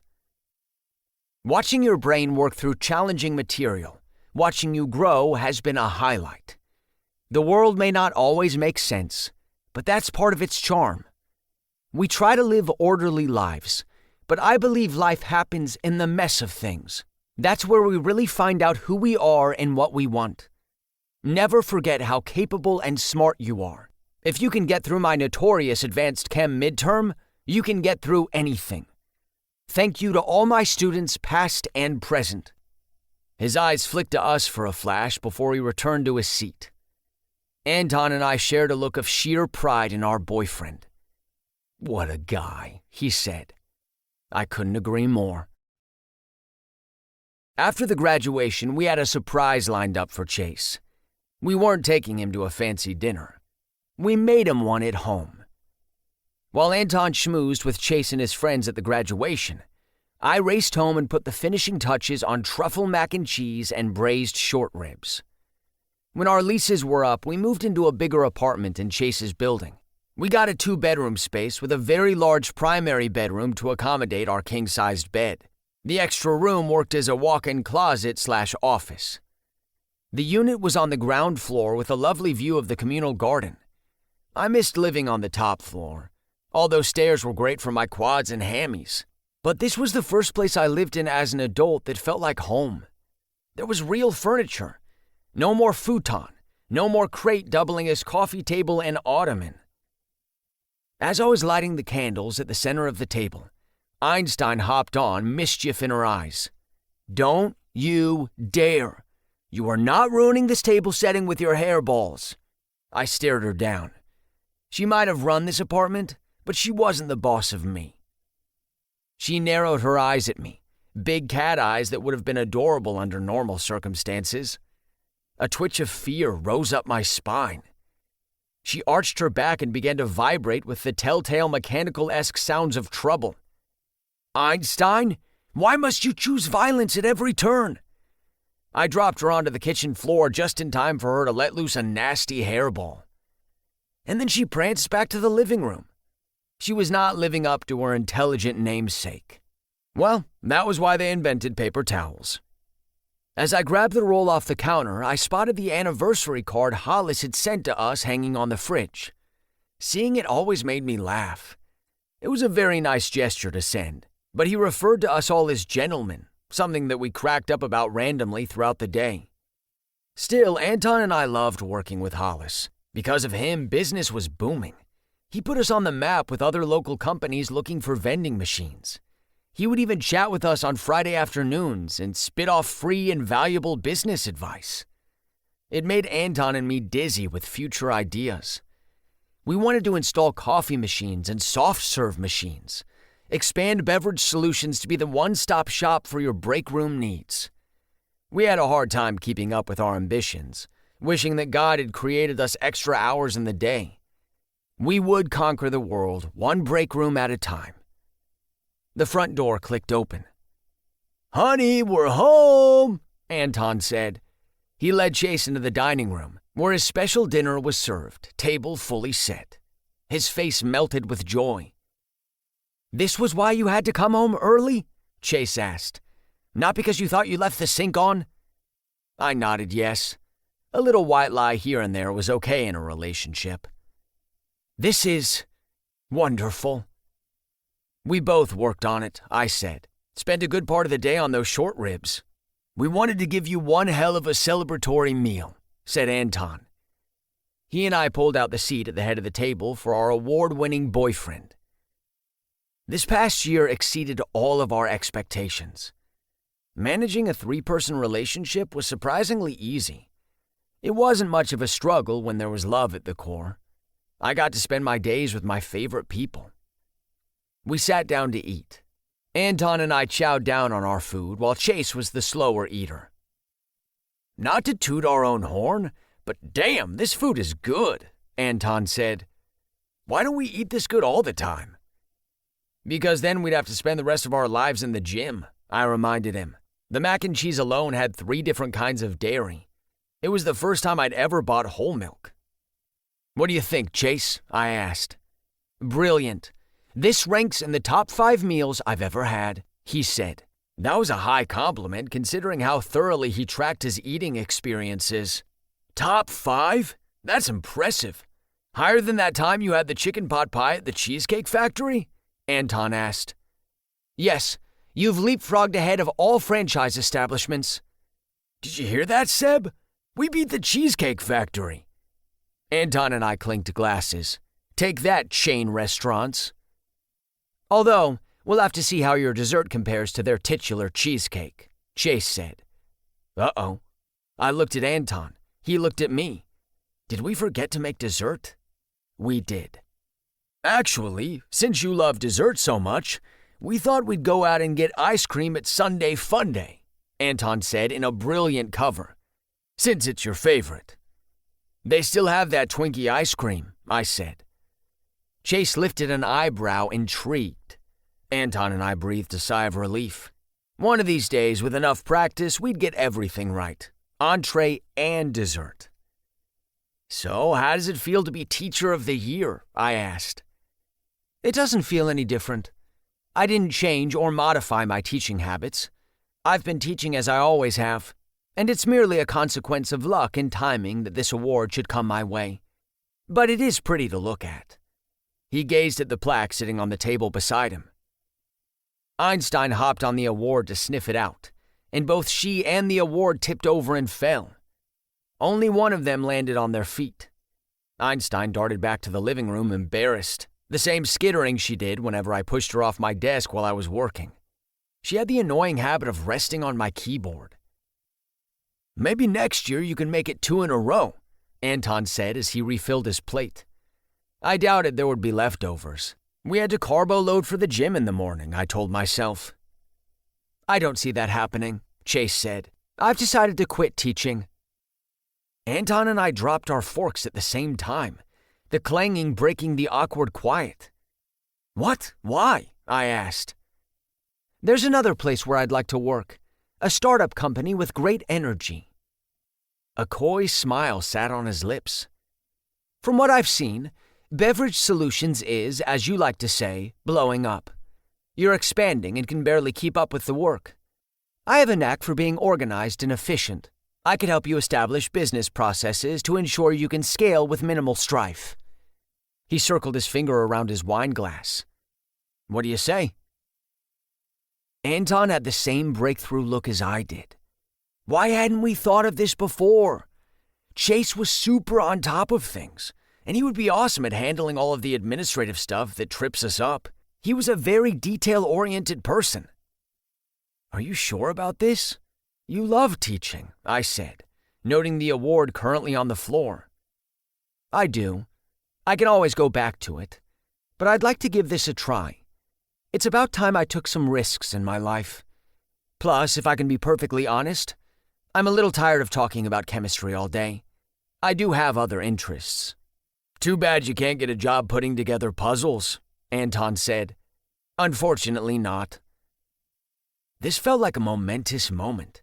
Things were shifting, growing. Chase sparkled in the candlelight. Our first employee. Employee? Partner. Anton held up his glass. We'll make this a true family business. We all stopped what we were doing. We could feel it. Another shift. Family. Was that what we were?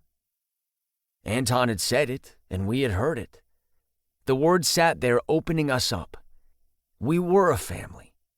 No mess, no gaping wounds. To the family business, I toasted. To the family business, they repeated as our glasses clinked. Maybe after Chase joins, we can get Einstein on customer service, Anton said. Einstein blinked at us from the living room and yawned. As per usual, she was not amused. This concludes Advanced Chemistry by A.J. Truman. Narrated by Iggy Toma, a member of SAG-AFTRA. Copyright 2023 by A.J. Truman. This unabridged audiobook is published by arrangement with A.J. Truman and was produced in the year 2024 by Tantor Media Incorporated, a division of Recorded Books which holds the copyright thereto. Please visit tantor.com for more information on our growing library of unabridged audiobooks. Audible hopes you have enjoyed this program.